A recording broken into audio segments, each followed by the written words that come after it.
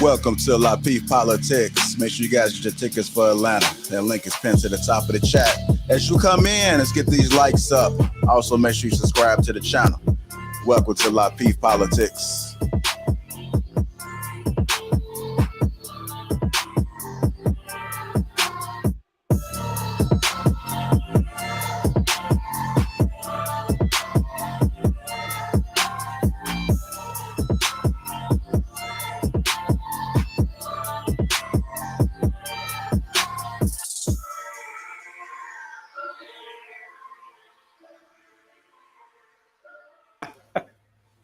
I'm live. What's going on, guys? How you guys doing?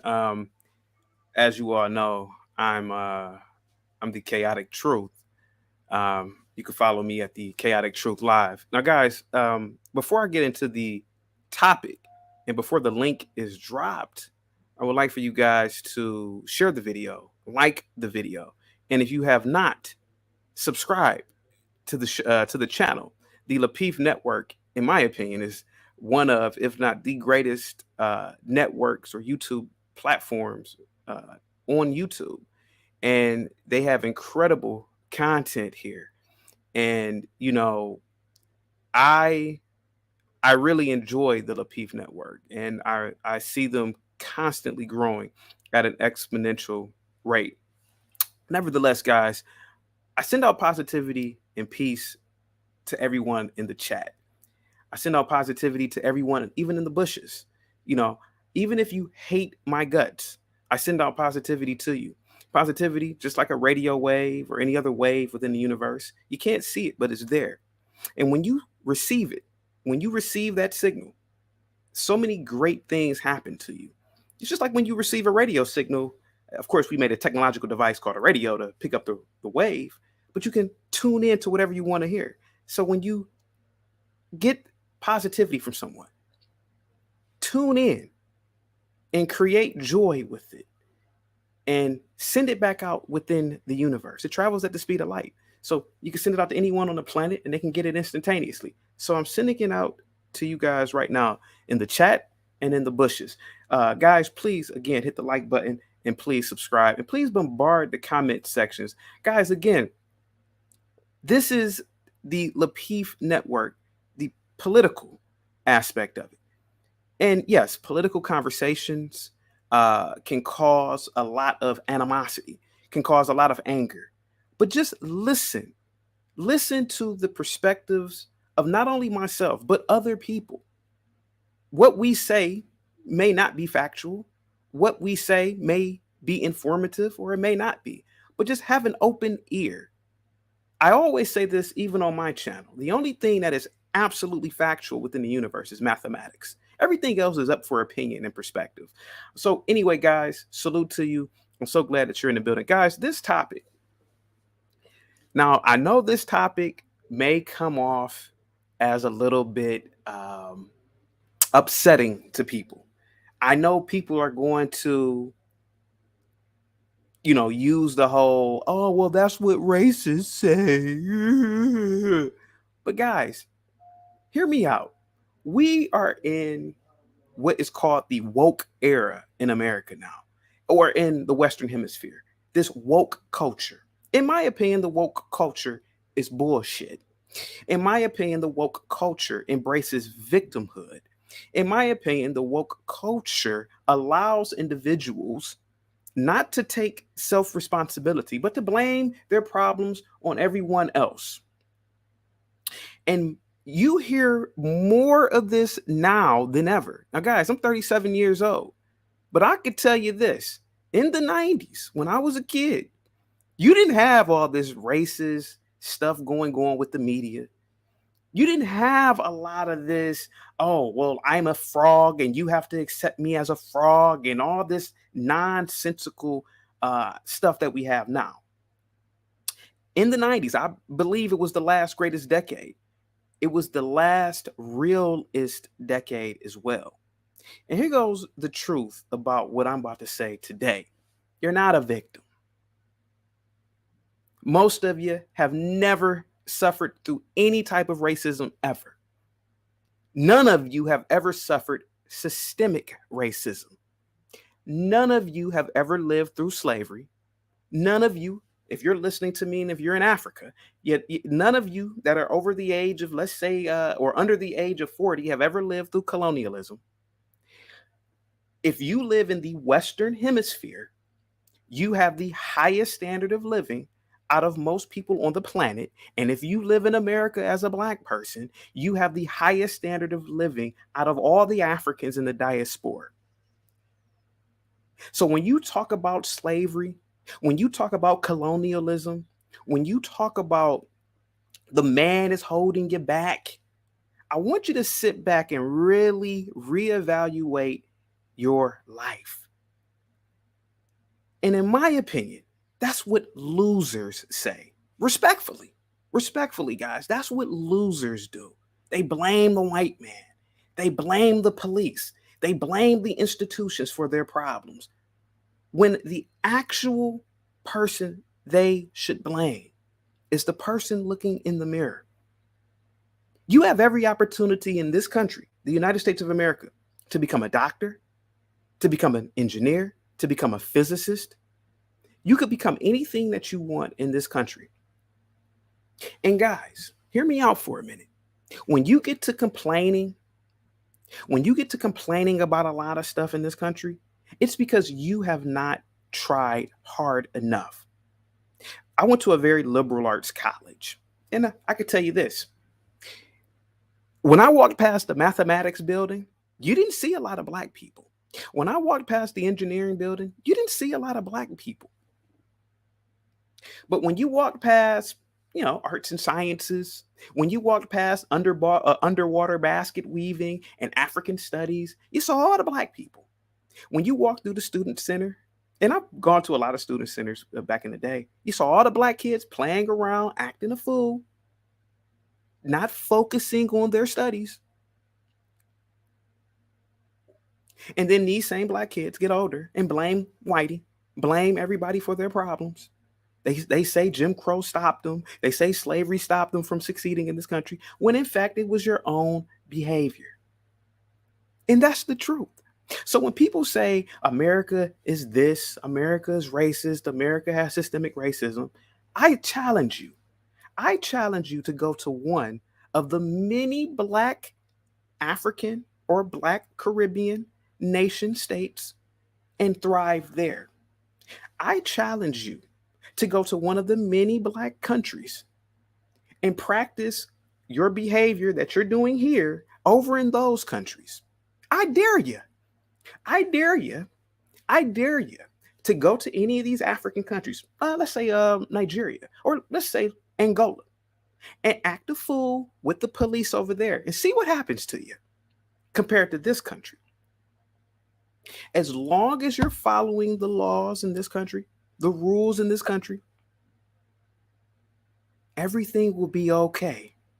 When people say, oh, the police pull us over driving while Black, your license are expired, sir. Your tags are expired. Well, they pulled me over for a broken tail light. Well, sir, maybe your tail light should be fixed. Maybe you should not do rolling stops at the stop sign. Maybe that's why you got pulled over. Man, I got fired from my job. They racist. Could it be that you came to work late? Could it be that you have a pattern of coming to work late? Man, everybody else do it, but you did it. You got written up for being late. Don't you see? Guys, I love you. And I hope that you take this information in and soak it in.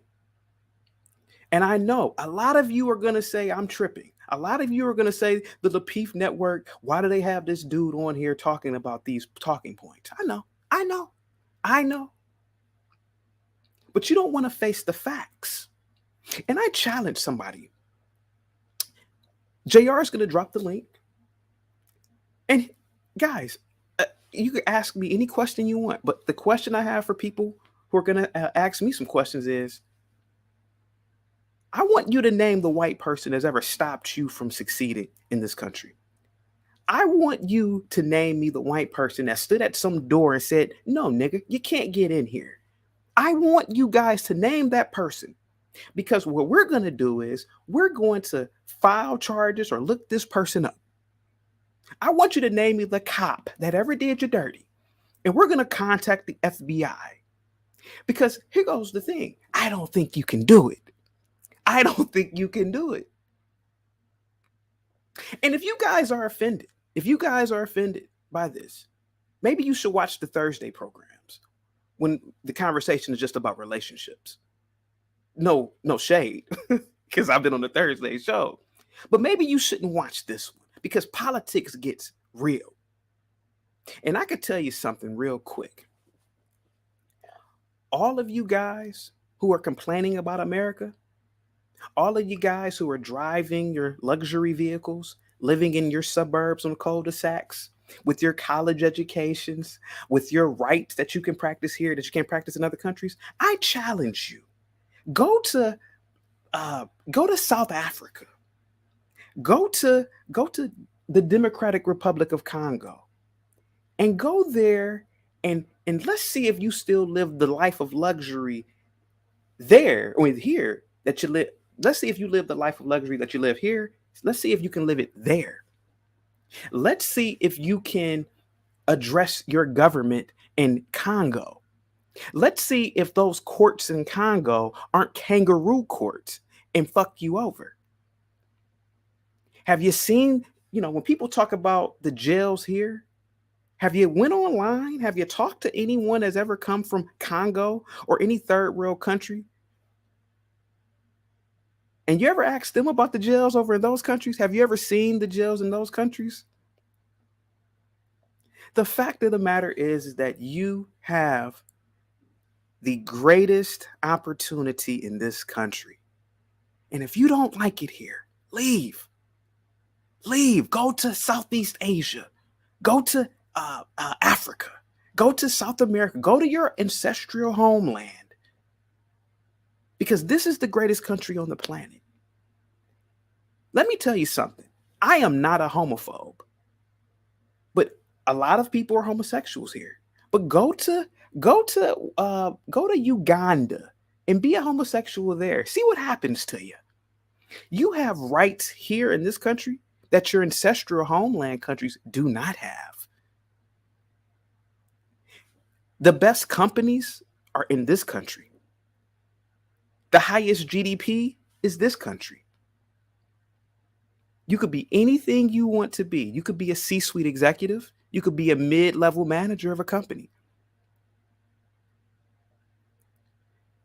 And if you don't like what I'm saying, maybe this Political Tuesday show is not for you.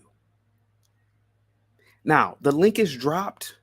You guys can come up here and be as free and open as you want. You don't have to echo me if you don't agree with me, but let's see where the conversation takes us. What say you, sir? Well, first off, my first question to you is, where did you get the inspiration to make this video? The inspiration is my love for this country, sir. Every day. I'm a conservative content creator, and I love talking about the greatness of this country. Go ahead. Okay. Do you think this country was made great? My first question is, what made the country great? And number two, do you think by yourself being here that you're making it great? What made this country great? Correct. The idea that this country could be a melting pot of different cultures. Well, sir, hold on for a second. Go ahead. Sorry. Now, you asked me a question. I'm giving you my answer. I'm giving you my perspective. What made this country great, in my opinion, was the fact that this country is a melting pot. This country is not a homogenized country like most countries are. You can practice whatever religion you want here. If you came over from India, you could practice Hinduism. If you came over from Japan, you could practice Buddhism. If you came over from Nigeria, you can still practice the belief in the Orisha. What makes this country great? Give me a second, because I'm answering your question.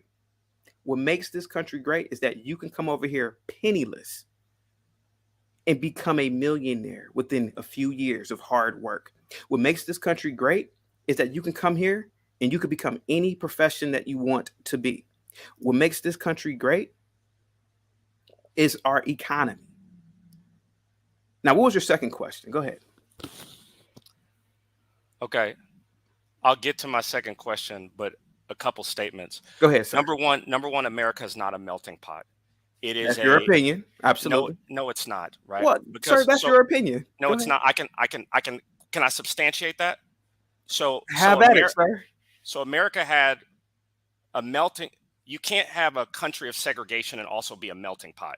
You can't have a country. Sir, I didn't say I did. I'm talking about America historically, right? Go ahead. America is what it is because the people that are here. Yeah. Right? Because Liberia, which is a third world shithole, had basically the same constitution.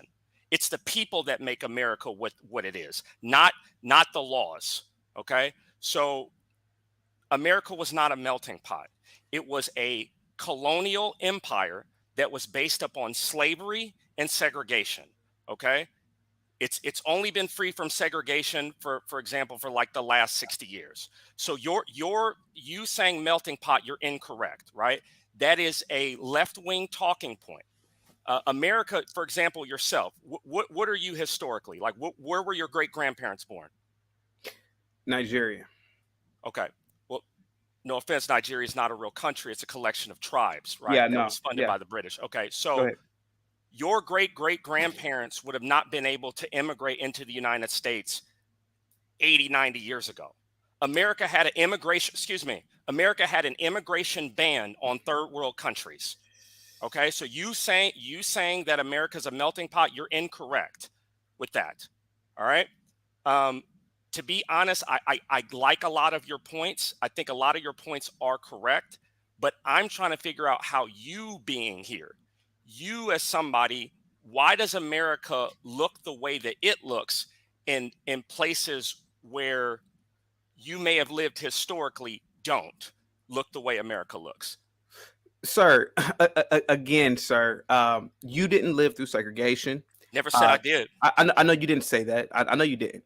You honestly do not know history, because a lot of African immigrants did arrive here over 90 years ago, as well as Caribbean immigrants. And I can name you a few of them right now.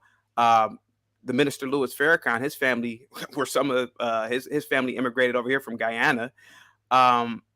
So a lot of West Indian, which are Black people, they immigrated here. You should know that. Just hear me out. Just hear me out, sir.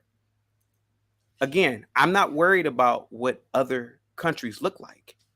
I'm worried about. You're telling people to go to other countries. No. I'm telling people, if they don't like America, leave. America's the greatest country on the planet.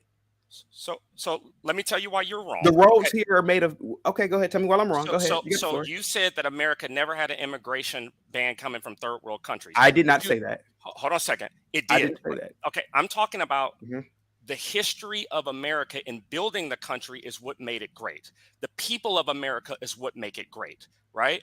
So America had an Immigration and Nationality Act in 1965 that basically reversed a ban on people coming from the third world.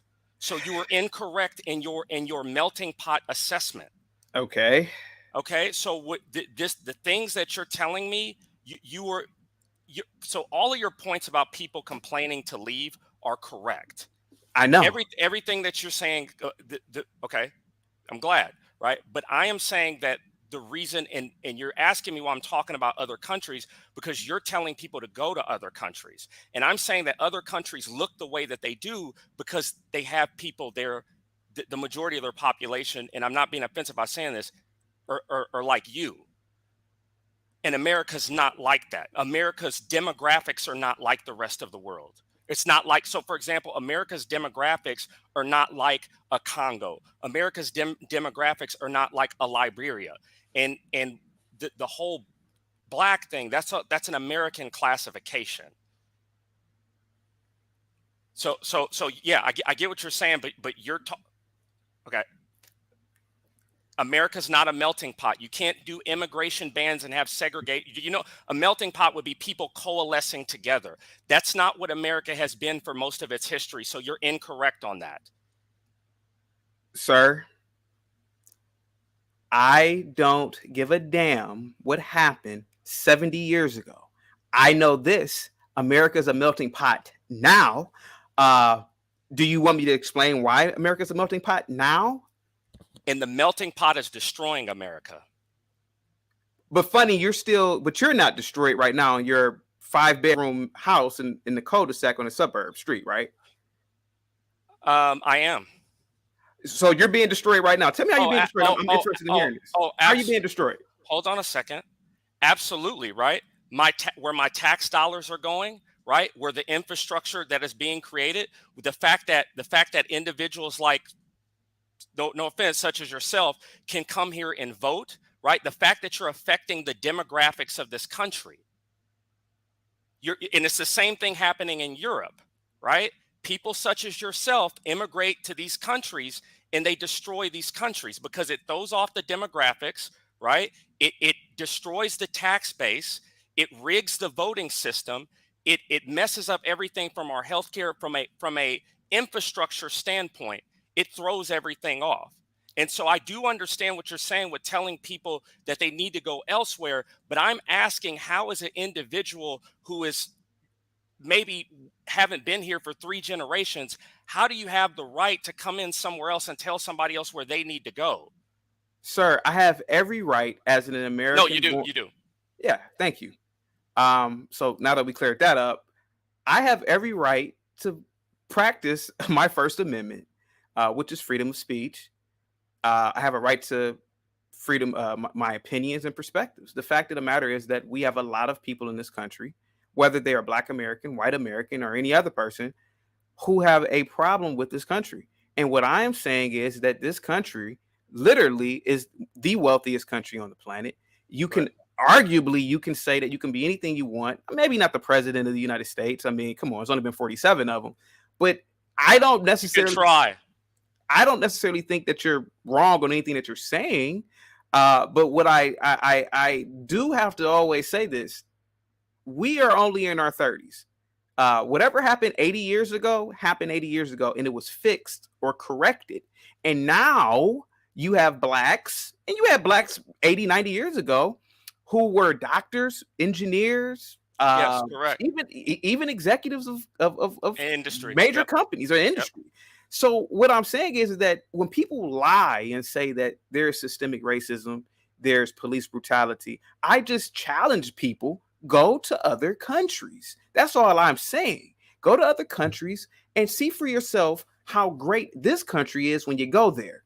That's all I'm saying, sir. Go ahead. Okay. So, but what I'm telling you is, you said, don't go back in the past, but yet you're using the First Amendment, which was written in the past. What happened in the past affects you right now from a historical standpoint, right? If there never was a, slave trade to a certain extent, I wouldn't be over here enjoying the freedoms that I have. So, like, I'm saying that you have to look at things from a starting point and an ending point. The fact of the matter is, I'm just rejecting your melting pot philosophy. America has not always been the way that it is right now. That's incorrect. I never said that. I said now. I said okay. Now. Yeah. Okay. Yeah. But in order to get to now, certain things have to happen. And what is happening right now is destroying the country. How is the country being destroyed, sir? How is the country being destroyed? By massive amounts of immigration? Because multiculturalism is a failure. Multiculturalism fails. It brings division in your country, right? It brings people to divide based upon their ethnicity or the roots of the country that they come from. A lot of people have no loyalty to their existing country, right? And then you have no skin in the game. Can I ask you a question? Yes, sir. If multiculturalism doesn't work, then how do you explain all the immigrants who came over on Ellis Island and built the damn country? What do you mean? They didn't build the country, sir. Sir, you and I both know that on Ellis Island, immigrants came in droves from parts of Europe and parts throughout the world, right? Okay. You mean to tell me that they didn't take part in building the country either? So they did take part, but also Mm-hmm. some of the people that you're telling to leave took part as well. And I'm saying this, I'm telling you that if those people who you are telling to leave, if they have an effect on where you are right now.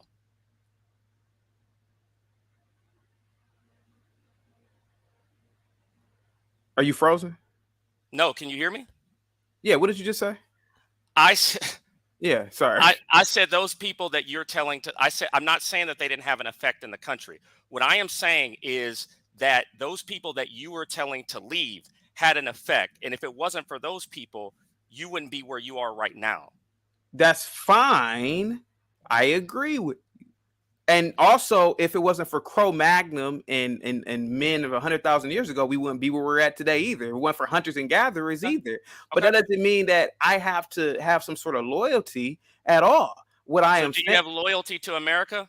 Absolutely. It's the greatest country on the planet. And why is it the greatest country? Sir, I mean, it's obvious. I mean, come on. Sir, from do you want to name? Do you want to go? Do you want to? You're asking me a question. No, I believe it's the greatest country. Okay. You know it is because let's talk about just GDP. We have the highest GDP on the planet. We have let's talk about education. Listen, people are coming here for education. People aren't leaving America to go to other countries in droves. I agree. Let's talk about hospitals. You and I both know one of the hospitals, which is the best in the world, is the Cleveland Clinic. You have Saudi princes coming over here to the Cleveland Clinic. We're not even going to talk about infrastructure. Yes, people say, oh, our infrastructure. No, our infrastructure is pretty damn good compared to any third world country. Let's be completely honest here. And let's be honest here. Our courts are better than most courts on the planet. You don't want to get into a bind in Singapore. I know. Okay, what I understand is I understand how bad the rest of the world is, right? In terms of their law and order and their infrastructure. What I am asking you, right, is why do those countries look the way that they do, right? And then by flooding in those people into America, does that affect America? Because the people. I think America is the way that it is because of its people. America is the way that it is because of its heritage, right? In Saudi Arabia and all these places are the way they are because of their people. And so what I'm asking you is how by flooding in these people are you improving the country? Sir, you and I both know that America, the immigrants, are not causing the mayhem in this country. That's incorrect. No, sir, let's be completely honest. Okay. I've worked in law enforcement. I also worked in courts many years ago. And I can tell you this, sir, by working in the courts, you don't see East Indians. You don't see Chinese immigrants. You don't see even African immigrants. Yeah. You see regular white and black people who have been here for generations committing large amount of crimes. Let's be completely honest here. And truth be told, in most countries, like let's say Nigeria, for example, the Nigerians that come here are the best and the brightest. Let's be honest. You could throw a rock at any hospital and if you hit a black person, that person will be a Nigerian or a Haitian. The fact of the matter is those that people aren't black, but go ahead. Okay, that's your black is an American classification. That's fine, but I believe that we are black. I believe that anybody who has brown skin that is a Negro is black. That's just my opinion. That's my perspective. But nevertheless, you're acting like when immigrants come over here, you're acting like these are the downtrodden and thugs and etc. of the culture, which a lot of the times they're not. These are just hardworking people. When Chinese people come over here, when you know this, when Chinese people come over here, what do? Let's be honest. They start businesses. Exploit, and send resources back to China. Okay, well, that kind of just lets you know about the people there. That's called, the remittances are. I understand what you're saying in terms of a crime perspective, and I would somewhat disagree with that if you look at the West Coast of America. Right, America spends billions and billions every year to lock up people who aren't even citizens of the country. right? And they levy those taxes on people who are, right? Also, we have a border crisis in Texas, Arizona, and like I said, California. In order to house those people, feed those people, send them back to their country, that tax is levied on the United States. So this idea that you're trying to tell me that most immigrants are just hardworking people, you were wrong in the court system because of the growing amount of crime that come from you're wrong in the southwest part of the country, right? So a city like Los Angeles, which is now majority Hispanic, you're wrong on that, right? There's a big Hispanic population, but I get what you're talking about with Asians and people from Africa. But I'm still telling you this. These people are a burden on America's tax dollars. They're a burden on the infrastructure. They have no loyalty to the United States. Most of them don't, right? Most people, when you ask them what they are, they're going to tell you that they're Nigerian. Which isn't a real country, by the way. When I asked you, you say that you're Nigerian. Unless you renounce your citizenship completely, you're not an American. And that's what I'm saying. You are bringing people into the country who are only coming here for an economic gain. And when I've said this before, when America loses its standing, they're going to go somewhere else. They have no loyalty at all. And to me, in my opinion, this is an opinion, they're just as bad as the thugs on the corner who are shooting and stealing. The only difference is that they're not necessarily, quote unquote, committing the crimes right now, but they are scam artists to me, scammers. Sir, you just condemned an entire culture to being Correct. Scam artists, and that's not necessarily true. I will admit there is a lot of scamming that takes place in parts of West Africa. I will admit that all day. That's fine that you said that, but sir, nevertheless, America is the greatest country on the planet. When Don't Nigerians, disagree. when Nigerians, when Chinese, when other groups of people come here, they thrive. And there are obviously Native Americans, if you want to say that, are thriving here as well. My only argument, again, for everybody who's listening, is that if you don't like it here, go live in a third world country. That's all I was saying. Yeah.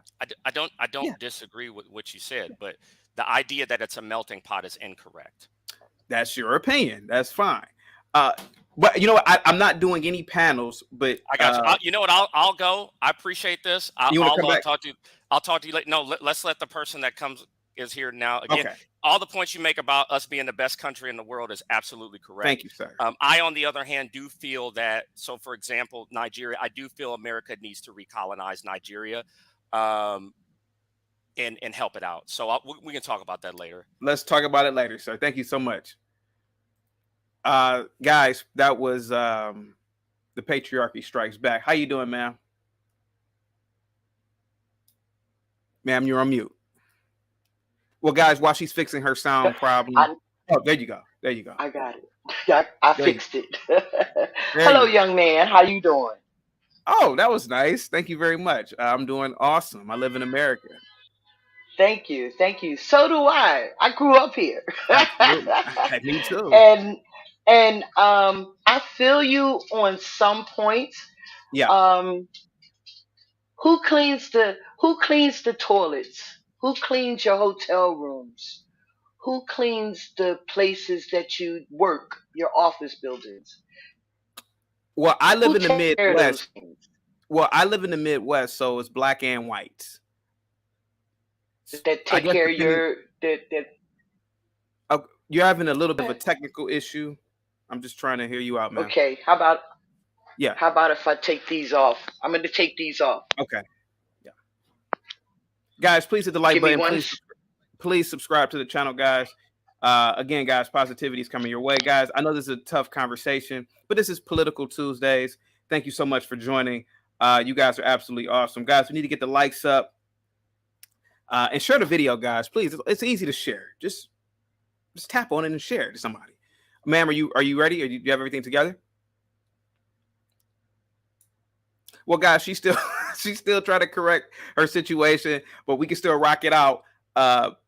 Guys, if you love America, put a 1 in the chat. If you love America, put a 1 in the chat. If you hate America, put a 2 in the chat. Let me see. Can you hear me? I can hear you now. What's going on? Great. So now I was just asking about, like I said, the now you're gonna have to turn it up now, ma'am. You're gonna have to turn it up now. It's not now. It's too low. Yeah, you gotta something happened. You gotta turn it up now. So guys, while she's turning up her mic again, guys, please like the video, guys. You know, all it takes is for you just to hit the like button. You know, I know these conversations get a lot of you emotional and upset. I understand it. I know. You know, everybody wants to cry, but we're adults here. Let's be honest. It's all fun and games. It's all entertainment. It's all edutainment as well. It could be an educational experience as well. And the fact of the matter is that Eric, he's entitled to his opinion. I'm entitled to mine. We're not discussing the quadratic formula. So unless we're talking about math, we both could be wrong. So think about it like that. Ma'am, do you have it together, ma'am? I'm hoping I do. Can you hear me now? I can hear you, but let's rock it out. You sound real low, but let's rock it out. Go ahead. You asked me who was cleaning the toilets in hotels, and I said, well, I live in the Midwest, so it's pretty much black and white people. So what is that question pertaining to? The only reason I say, because you said, like, you know, everybody that comes in, Asian, Indian, everybody that comes into America gets that opportunity straight from the gate. We just had the Iraq war or whatever just ended, but before it ended, we got all these smoke shops in our community, right? And I'm trying to understand where you're coming from when you say everybody else gets their opportunities, but we're left with $7.25 an hour jobs. Well, that's because you didn't work hard enough in life. How about we couldn't afford to go to school? No, ma'am. You live in the greatest country on the planet. If you're making $7.25 an hour, that is your own doing. The fact of the matter is that nothing was preventing, and I don't know about you, but I'm saying you as people who are making it, nothing's preventing you from becoming a doctor, a lawyer, an engineer. Nothing's preventing you from opening up your own business. You don't have to make ma'am, give me a second. In most states, you know that the state minimum wage is twice that. Now, the federal minimum wage might be $7.25, but you know that the states make their own minimum wage. So a lot of the states, they've upped it to $14, $15 an hour, if I'm not mistaken. And man, what's stopping you from going to Amazon? What's stopping you from doing, man, we live in the computer age now. There are so many kids that I taught personally that they're not millionaires, but they've made tens of thousands of dollars online, and they've made more money at their age than I ever did at that age. So there's no excuses in this country. It's just that you, in my opinion, I could be wrong, ma'am, but in my opinion, if you are making $7.25 an hour, it's nobody to blame other than yourself. You got to look in that mirror and say, why am I making $7.25 an hour? Why am I not making more than that? I wasn't ready for the next one, but I'll rock with her though. But give me a second, ma'am, at the bottom. Let me rock with the young lady with the glasses. Man with the glasses. What is your name too, ma'am? My name is Slide Shy. Slide. Okay. Yes. I rock with you. Let's go. No, I just wanted to understand, because like everybody can't afford to go to school. Everybody can't afford to get that education that you get. Everybody can't afford that. Ma'am. Unless you want to be paying it back for the rest of your life. Ma'am, that is a sacrifice that you're going to have to make. Now, if your family did not work hard enough to send you to school and they're just having sex and breeding people, you have to look at their attitude. Go ahead, ma'am. Yeah, go ahead. Yeah. Go ahead. You ask me a question and I'll try to answer it. But the way you're putting it is like, you know, saying we're lazy, we don't want to accomplish. Well, that's exactly what people are if you are not making a certain amount of money and complaining about it. The fact is that the beauty of this country is that you are free to do what you want to do in terms of economics. It's a free market capitalistic country. Free market capitalism. You are free to do what you want. And you can work hard. And there are many trades, like being a trucker, being a welder. There are so many trades that pay more money than these little college degrees. So what I'm saying is that if you're talking about 725, that is a problem that you have. Not you, but I know what you mean. You're asking a question for people who are making it. Go ahead. But once again, I still say, who cleans the toilets? Who cleans the hotel rooms? Who serve your food? People who have to does, you know what I'm saying? Who does people, those things? Because you can't look down at those people. I never said that. I never said they're not making enough money to whatever. But Sly Shy, I never said look down upon people who are doing those types of jobs. I never said that. In fact, I find honor and a sense of dignity in those jobs, because those jobs keep America going. The fact is that if you are complaining, that's when it's a problem to a lot of people, especially conservatives like myself. You're complaining about it. If you're complaining about your situation, hell, you could be a general practitioner. Listen, a general practitioner is a doctor, just a regular doctor. If he's complaining or she's complaining, oh, how come I don't get neurosurgeon money? Well, maybe you should go back to medical school and specialize in becoming a brain surgeon. And maybe you could make $200,000, $300,000 more. But don't complain about it. Just do it. This country is the greatest country on the planet. And that just do it moniker is what we all should pick up, in my opinion. But go ahead. So you said the courts, and I heard you say about the police and the courts. So the police. Oh, absolutely. So you're saying if we comply and obey, we'll be all right. We won't have no problems with the police? Ma'am, the majority of traffic stops, if you show your ID, if you're respectful, let's say you went 15 over the speed limit. Ma'am, sir, I gotta write you this ticket. You went 15 over the speed limit. Thank you, officer. Thank you so much. It's just a clear transaction. But when you're smoking weed, you can watch a lot of cop videos and you see it. When you're smoking weed, when you're bumping your loud music, when you got your tent darkest the universe, and then you pop fly, maybe you should get your ass beat when you. So you're saying no, we don't have freedom, right? No, you have freedom. Because if you don't want the cops beating your ass, keep your music down. If you don't want to enjoy your life and smoke some legal weed, ma'am, you stay in the house. Ma'am. I know you're being devil's advocate, and that's fine. I'm enjoying myself. I know. But here goes the discussion. That's all. Here goes the thing. You have to ask yourself these questions, right? Why does it always seem like the news picks up stories about the gangbangers, the people like that, but how come Neil deGrasse Tyson is getting pulled over getting his ass whooped? You know who Neil deGrasse Tyson is? No. He's one of the most famous astronauts. He's a black man in America. How come the police aren't whooping his ass when he gets pulled over? You know why? Because he follows the law. Wait, so I just gotta ask this question then.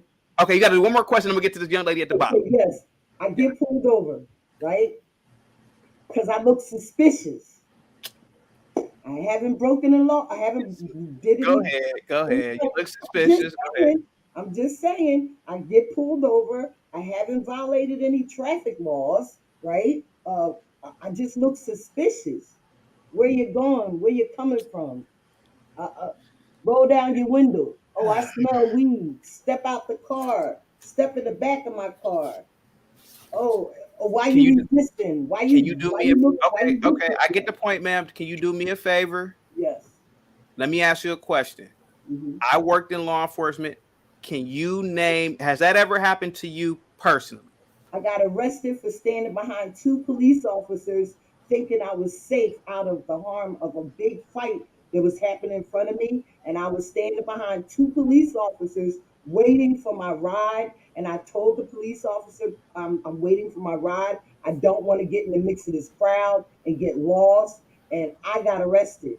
Did you? Okay, let me ask you a question. Did you file a police report? And did you file I was too young. I didn't know no better. I didn't know I had Okay, and you didn't certainly file one with the FBI. I didn't know no better. I didn't know I had those rights. Ma'am, ignorance of the. Okay. I was taught to obey and comply, like you're saying. If you just roll down your window and give them your ID, they won't beat you to death. Ma'am. That's what I was taught to do. Ma'am, no offense, ma'am. Just say it. No offense, ma'am, and I'm rocking with you. No offense. You look to be like a Generation Xer. Are you a Generation Xer? I was born in the 60s, baby Yeah, boy. you're a Generation X. Your generation, and I've made videos about this on my own live stream. Your generation is the generation that loves to blame Whitey and the cops for everything. No offense. I've done videos about your generation. Wait, Kim Porter? Did you just say that? Kim Porter was just last year.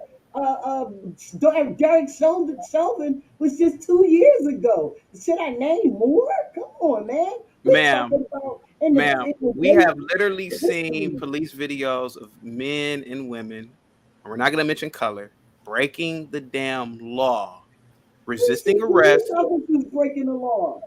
Ma'am, I just seen a video today that a cop was hired in Atlanta. Ma'am, he was hired several times, and he raped the woman. Ma'am, he was hired in different police departments. Ma'am, it's not systemic.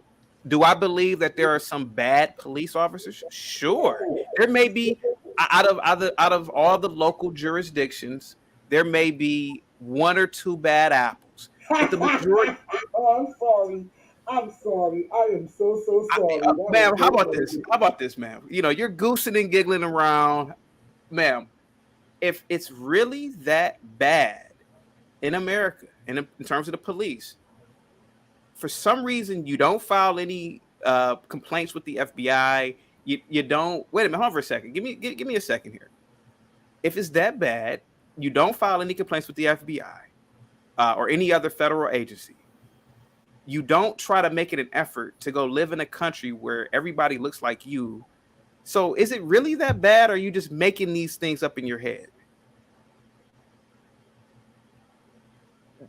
JR, we got to get to the next caller, by the way. Yeah. Yes, but I'm gonna answer your question real quick. No, I came to listen to you. And we are having a discussion. That's all it is. It's not I'm trying to, I'm just having a discussion. We just having a discussion. That's all it is. Oh, absolutely.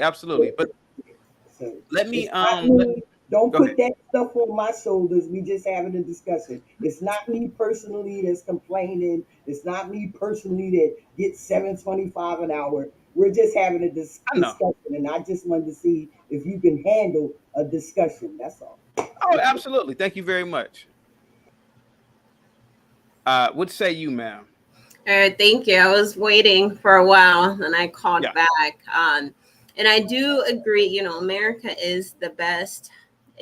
To make a business, it is the best to get the most money at all the other countries. But I do believe that, especially Black Americans, they follow the path of going to college, getting into debt, and not finding any other avenues as to a way to live. And to talk about me, I was in college. I got all these loans, and I still didn't even graduate. I haven't got my degree. But in the process, I became a notary, which I'm making more money. I became a loan signing agent, absolutely, a remote notary online, and I'm making almost as much as my husband, who is a pipe fitter, and he works at a shipyard. And going on, I started another business being a breeder.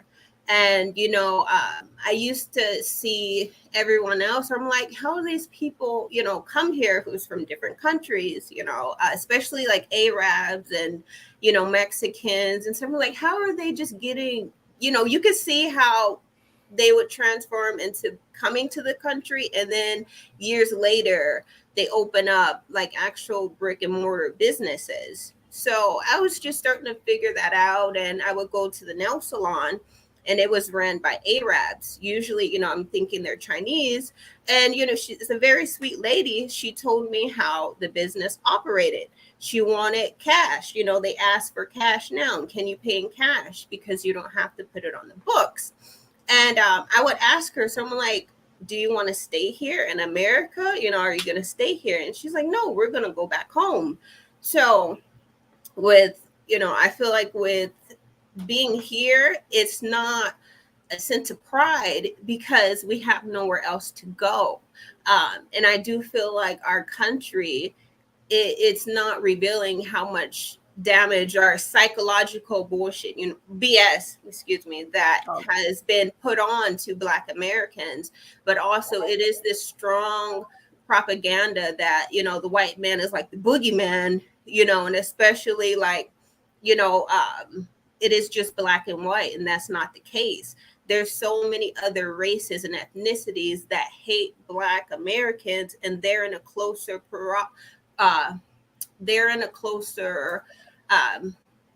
proximity than a white person. So I do feel like it is an excuse. Has an Arab ever told you that he hates you? No. But has an Arab woman ever said, "I hate you, Black woman"? Yeah. Oh, really? I feel like how did she say that to you, by the way? Did she say it in Mandarin? No, I feel it was more like a jealousy thing. So no, did she say it to you? Did she say, "Oh, I hate you"? Well, like now, what I get is I hate you. Did she say it? I hear that when they say, "Are you Black?" Like people will ask me, "I'm like, am I Jamaican? Are you from any other place?" And I say, "No, I'm here. I'm born in America." They're like, "Oh, I could see you, like coming from a different country or island." And they was like, "Yeah, you have the work ethic of another person, like another ethnicity, somebody not from here." And I do believe it's not the Black Americans' fault. It's not our fault. It's not our fault because I feel like it does determine how we are treated. So that's how we treat each other. Honestly, we can't do business always with each other because it is a sense of, oh, well, you're Black, let me get something on a discount. You're Black, let me, get something on ease. Other people who come here, they're all about money.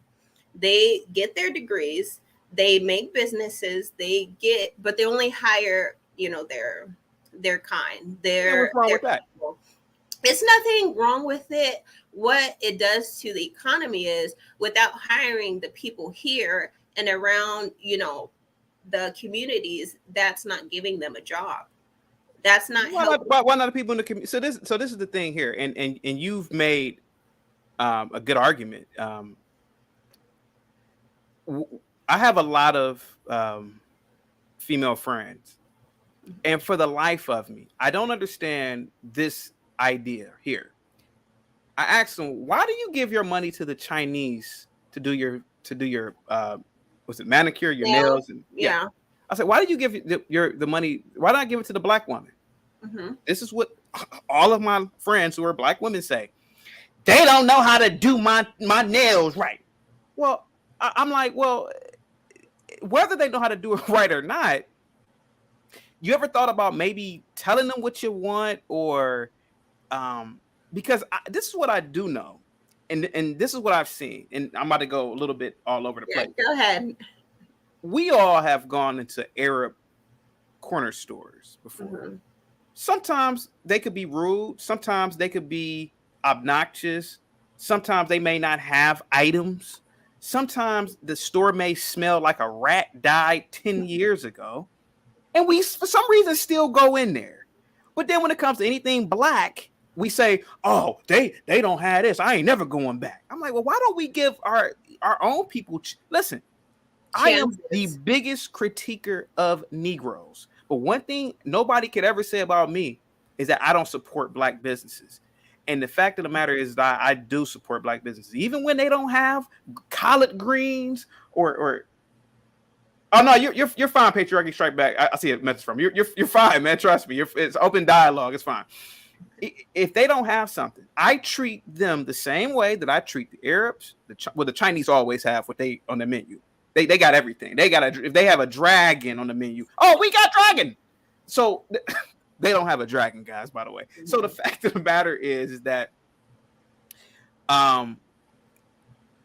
it's not that these people are not creating. These people don't have to come here and create jobs for you. You have to create jobs for you. And I'm not talking to you necessarily, but you have to create jobs for yourself because you're giving your money to other groups of people. Mm-hmm.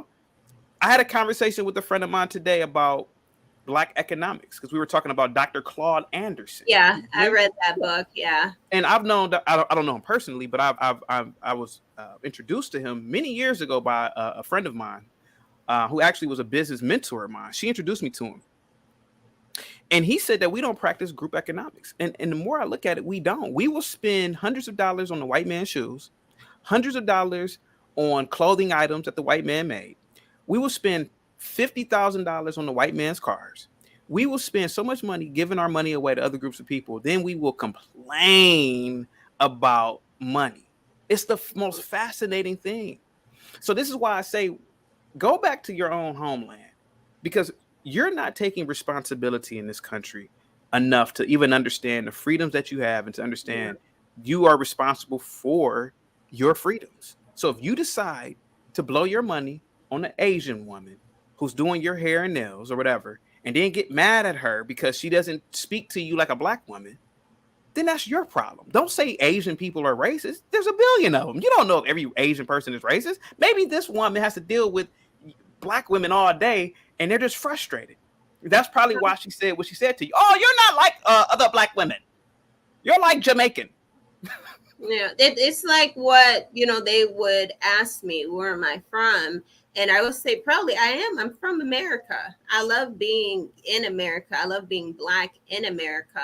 I do feel like I got myself out of the mindset of I could do it. I became a breeder.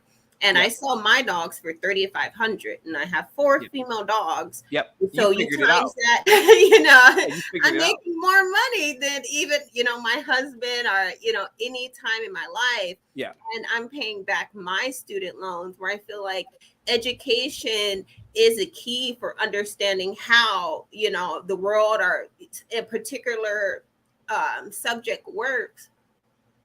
Oh, you were saying something? I gotta cut you off real quick, and I hate cutting people off while they talk. I try to be as white as possible. In terms of no, it's fine. Herb, I wanna highlight what Herb said in the chat. Herb said the white man's car, where the black man's car that I can buy. That's funny. The Nigerians have created their own car industry. It's called innocent vehicles. Why not just import one of those cars? But let me guess. Oh, I can't import it. No, you just love driving the white man's BMW and the white man's Mercedes. And then you want to lie and complain and say the white man is holding you down, but yet and still you're buying his products. That's the truth. That's the truth, Herb. Go ahead, ma'am. I'm sorry. Okay, well, I want to speak on that too after. But with regards of making businesses, small businesses make millions of dollars. They do make millions of dollars. Absolutely. I have LLCs, and I'm getting close to, $100,000 a year just by being at home. So I do believe it is not a burden. The white man is not a burden. He is not a threat. It's just something of a psychological mindset to say, like, it has to start with the individual first. Absolutely. And then, totally expand out to family, and then it will be shown. I think that it needs to be seen, and it has not been seen so much, where we're like trustworthy of each other, because it's like this is as close as I'll get to a black man on online, other than person, because I do not feel that's something like a connection or something that to get close to, unless it is a business transaction. Yeah. Even then, that's something where like meet me at the police station, or with buying and selling, but that is no trust there. And to go off your speaking topic before with the other lady, was saying police brutality with all all this stuff, and she was high, drunk, and probably was fighting the police and don't remember. Let's be honest. Yeah, because I know I had a past. It was like I set my ex-boyfriend's car on fire. I set his car on the military base. And no, it was behavior. It was just reckless, but at the same time, it was like I just got a slap on the wrist, a misdemeanor. And I do feel like not saying my looks play a part into it, but it was like they feel like it's a chance. They ever take a chance on me, and in a different situation, you know? So that's where I do feel like is sometimes that our appearance does dictate how we get. Listen, let's be completely honest. Now, I mentioned Neil deGrasse Tyson, the young lady with the glasses. She didn't know who he was. No, that's fine. Most black people don't know about positive blacks like Neil deGrasse Tyson. I know. We know about rappers and gangbangers and the last episode of Power. That's fine. No, I don't want all that. But what I'm saying is that I asked about Neil deGrasse Tyson. She didn't know who he was. But Neil deGrasse Tyson, he's one of the most famous, if not the most famous astrophysicist in the Western Hemisphere. He doesn't have any problems getting pulled over and beat by the police. He doesn't have any, because he follows the law like most black people do, and most intelligent blacks do. See, when you're acting a fool, high off weed, talking about y'all racist, flinging your arms, I mean, what do you think the cops are going to do to you? Put it this way. You're better off having the cops in America deal with you than the cops in Jamaica dealing with you, or the cops in some Southeast Asian country like Cambodia. Even Mexico. You know, I've been out of the country, and I've been to other places, and it's still like if you're black, you're noticed. You're black. If you don't speak that language, you're noticed. And you know, it is acting a fool, acting up. You know, the police are going to correct you. That's what they're there for. And we do need the police, especially around black people. Oh, yeah, you're right about that. So it goes into being a culture and having practice, you know, economics. We don't do that because it is not seen. And I do feel like just start it slowly, individual. If you can't do it with your brothers or sisters, get your children into your own business. Like I put my daughter's name in the business, and she's going to be a part of it when she's older. I mean, just give her that business. So with more being seen in this positive things, it doesn't have to be on TV. When you open that business and, you know, you're hiring people, they're going to see you, a black owner, and be like, wow, you know, I didn't think this person will own it. And it's just to show the professionalism, show that the business don't stink like the Arabs, you know. And then have people starting to invest. If you do $500 and this, you know, and I wanted to talk about the churches and those organizations, because they have the power and the resource and the money to be pushing so many businesses and to be having businesses on every corner, instead of all these churches. Well, not saying taking money, but they have the power to distribute all that money back into something that is going to be generations and generations and generations passed on. Let me ask you a question. Because, you know, you're starting to I know I'm going off. Ramble off, but it's fine. Okay. Hear me out for a minute. I just want to say the solution. No, hear me. I got you. I'm just joking with you. Hear me out for a minute. You're about you don't have to give your age, but you're not an old one. Did you ever live through Jim Crow? No. Did you ever live through colonialism in Africa? Oh, better yet, did you ever live through slavery? Yeah. So let me ask you a question. Why do black people always go back to those points in history to justify their current condition?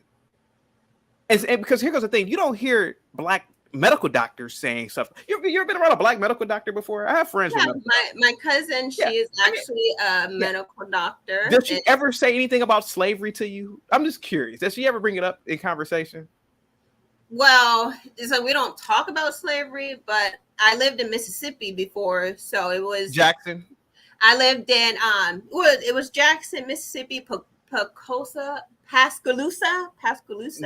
Yeah, Pasca. I'm not going there. Pascagoula and Mobile, Alabama. So I went to the South, you know, just to get a feel of it, and it was horrible. It was just horrible because the people seemed like they were retarded. I don't know, like they were a lot of them are inbred. I mean, let's be completely honest. Yeah, you know, and it's not to talk but about. But what I'm saying is that did she ever see what kind of doctor is she? She's an OBGYN. Okay, so she makes a considerable amount of money per year. Does she ever say anything about slavery's holding her back and their systemic racism? I'm just curious. Does she ever say anything about those things? No. It's kind of interesting. I never hear that from successful people. And that's any group of people. I never hear that. What I hear is if you work hard, there are a lot of black men in this country that don't have college degrees that started businesses. The one thing that I always hear them say is, I'm smarter than you college niggas. I was 18, barely with a high school diploma, and you niggas blame everybody. And I hear black men say this, older black men. And even on YouTube, there's some older, I'm not going to mention the person's name, but there's some older black men like that. So I think the whole Jim Crow, slavery, I think that these are used, or sometimes you may hear an African mention colonialism here and there, but you're using talking points of experiences that you never experienced at all, and that really don't affect you. I got post-traumatic slave syndrome. Well, that's funny. What about post-traumatic being killed by a saber-toothed tiger in hunter-gatherer prehistoric time? I'm pretty sure human beings went through horrendous things then. How come you don't have post-traumatic stress from that? And these are the things that I get a lot of flack about. But I'm just curious. I just wanted to know, because I have a lot of doctor friends. They don't ever mention Jim Crow, slavery, the white man. They don't mention those things. No, and to go off to what you said, it is something that it is hard work, but it's smart work. It's something that they took and they said, I could be a doctor. I'm going to be a doctor. And they went and they became a doctor. And not having to say slavery is still on your back.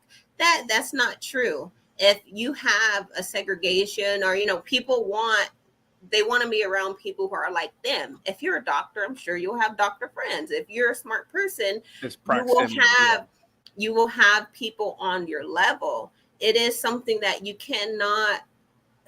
It's like it's more psychological. That's what it is. It is all psychological, mental disorder, and I do feel like mental illness, retardation runs rapid in the Black community because that hasn't been taught, that is not happening right now. This is a whole different era.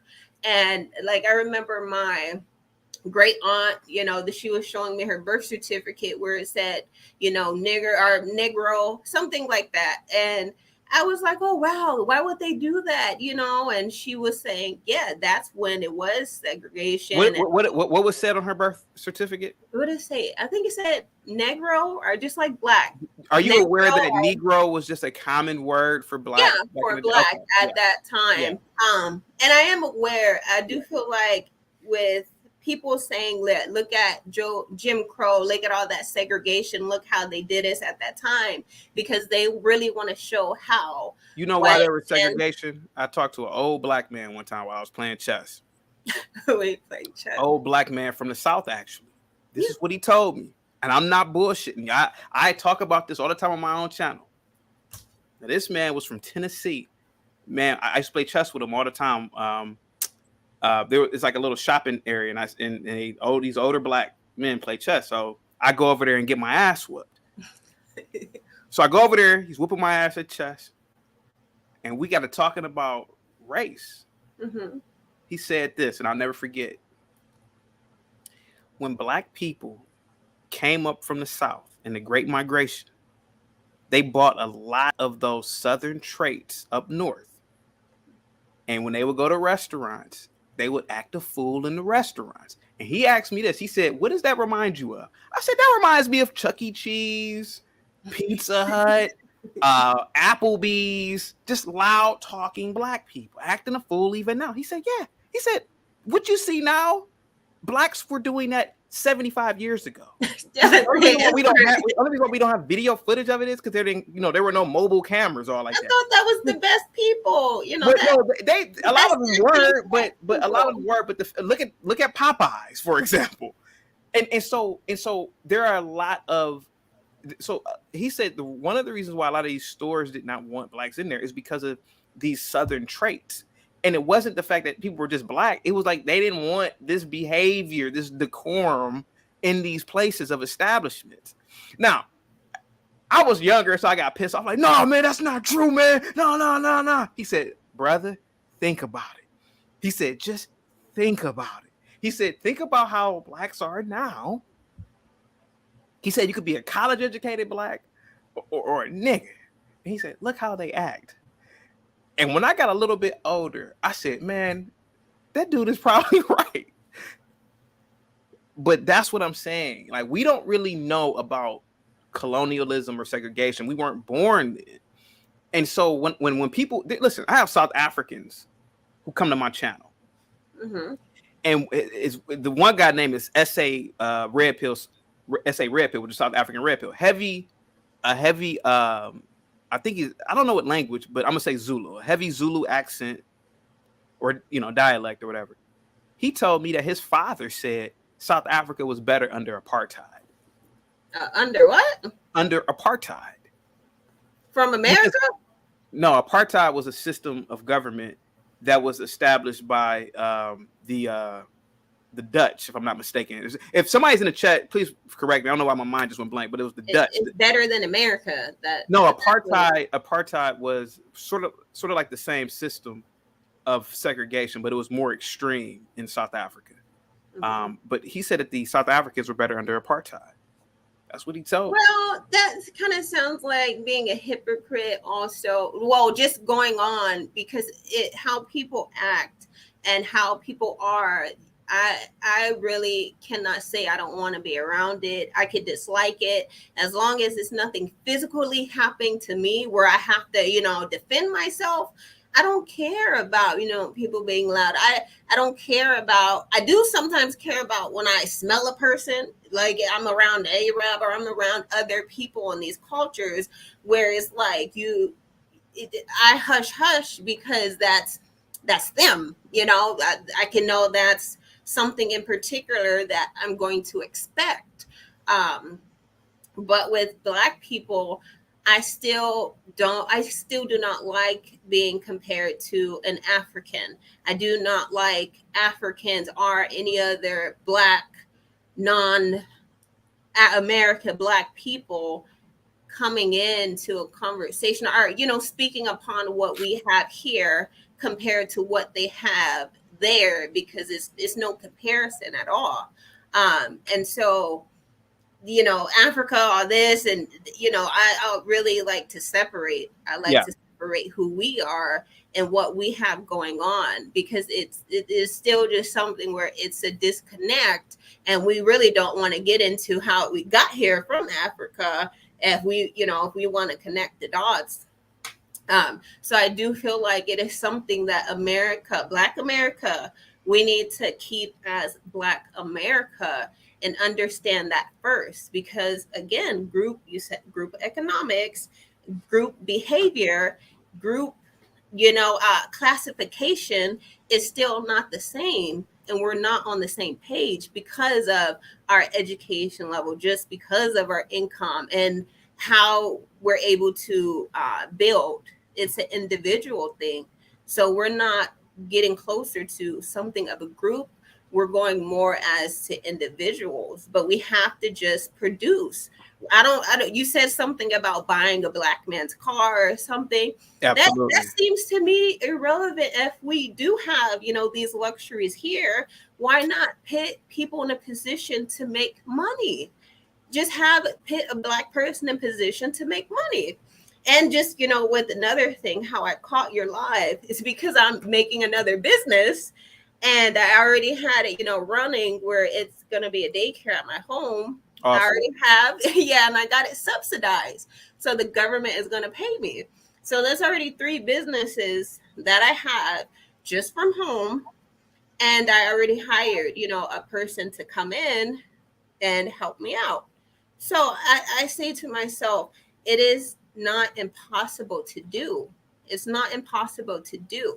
But why not just build something and to help another Black person?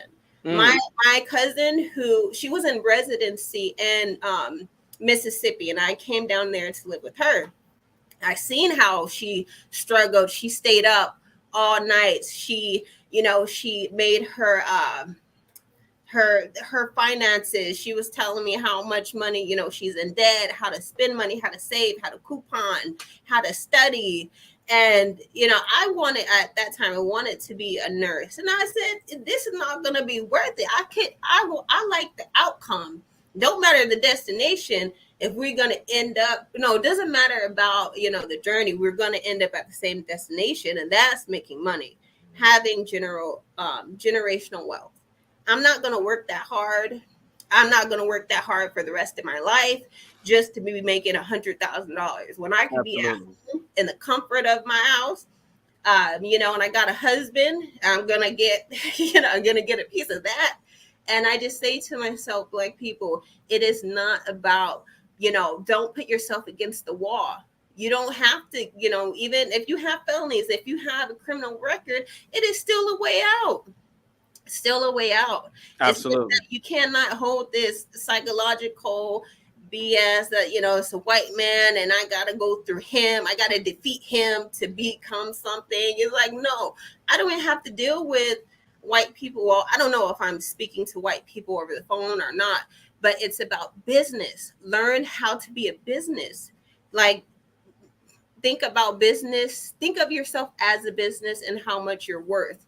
How much do you want at the end of the year? And then you just apply that in your life. That's how I see it. And I do feel like Black America will be better.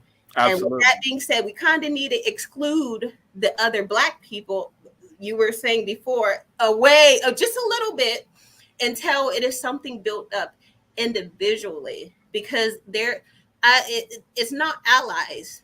We don't have any allies. We're not even allies to each other. So just excluding them from the foundation, it will be, I would think it would be more solid.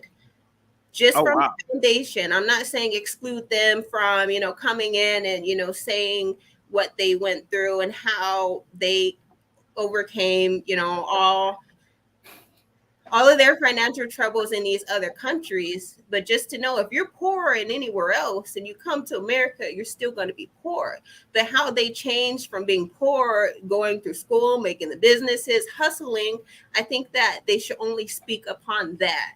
That Absolutely. Would be helpful. We don't want to hear nothing else and about, I did all this and, that's irrelevant, because it is a different structure. So I kind of feel like, nah, they're not with this, but they want to be with the American, just to claim it, kind of, So does that make sense to you?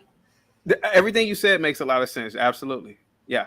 So, but you said that Black people from all over are Black, they're considered Black. Yeah. Why is that? Well, I believe that if you have, in my opinion, I believe that if you have certain features, a phenotype, particularly Bantu features, like my features and your features, you are a Black person. Okay. That's what you meant. Yeah, that's what I mean. So obviously the Blacks that are in Brazil or that are seasoned throughout the West Indies, those are originally African people, or Bantus. Whether they got there through the transatlantic slave trade or other means, they're still Bantus. The obviously the indigenous Africans are Bantus, the majority of them. And if you fall within that phenotype, in my opinion, you are Black. Now, are you Black in terms of your color? No, you're Black in terms of a philosophy, in terms of, a collective, I guess, ethnic. All darker people have the same philosophy. Give me a second. See, this is why I say treat this panel like a white panel. Don't cut each other off. Now, here goes the thing. The phenotype, but obviously we're brown people. Now you do have some jet brown people like the Sudanese, whom I think are the most beautiful people on the planet. But well, prove me wrong. Because he's laughing. I'm sorry. I mean, a Dude, a Keck, a Knock. Those are some of the top supermodels on the planet. So, but anyway, due to affirmative action. Okay, sorry. Nevertheless, those are the top models on the planet. But here goes the thing. I believe that if you are brown and you are Bantu, or if you are Fulani, or if you are Ashanti, or whatever other ethnic group, particularly in West Africa, you're black. Yeah. But but most of all, Africa to me is black. But yeah, go ahead. Well, I just wanted to go on a little bit about that, and I'll get off. I have been around other ethnicity black people who are, dark brown, and they would say they hate Black Americans. I heard that. I even heard that. Who said that they hate Black Americans? It was a Dominican man. He was black. They aren't black. Yeah, but here goes the thing. I always say this. It doesn't matter what a Dominican says. Hold on a second. The Dominican Republic. Go ahead, Patriotism. Dominicans are not black. Okay. Yeah. I had this conversation with JB. Dominicans were historically enslaved by Haitians. They were murdered at a massive level by Haitians. Okay. They were the first victims of what I like to call dark skin supremacy. Okay. Sorry. Okay. Dark So okay. But nevertheless, in my opinion, I don't care what Haitians or Dominicans say. The Black American is the superior African in the diaspora, period, point blank. So whatever they say that is just null and void. So I tell people this all the time when they call into my tone. They say, "Oh, Africans don't like us. Dominicans don't like us." I'm like, who cares what they like? Who cares? They live in third world country. But guys, I'm gonna drop the two of you down real quick because I just still do one. I gotta make my apology real quick. Sir, you don't have to apologize to me, sir. No, I just want to say this, right? I said something that was incorrect. I said you had no right to play. I want to thank, and I mean this, and I'm not trolling. I want to thank your ancestors for selling an Akata like myself into slavery that I can be here in the United States. I mean that. I'm not even trolling. I'm not even trolling. If y'all would have never sold us or sold any of my ancestors into slavery, I would never be living in the best country in the world. I really mean that. My ancestors were like the blacks in that Erykah Badu video, Next Lifetime. But let me put you in the back real quick. And guys, please wait for a minute. What say you, ma'am? Hi. Good evening. Good evening. Those are some big ass glasses. They are, aren't they? Yeah. What's up? I am happy to catch a live. It's really hard. I'm here in England. You can hear by my accent that I'm not from England. Yeah. Right. Yeah. But listening in on the young lady, I'm seeing the title of the show, and it's basically looking at how persons who are living in America who are of African descent consider themselves set apart from those who are born from parents who were enslaved in Africa. So they're now considered African Americans. Is that the concept? Ma'am, I apologize, ma'am. I'm distracted by the chat and I shouldn't be as the host. So give me a second. Okay, what that's was fine. the question that you asked? I apologize. What was the question you asked? No, I just wanted to know if there is this ideology that persons who are considered African American because of their ancestry coming from enslaved Africans who were brought to America. That's the idea. And those who are coming from other diasporas. Well, I mean, other diasporas, I generally identify with their country of origin, whereas the ADOS, American descendants of slaves, identify with the entire continent itself. Mm-hmm. But more ADOS people are finding out their true lineage in terms of through blood sampling. So if they find out that they are, 90% from what is now Nigeria or now Niger, whatever, they'll start identifying with that. But they will still say African American or Black American. Yeah. Okay. Yeah. No, I was just hearing her talking points, which seem to be pretty much all over the place in my estimation. Yeah. But at the people end like of that it, are generally geniuses. Well, true. Yeah. That could be true. But I'm getting that she's perceiving some kind of dislike for African Americans from Blacks or from other groups, let me not say blacks, persons from other ethnic backgrounds towards African Americans? Is that what she was saying, the sum of it? Is it that she's, I see the confusion in your face. Was she saying that to discriminate against African people in the diaspora? No, in America, where she's living now. Okay, what about it? Is she saying that African Americans receive any kind of, what do I call it now?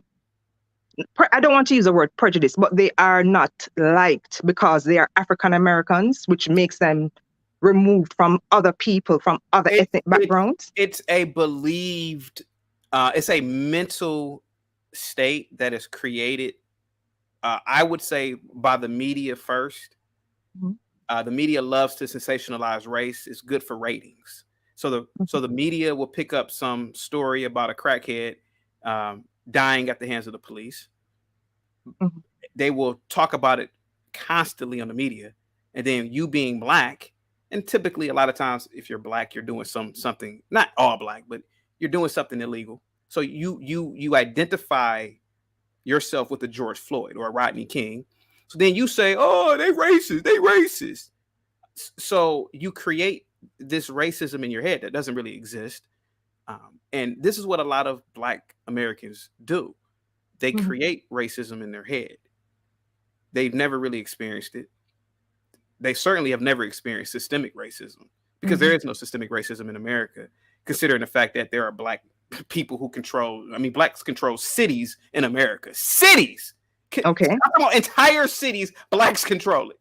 So if there was systemic racism, you wouldn't even control a block. So you control cities, you control fire departments within those cities, you control police departments, you control the water department, you control all these institutions. And because the media is telling you that you're going to get killed by the police, you create this notion that you are oppressed in your brain. Oh, I'm oppressed. The white man this, the white man that. But all the while you're driving the white man's cars, you have access to his resources and services, just like anybody else does. You can go to his schools. You probably gotten treated worse by blacks than you ever did by any white. And you've pretty much enslaved yourself mentally. And this is the problem I see in this country, if that makes any sense. It makes a lot of sense what you're saying, and I'm not going to contest it because I've visited, but I've never lived in the United States. But I think there is always some divide, some kind of stratification that occurs. I'm sorry to cut you off again. Normally, I don't do this. I don't normally look at the chat, but I got to address somebody. Somebody in the chat said, and I'm quoting, blacks don't control no cities. No, blacks do control cities. Okay. Let me ask you a question, person in the chat who wrote that. What do you call Jackson, Mississippi? Do you want me to go on with other cities that are controlled by black people that I can name, sir? What about Atlanta? Is that a black city, sir? What about, truth be told, let's be completely honest, they don't call DC the chocolate city for no reason. Blacks control a lot of cities, sir. Oh, I almost forgot. What about Detroit, sir? What do you mean blacks don't control cities? Blacks have literally controlled entire cities, sir, where every form of government, every form of city services are managed and controlled by blacks. So what are you talking about? Go ahead, ma'am. Sorry. I'm going to try to pay attention to you. Go ahead. I'm not seeing the chat, but I think what they may be trying to say is when it comes down to ownership or sovereignty, there's nowhere in America that you can really find that blacks have that entitlement. Black people control a lot of money in this country, ma'am. Don't let whatever news you're watching trick you. Blacks have a lot of money in this country, ma'am. Blacks control a lot in this country. And if blacks really pulled their money together, we will be an unstoppable force in this country. The fact of the matter is that we love spending money, and the dollar leaves our hands. I think there are economic statistics that suggest within 6 or 7 hours. That's how long the dollar stays in our hand. You know, we love spending money.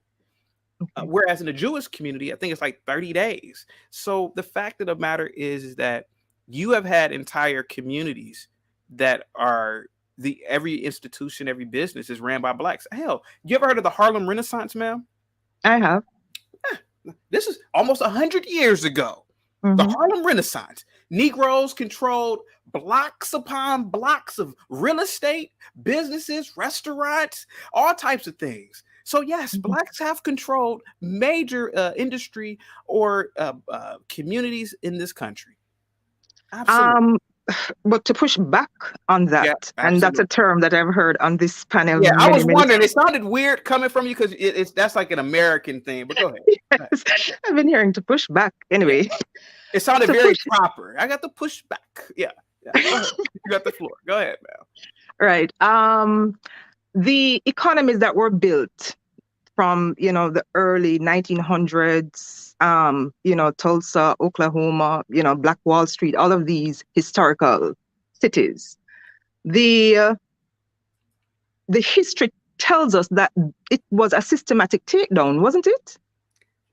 Tulsa, Oklahoma was one of very few cases of Black businesses being destroyed. Now, let's be honest. The history books make Tulsa, Oklahoma out to be Wakanda. It wasn't. Tulsa, Oklahoma was a few city streets, a few blocks of businesses.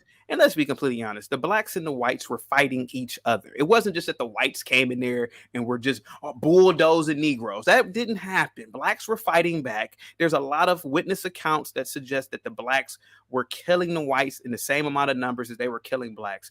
There was probably a lot of racial tension. I'll agree with that. But here goes the thing. During Tulsa, Oklahoma, you had other pockets of the country where blacks completely controlled the entire towns. So that's one of a few incidents.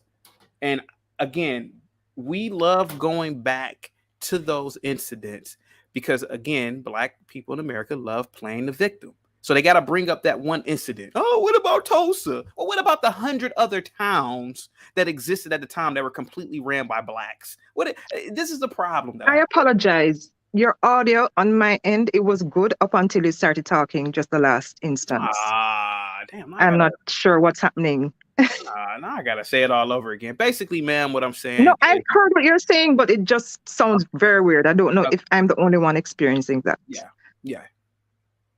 I'm sorry. I'm excited that I'm on a live on the Lapeef Network and with you in particular. Why is that? You've seen me before.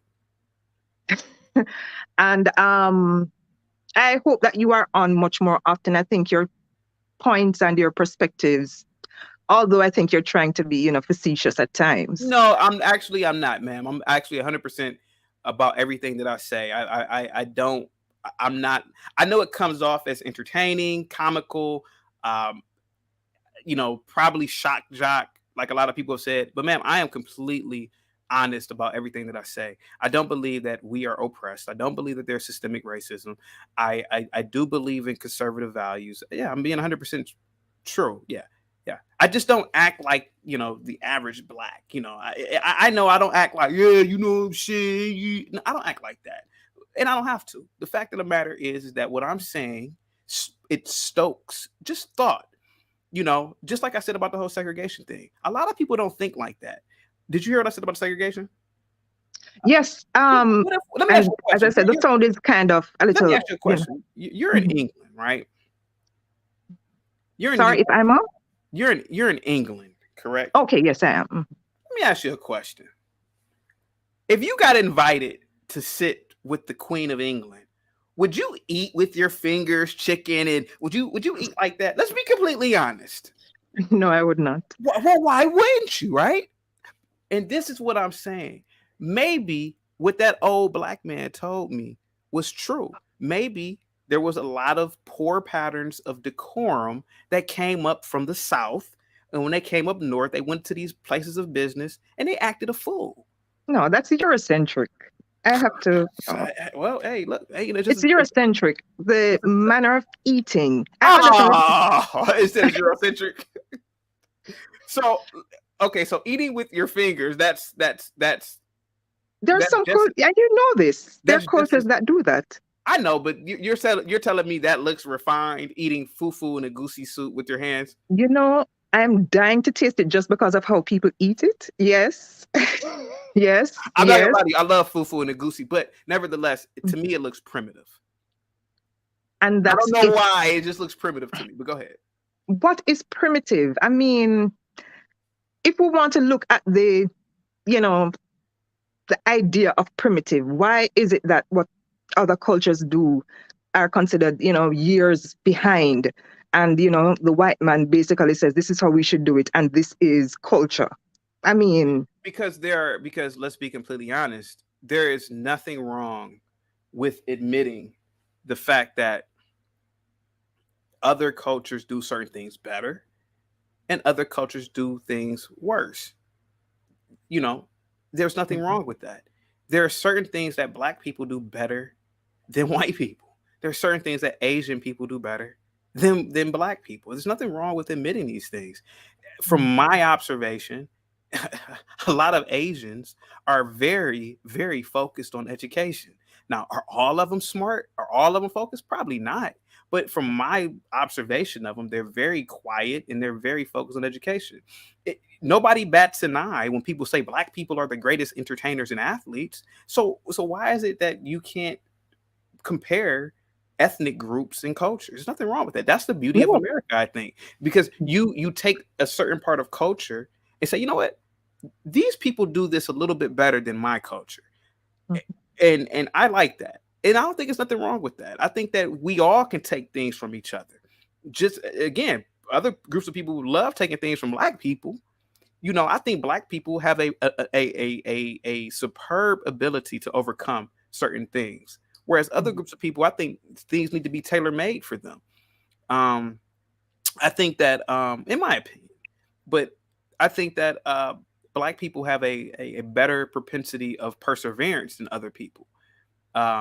I think that Black people obviously have a certain bounce, the way that we walk and talk. We're not, to me, we have more of a personality than other groups of people. And I like that about us. And there's nothing wrong with admitting that. But there's nothing wrong with admitting the fact that, hey, I would rather have a Jewish lawyer.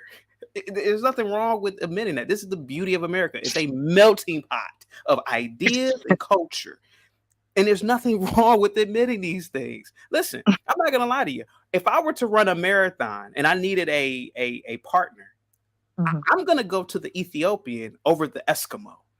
The Eskimo can train all day long, but I know genetically, culturally, they're not really runners. I would rather run with a person who's going to maintain the same pace with me, which is the Ethiopian. Now, mind you guys, I'm talking shit because I don't run that damn good, but I was just using an example. Ethiopians do. The other day I heard you say you ran a marathon. Yeah, they do 250 marathons. I did. Mine's are a little bit.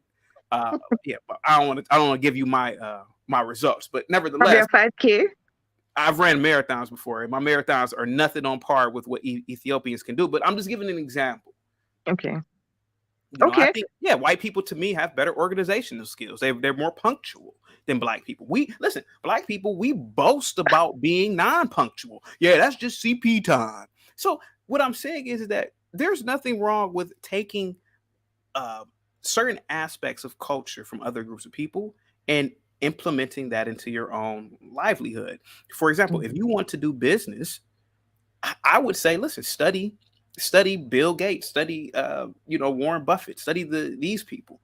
I'm not about to study Tyrone, who comes to a business meeting 15 minutes late every damn time. That's just my opinion. But go ahead, man. Yeah, and you're I'm not saying you don't have to say that I'm right. It's just, that's just what I believe, It's your perspective and it's where you were raised and your experiences would shape your thoughts. But I have to say, growing up in a predominantly Black country, moving here, I can appreciate what you're saying about certain things with certain groups. But I would have it no other way. I see the beauty in our people in terms of the warmth. I'm able to survive here because of having a community of people who understand what I'm going through and understand my circumstances. And when it comes on to this idea of the Black Americans imagining segregation or oppression. Is that what you said? They imagine oppression? Blacks today, Black people today in America, not every Black, But most black people, when you come across them, we oppressed, we slaves. No, you're not. No, you're not. You live in a first world country. You have a higher standard of living. I said this like an hour ago. Higher standard of living than almost every other African on the planet in terms of the diaspora. You're not being oppressed here. Okay. You have company. I think the market capitalization, and please, if anybody can correct me, I'm off today. I think the market capitalization of all the companies in this country is $75 trillion. Think about all that wealth that's in this country. Okay. So you can go to any company and work. You can major in whatever you want. You can and you can go to whatever school you want if you work hard. Now, some schools are hard to get into, I will admit. Like, if you can't get into Harvard, at least try for a Duke. But the fact is that nobody's being oppressed here. And if somebody is being oppressed here, I would love for somebody to come up and tell me the white man or the institution that is oppressing them. And let's get to the bottom of this. Have you ever heard of the concept, or it's actually a book, Freakonomics? I have never heard that. Freakonomics. You need to look into it. Freakonomics? Freak, like freak, crazy freak. Freakonomics. Yeah. And I remember reading a section that talks about just your name and your potential based on your name. If your name is an ethnic name, your potential is significantly cut down. Ma'am, do me a favor. Now you have the internet. Type in Johns Hopkins University. Type in the Cleveland Clinic. Type in any hospital you want. I bet you couldn't pronounce half the names on the doctor's rosters there. Okay, because there would be Jewish names. I don't know. I bet you could, because there are doctors in this country that are Indian that keep their names. They're engineers, they're businessmen that keep their names. Listen, I understand where you're coming from.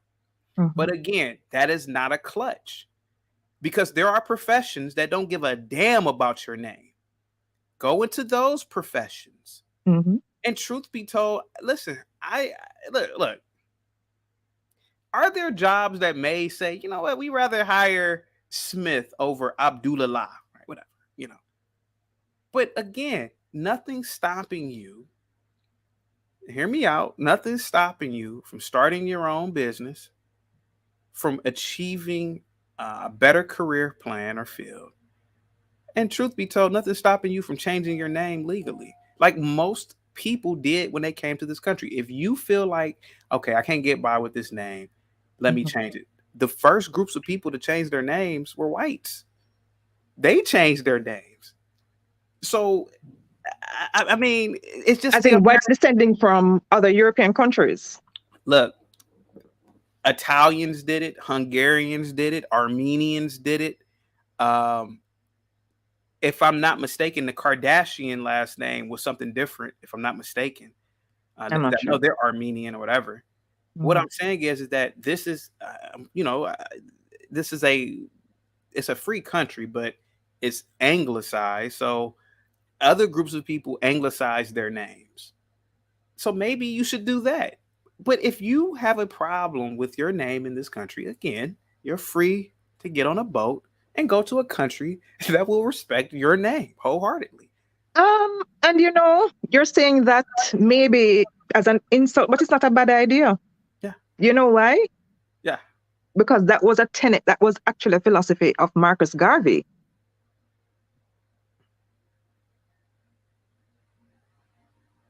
Yeah, I'm aware of Marcus Garvey. Yes.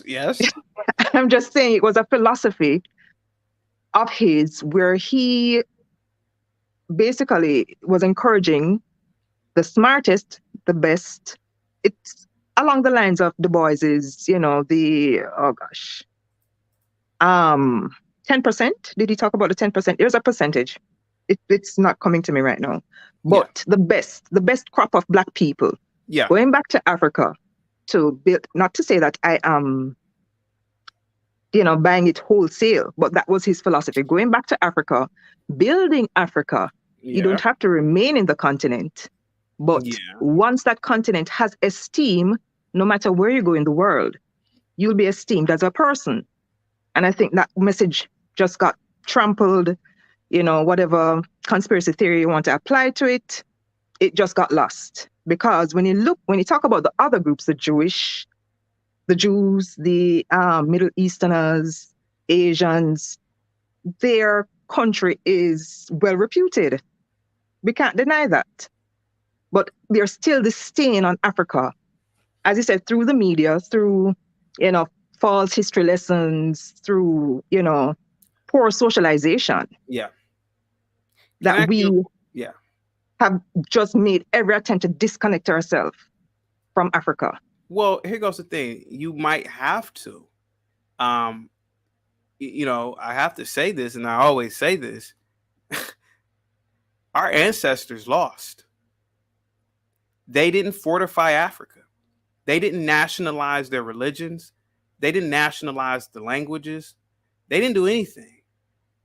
They had eons to create governments on scale, on par with European superpowers. They literally were walking on all types of resources. They lost. So when people say, well, why do I have to change my clothing when I go into corporate America? Well, because, Negro, you did not start Microsoft. You did not start Apple.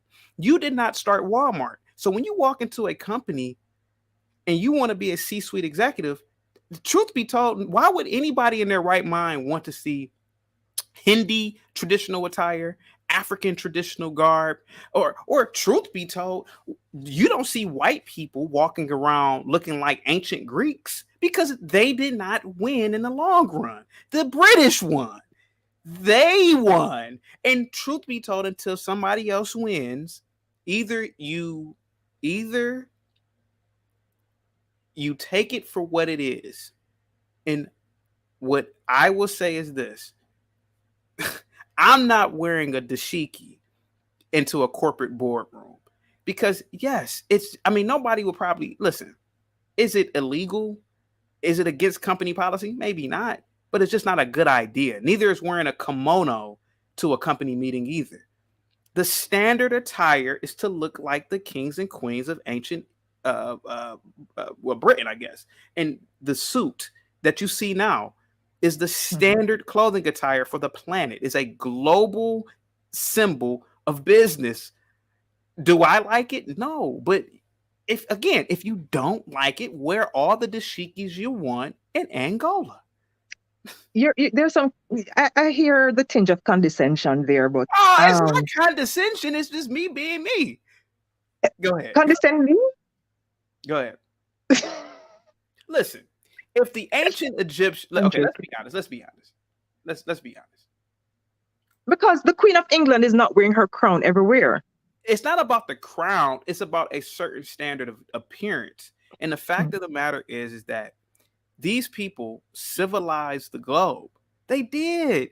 Y'all know. I know. Listen, I know. No, they did not. Do not do that. They Even did though not. you're speaking their language and you're living in their country, but I know they didn't civilize, and you're driving their cars. I'm civilized because I speak English. You are civilized because you are living in the Western Hemisphere. That's why you're civilized. You would listen. Okay, ma'am. Okay, ma'am. Hear me out for a minute. Could you do me a favor? Ma'am? Could you go outside and show me your zebra or your donkey that you're riding right now to work? What's your point?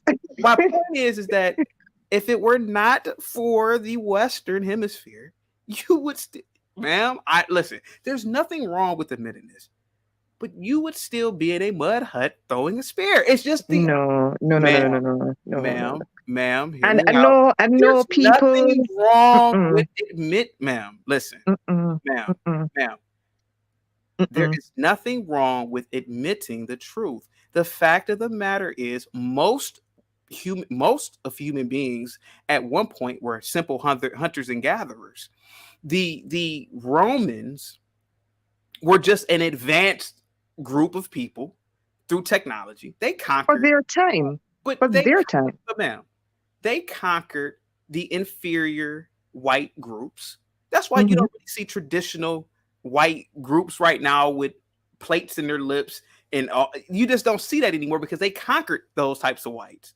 Or let's say that they civilized the whites and they're not living in caves. The Romans civilized.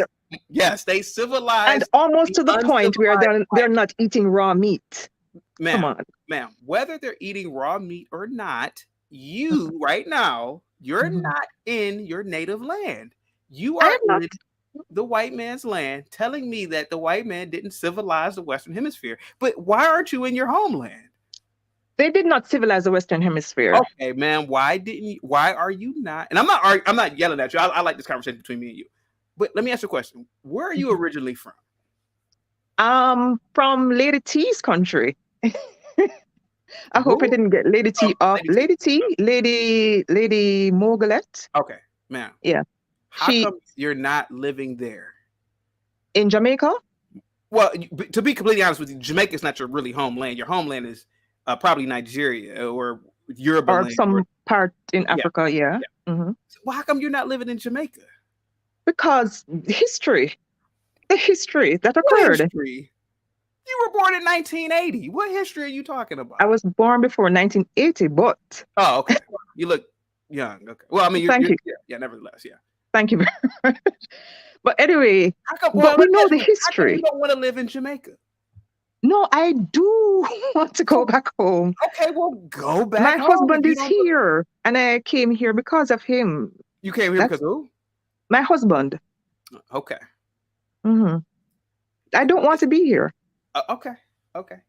I'm sorry, but I'm the minority. I understand that there is, people in the chat are asking me, why am I not living in my homeland? Again, America is civilized. Nigeria, just like any other African country, is uncivilized. It's a third world country. No. There's nothing wrong with admitting it. No, my sister went to Ghana and she said, "Oh my God!" If she went to Ghana, it is not civilized on par as America. What is civilization? Having fast food and cars? It's stability. It's stability. But the people who you say that have civilized us, ma'am, can I ask you a question? Sure. How many coup d'etats happen in Africa every year? Several. Okay, I'm sure. Several coup d'etats. How many governments in Africa are military ran? Several. Okay. Let me ask you a question. In Africa, how many genocides, have occurred in the last 50 years? Several. It's not civilized. No, but no. No, ma'am, hear me out for a minute. Listen.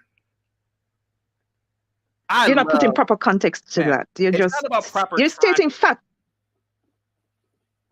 Ma'am, I love my people, and I know you do too. But we have to stop lying to ourselves. We are in the Western Hemisphere for one reason and one reason alone, because it's civilized. Nobody wants to. If people wanted to live in Nigeria or Ghana, why are they leaving in droves? Why is there a brain drain in most of West Africa, particularly because you know that the labor market is not going to give them what they are, especially in Nigeria. You know, the labor market can't afford them. You know that. That's the reason. Money. Well, why not stay? Okay. Well, why not? Because in Jamaica, there are a lot of Nigerian doctors, not doctors, nurses, more Cuban and Jamaican doctors. But the brain power is there. The brain power is in the Caribbean. The brain power is in Africa. And in particular, I agree with you, ma'am. The brain power is in Africa, just like the brain power is in China. But let's be honest. China literally 30 years ago was a absolute shithole. Like I think reports say 80% of the populace lived in abject poverty.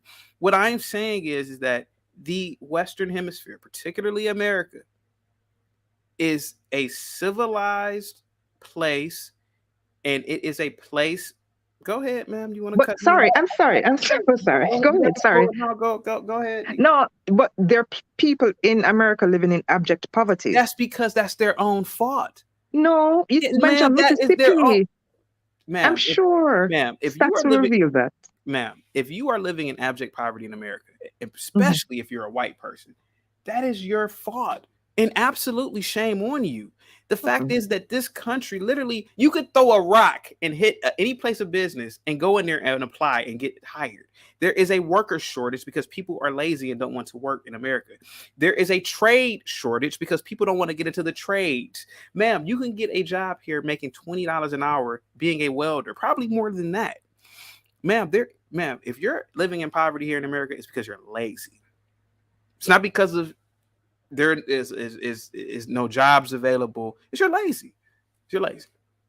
Okay. I live in America, man. I'm telling you, I know how it is. I'm not gonna let these Negroes lie to you over in the UK. I know how it is here. It's complicated, and it's not a straightforward situation where, because we're in a particular part of the world, we should enjoy the benefits. There are circumstances that prevent people from getting ahead. Generational poverty. I mean, if my parents are poor, me coming out of poverty, my chances are reduced by 75%. Damn. Okay. I want you to come back, but we got so many people in the back. Can we bring? Okay. But can you stay in the back or come back real quick? Because I want to talk to you some more. I can stay in the back, but okay. Yeah. Okay. Okay. What's up, man? Hey, what's going on? What's going on, CT? Pretty good. I'm pretty good. I gotta ask you a question, sir. What's up, man? Are you oppressed? And name me the white man that's oppressing you. Man, you know I'm oppressed, man. I got the Derek Chauvins, the Darren Wilsons, Bull Connors, you name it, man. They all on me. But yeah. Man, you catching some smoke in the chat, man. I was like, because people want to be victims. They love being. People want to be slaves. They want to be victims. They want to live in a imagined past that they have no connection to, that they don't understand, that they have no video footage of, only the game of telephone. And I'll give you an example. I don't want to cut you off because I know you got on the panel. Sir, let me ask you a question. You're American, right? Oh, yeah. And you are obviously a veteran, and thank you so much. Growing up, didn't you learn about Maya Angelou? No. You didn't learn anything about Maya Angelou growing up. Do you know who she is? Oh, yeah. I learned about her in college from the B1s. Okay. Maya Angelou was a hoe. Did you know that? Well, I know that now. She was a sex trafficker. Did you know that too? But when I was a kid growing up, Maya Angelou was taught to us as a woman to be respected. She was taught to us through poetry, nonsense. And what I'm saying is this: a lot of history is created by our parents, grandparents, and people around us. When you do research on people, it really opens your eyes up. When I found out that about Maya Angelou, I said, wow, they lied to us. This woman was just as horrible as Jeffrey Epstein's that little white chick. What's her name? Gazelle. She was just as worse. And we don't really know we don't really know the countless amount of victims that Maya Angelou had. But go ahead, sir. You got the floor. Yeah, well, about that, my father, Mississippi, my mother Jamaican. I ain't trying with it. There was a reason they didn't teach me any of that stuff. Born in '75, I'm a younger Gen Xer. I ain't with all that victimhood Gen Xer stuff. Yeah. But no, none of that stuff was taught in my house. My parents knew the deal. They had already, seen, the same thing Thomas Sowell did during this whole Black Mgawa power movement of the late 60s and early 70s. It was, BS because they were, my parents were living a great life. My dad, at that point, 22 years in the military when I was born, it was BS. But I do disagree with you some, CT. Oh, absolutely. Go ahead. Yeah, I'm not a fan of the whole, Africa movement. I'm, more of when you're looking at anthropology. I'm not a fan of it either. Yeah, that Africa, Black folks came the other way, and that the whole transatlantic slave trade is BS, and that everything's through the Caribbean. This whole little triangle in the Caribbean from the South American coast, all them the Caribbean, that's where we all come from, and it's outwards, and that Black people were already here. We're the original Americans, man. We were here first. I actually believe a lot of that as well. I've actually talked about that on my own live streams. I believe that a lot of blacks that you see now were actually indigenous to the land. I actually believe that too.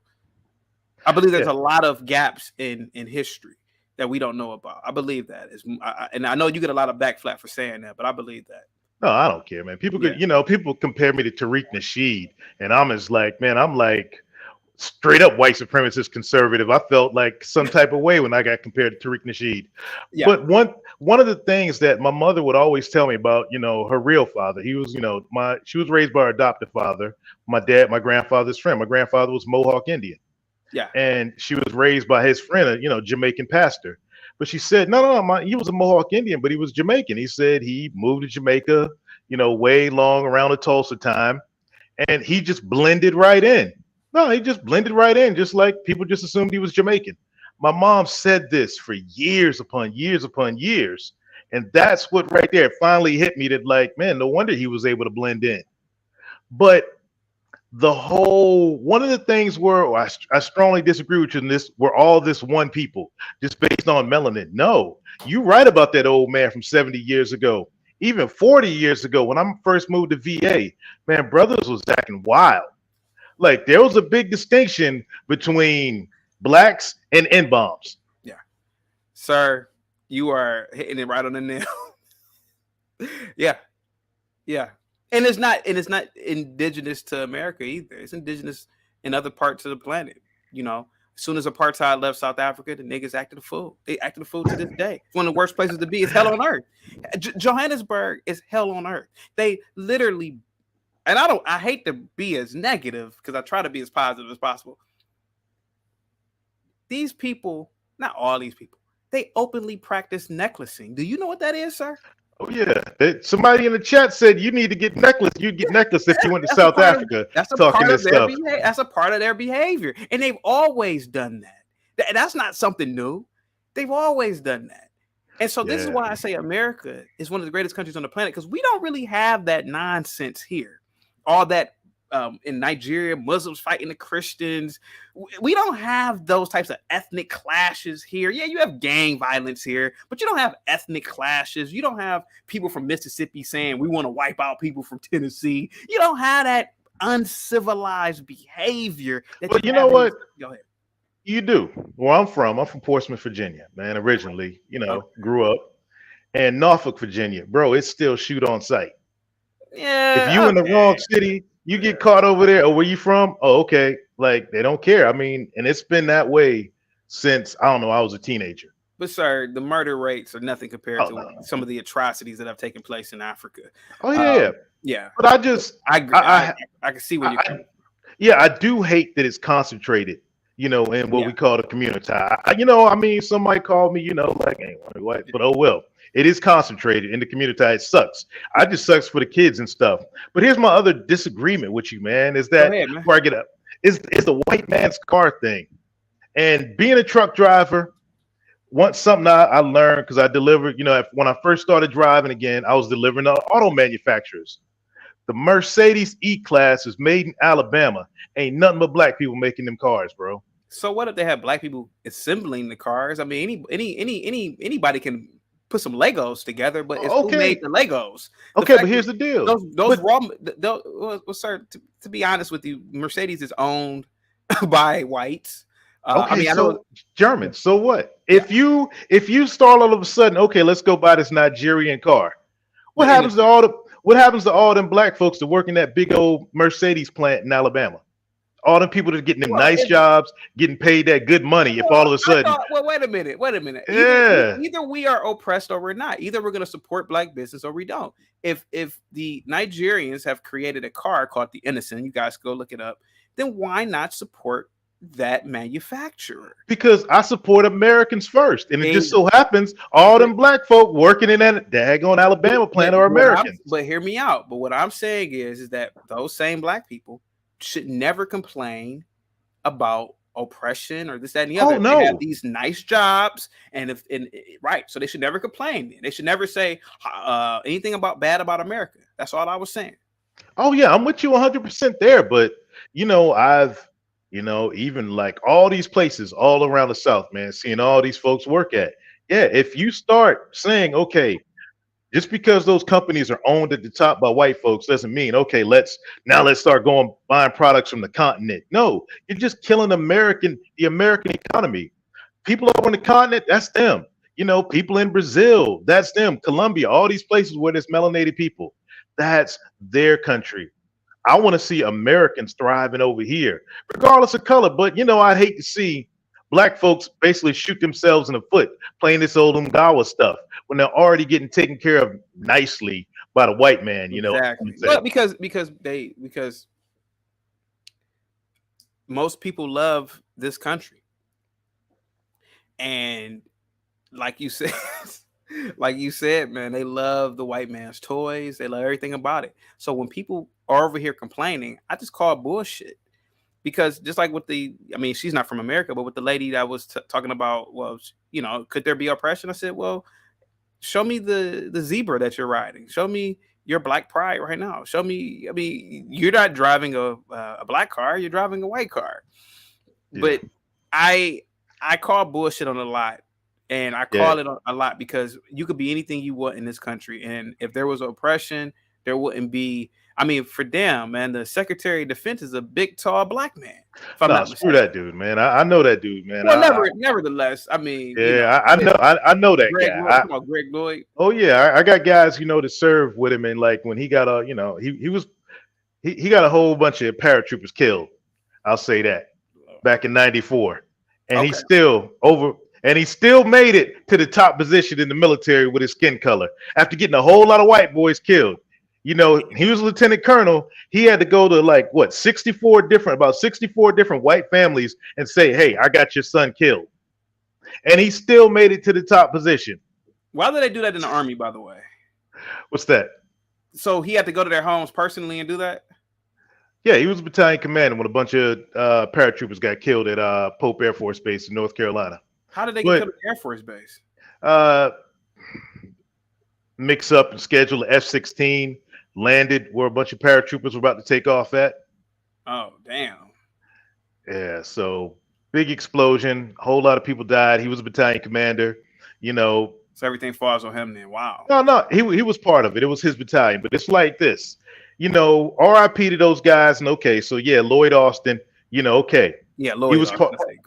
He was part of a mistake that was made. My thing is this. Okay, oppressed folks. If these white folks at the top will give this dude a second chance, third chance, and then make him the highest ranking, you know, military person almost in the world, seeing that we got the strongest military in the world, like, where's the oppression? Where's all this nonsense? Where's all this Ungawa? Like, oh no, CT don't know what he talking about. They all hunting and killing us. Oh man, I don't agree with you on a lot of stuff, but man, the chat. You know, like, because the chat. Listen, let me tell you something. Let me tell you something, sir. You know why the chat doesn't agree with me? It's just like with George Floyd. A lot of people saw themselves in George Floyd because they're committing acts of violence and criminal acts. So they relate to him. Damn, that could be me. Shit, motherfucker. But people who obey the law, people who don't resist arrest, we don't worry about stuff like that. I don't have to worry about no cop doing that because I obey the law. I don't resist arrest. So it's just like when people get pulled over. I did a video about this on my live stream.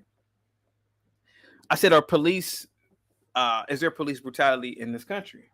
And I've played video after video after video. And each time the cops pulled anybody over, it could be black or white, they were high as a kite off weed or something. I always had weed. Something wrong with the vehicle. Half the time the tags were expired. Sometimes the cops just said, put the weed out, son. And we have to come face to face with reality.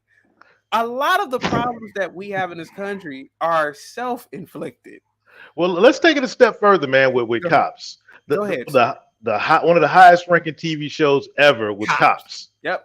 Man, families of all nationalities, all ethnicities, races, whatever, would get together on Friday evening, sit around and drink, eat pizza, watching Pook, you know, Chad, you know, Trailer Park, Daggone Jim, get chased down and get their butts kicked. No, you cursed, yeah. Yeah, like, trust me, everybody then was wanting You know, Billy Bob, oh, he robbed at his neighbor's trailer. Beat him. Let the dog go. I remember the good old days in the 90s, sir. And I remember exactly what you're talking about. But somehow we've gotten soft where we are siding with the criminals now, the people who do degenerate acts. And you are absolutely right. If people are young and you don't remember this, in the 90s, this man is correct. On Saturdays, it wasn't nothing like your mom or dad coming home with some pizza, a big ass thing of Sprite, and watching cops and watching hillbillies and Negroes get their asses beat for breaking the damn law. Bro, I know people don't want to know this, man, but back in the day, you know, 92 was still knucklehead You're days. popping up too, by the way. Yeah. Yeah. You hear me now? Yeah, you sound a little bit better. Yeah. Okay. 92 was still in knucklehead years. Man, we laughed at Rodney King. We was like, man, why are you running? Dude, Rodney just lay down.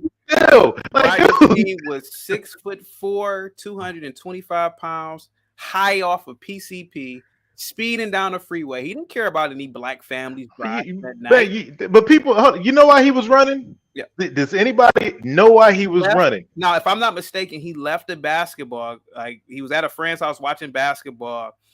I guess he was speeding already, and they tried to pull him over. What was the story? You're a little bit older than me, so you probably he beat a white female cop's butt that night. Yeah, that was one of his things. He had beat up a white female cop, and if you assault a cop, they coming for you. I didn't know. How come that's never told? I didn't know that. Come on, man. Now, what I do know is that he was a career criminal. And blacks to this day, who are Generation Xers, will talk about Rodney King. And then when a black like me says, that's bullshit, Rodney King was a fucking criminal. And there is no racism in this country. And the fact that, how else do you deal with somebody like that? I mean, whether he was white, black, purple, or not. I mean, the man, what do you want him to do? Do you want them to tickle him to death? Bro, you need hard patriarchy back. And, the fellas in the community need to get back with hard patriarchy and understand that, eye for an eye, limb for a limb. You commit these crimes out here because, I'm just peeping over in the chat, right in my eye. I see George Floyd. It wasn't justified. They did, man. Y'all falling for that. I call them 846ers. Yeah. Because, back in the day, when I was, before, they shadow banned me, when I would talk about all this stuff, people coming in, oh, man, he didn't mean it. 8 minutes and 40. So I started calling them 846ers. Sir, I enjoy this convo. If you want to come back, I gotta get this. I got man. Mother callers, but sir, thank you so much, man, for being. Hey, take it easy, CT. Thank you. Yep, and thank you for serving our country, sir, so I can have freedoms. Appreciate it. Otherwise, wouldn't have any other place. If you could bring up another person, Jr. or. Oh, okay, guys. I don't know if anybody. I thought we had other callers. I'm still in the chat though.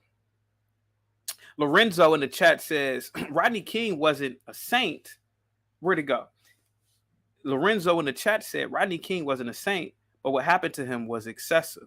What's your definition of excessive? What do you think is excessive? Rodney King was a career criminal. Rodney King did not care about black people. Rodney King was high as a kite, drunk as a skunk, speeding a 2,000-pound machine down the highway. He didn't give a damn about black people. And this is what I'm saying. When people talk about police brutality, you really have to sit back and think, is there really police brutality in this country? Or do police have to deal with people like this on a daily basis and they're frustrated?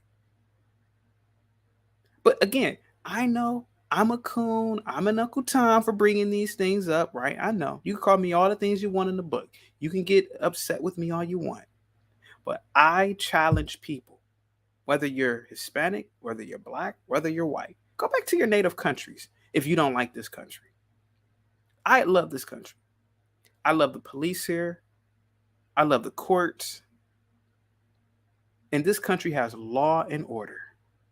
Other countries do not have law and order. They don't. Other countries, especially third world countries, they have coup d'etats that happen every year.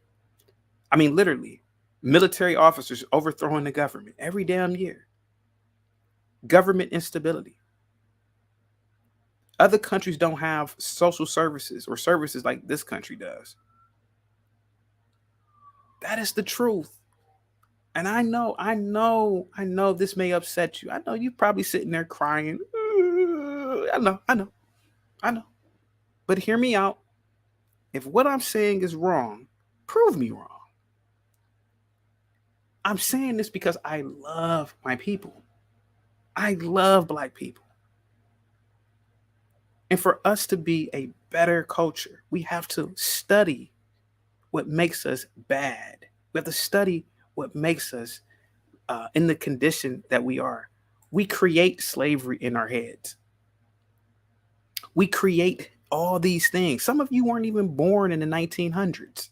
I know that sounds crazy, but some of you were born in 2000 and telling me that you are oppressed. You ain't oppressed.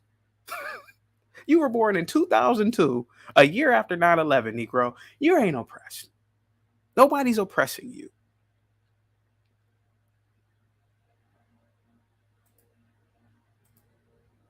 And again, I've said this 2 hours ago, and I'll say it again. You could be anything you want to be in this country. Somebody's coming on the panel.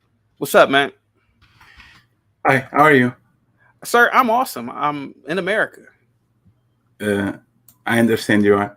I just came here because I just wanted to give you a little bit of pushback. Oh, please do, sir. Because for some reason, I don't know how nobody says that, but I have a couple of questions for you. Absolutely. Go ahead, sir.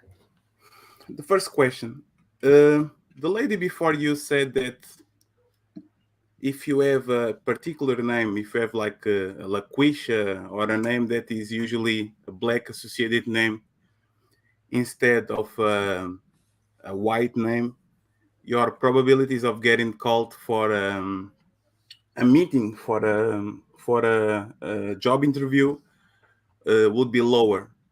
Those studies exist. So you acknowledging that and asking her to change the name, doesn't that admit that systemic racism exists?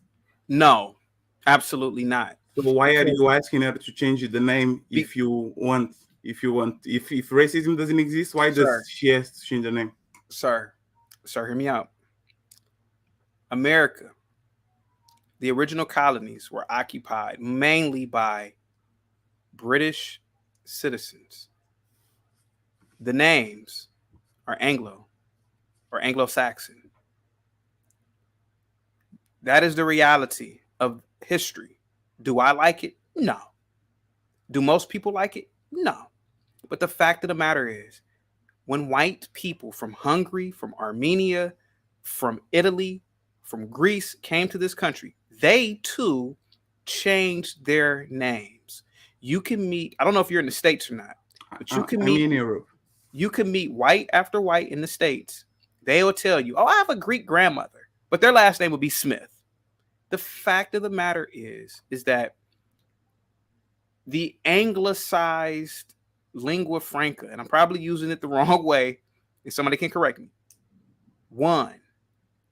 And because that language won, you should, if you go for a company and you know that, hey man, maybe this company may have a hard time pronouncing this name, maybe you should change your name. But again, sir, that doesn't mean that it's racist. Of course it is. Of course it is. Again, of course it is. Believe, sir, you believe what you believe, and I believe what I believe. What I can tell you is this. Use your computer right now. Go to any hospital. You can find people with their traditional names that are doctors. You can look up engineers. You are dodging the question. Just because those exist doesn't mean that the study that if you have a Black sounding name, you have lesser chance of being called back for an interview. You didn't deny the fact. Sir, again, Barack Obama was the first Black president. And he has a non-Anglo name, by the way. Obama. But what does that the exception doesn't make the rule. If you have a study. Sir, can I ask you a question? Yeah, you can, but don't dodge your question because you didn't answer the question. You talk about doctors. I didn't dodge it at all. I'm telling you talk about sir, doctors. I did not dodge it. I'm telling you from my perspective, I don't believe that these companies are racist. If they were racist, sir, your black ass, your Asian ass, your Hispanic ass couldn't work for them. So why are you telling people to change the name? I'm not telling people to change the name. You said it before. The lady asked if there was a notion that you couldn't get a job because of your name.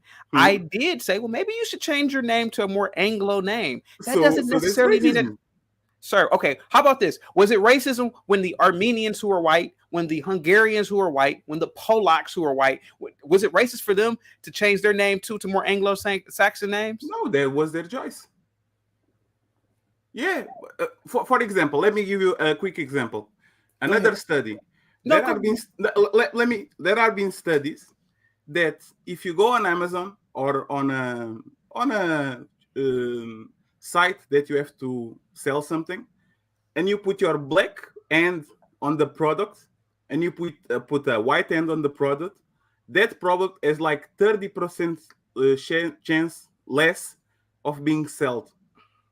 You have a lot of these. You have a video that is known all around the world from babies that have like 2 or 3 year olds, and is the doll experiment, where babies with 2-year-old are saying who is the bad doll and who is the good doll, who is the ugly doll and who is the pretty doll, and babies are telling that the black doll is the evil one. And how does that happen? Are they lazy? Are they victims? Are they on the victim Olympics, those babies, for some reason? How does that happen? Sir, I know the test that you did, and just because they tested 10 or 15 kids doesn't mean anything. Again, what I am saying is this. I don't believe systemic racism exists in America. I don't believe it for a number of reasons. Any Fortune 500 company in America, they have black C-suite executives. They have black mid-level managers. They have black managing directors. Even on down to the workaday people in the factories and on the storefronts. So Walmart is I think number 1 or number 2 in the country in terms of the Fortune 500. You can go to Walmart's website right now. Go to their executive team. I think about 12 C-suite executives are black. Now, if America was so racist, well, why would they hire? Why would this major company hire all these black C-suite executives? Not mid-level managers, not people working in the stores. But why would they hire all these blacks to be corporate? The same thing with a lot of other organizations, sir. And to a degree, I don't even think you believe it either, because you're not in your native country. You're in UK. Yeah, no, I'm not in UK. I'm in Portugal, but it's the same thing. Oh well, Portugal is a Western country. Yeah, but I believe it too. But you know the problem with this conversation, is that you don't acknowledge history. If I say 9/11, everybody says never forget, never forget, never forget. But if I say there was colonies in Africa, South America, in Asia, that the Europeans exploited for 500 years, and that makes them a little bit later, because most of those countries had independence for 50 years or for 100 years. That's a normal accomplishment, right? Sir. The reason why people say never forget 9/11 is because I'm pretty sure everybody in the chat can tell you exactly what they were doing when 9/11 happened. I know I could tell you. I was in the 10th grade. I was in homeroom. It'd be something I'll never, ever forget, sir. But I could tell you this. You didn't live through slavery, sir. You didn't live through Jim Crow. Of course. You didn't live through colonization. No, that's the different question. That's the problem. You talk about Angola, for example. Sir, Angola was freed 30 years, 40 years ago. But sir, you were alive probably when Angola got freed. Sir, so let's be completely honest. Well, let's be honest. Yeah, let's be honest. Yeah, let's be honest. I get the example that you used. But if it were not for the transatlantic slave trade, and if it were not, now mind you, I'm not justifying the transatlantic slave trade at all. But if it were not for the transatlantic slave trade, if it were not for colonialism, you would be living in a mud hut with no toilet. You don't know that. Sir, you don't know that. Sir, the African, sir, there's nothing wrong with admitting where a particular group of people were at during a certain time of civilization. But you don't know that. I'm going to explain why you don't know that. Sir, well, I'm going to explain that because you're not in Angola right now. No, I'm going to explain why you don't know that. If aliens came to Go ahead. Listen to me. No, listen to me. I will get there. Okay, if go ahead. Aliens in 100 years ago came to Earth, planet Earth, and they got on the United States, and they said, from now on, you are going to work for us for 100 years. We are going to take your oil. We are going to take your corn. We are going to take every riches that you have on your soil. And they left in the year 2000. You guys will have 100 years of not developing because you are being robbed by the aliens, right? That's honest. That's reality. So when colonization happens and a country goes to another country for 500 years to get gold, to get corn, to get sugar, that country is going to get stunted for 100, 200, 300 years, like what happened in Africa. So tell me, why do we have to have the same standards for countries that have 50 years free when Portugal, for example, has a 500 years on advancement? Sir, tell me, please. Sir,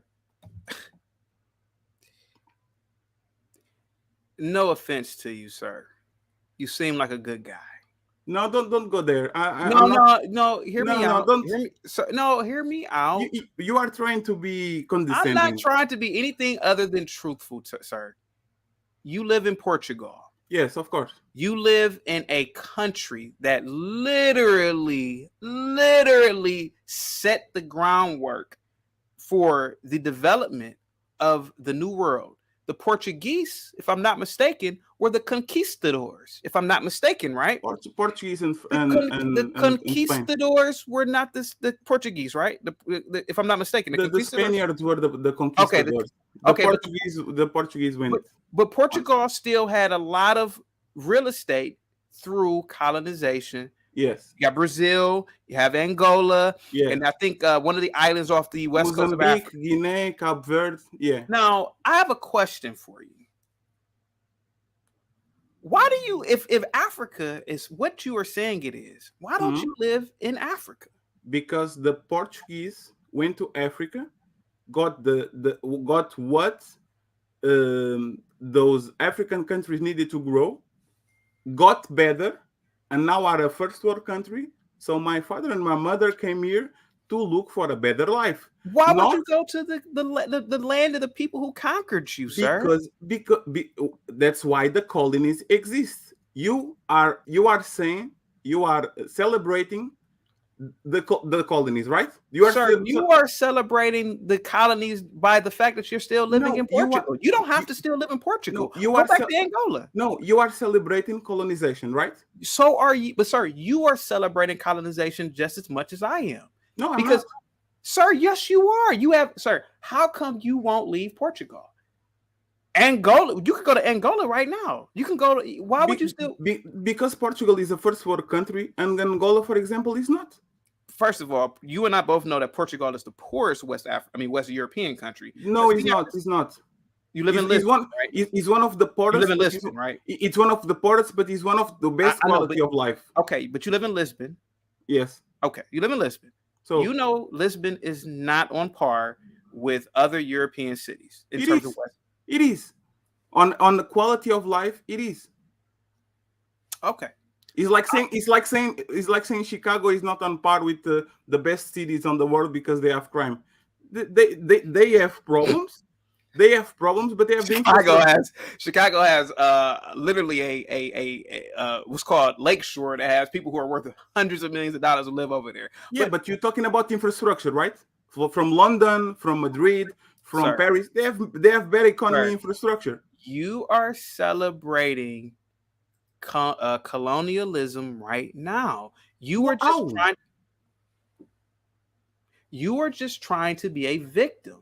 You're trying to say that the white man did this, he did that. He took the resources from Africa, but you are literally eating and walking and enjoying the fruits of what they stole from your people by staying there. So why complain about what white people did if you're going to stay in their place? No, but that doesn't make sense. No, it does make sense, sir. No, because the relationship is a symbiotic relationship, right? If you are able to steal from me for 500 years, I'm able to live on your country for 50. Isn't that a fair exchange? Isn't that a fair exchange? Sir. You are talking like it's a parasitic relationship, right? But it's not. Sir. Most of the infrastructure here were built by Africans. Sir, you know damn well Portugal. Sir, you know Portugal is as old as time. You know damn well the ancient cities in Portugal, like Lisbon, were not built by Africans. Of course they were. The modern city, but Lisbon is one of the most modern cities in the world. We had Expo 98, we had Euro 2004, we had Web Summit. Most of these infrastructures are new. They are not old. We are not talking about coliseums. We are talking about new infrastructure. It was built 20 years, 40 years ago when Portugal joined the European Union. Those are recent. Those are not, like you said, Portugal was one of the least developed countries, right? I'm listening to you, sir. You live in Portugal. I don't live there, so I'm gonna take your word for it.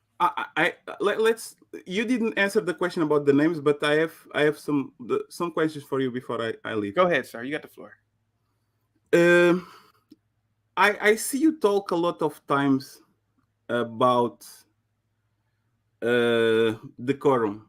Like the white people have decorum and they behave well, and they are not. On other panels, you usually say that behave like white people. That's true. Usually say that, right? Go ahead, sir. Go ahead. You usually blame black people about being crybabies. You are cry victims, and you say that, right? You say that, right? Yeah. We gotta hurry up. Sorry, it's other people in the back. Go ahead, sir. Okay. Yeah. Now you usually say that you are against lying. You like your name is Chaotic Truth. You are someone that values the truth, and is someone that. What are you going to do in 2024 when Trump runs for election? I'm going to run in the middle of the street and say, yes, he's back. You are going to vote for him? Of course. I voted for him in 2016. Absolutely. Isn't that a proof that you are against the thing about crybabies? Because Donald Trump is the biggest crybaby ever. Sir, he cried about no. He cried about the election. No, he cried about everything. He incentivized an invasion to the Capitol because he cried about that. Okay, hold on. So I got to get not that contradictory. Sir, hold on for a second. I got to get at the callers. I'm not going to allow you, a person who's not even an American, no offense to you, to disrespect my president. And what about decorum? Is he a guy? Is he a guy that has decorum? He's not a tough guy that. Sir, Donald Trump is a elder statesman. He's created tens of thousands of businesses. I'm asking specific questions. You are dodging the question again. Does he have proper presidential decorum? No, I'll admit that all day and he's a crybaby, right? I don't know if he's a crybaby, sir. He complains about everything, about the press. Sir, I'll admit it all day. He wasn't a stiff president like Obama, and Obama has some swag, but he wasn't a stiff president like George H. Bush. W. Bush. I'll admit that all day. And he's a liar too, right? No, he's not a liar, sir. No, I'm not gonna let you disrespect my president. No one that has done business with him said, sir, hey, sir. No, because you are running. I'm not running. I have other people in the back, sir. How about this? Can you come back Can you just wait in the back real quick? I'm not coming back. I'm just going to say this one thing, and I'm going to leave right now. I'm going to leave right now.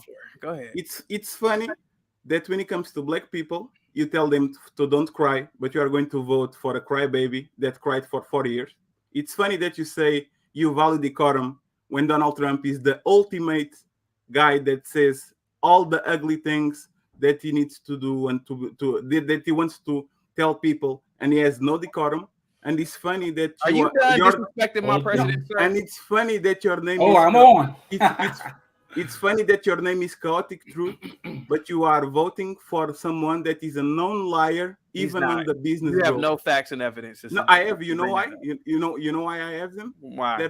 There's no one that made business with Trump that says, "Hey, please do business with him. He's a really good. He pays in time. He doesn't screw us over. He's a great guy." Sir, okay.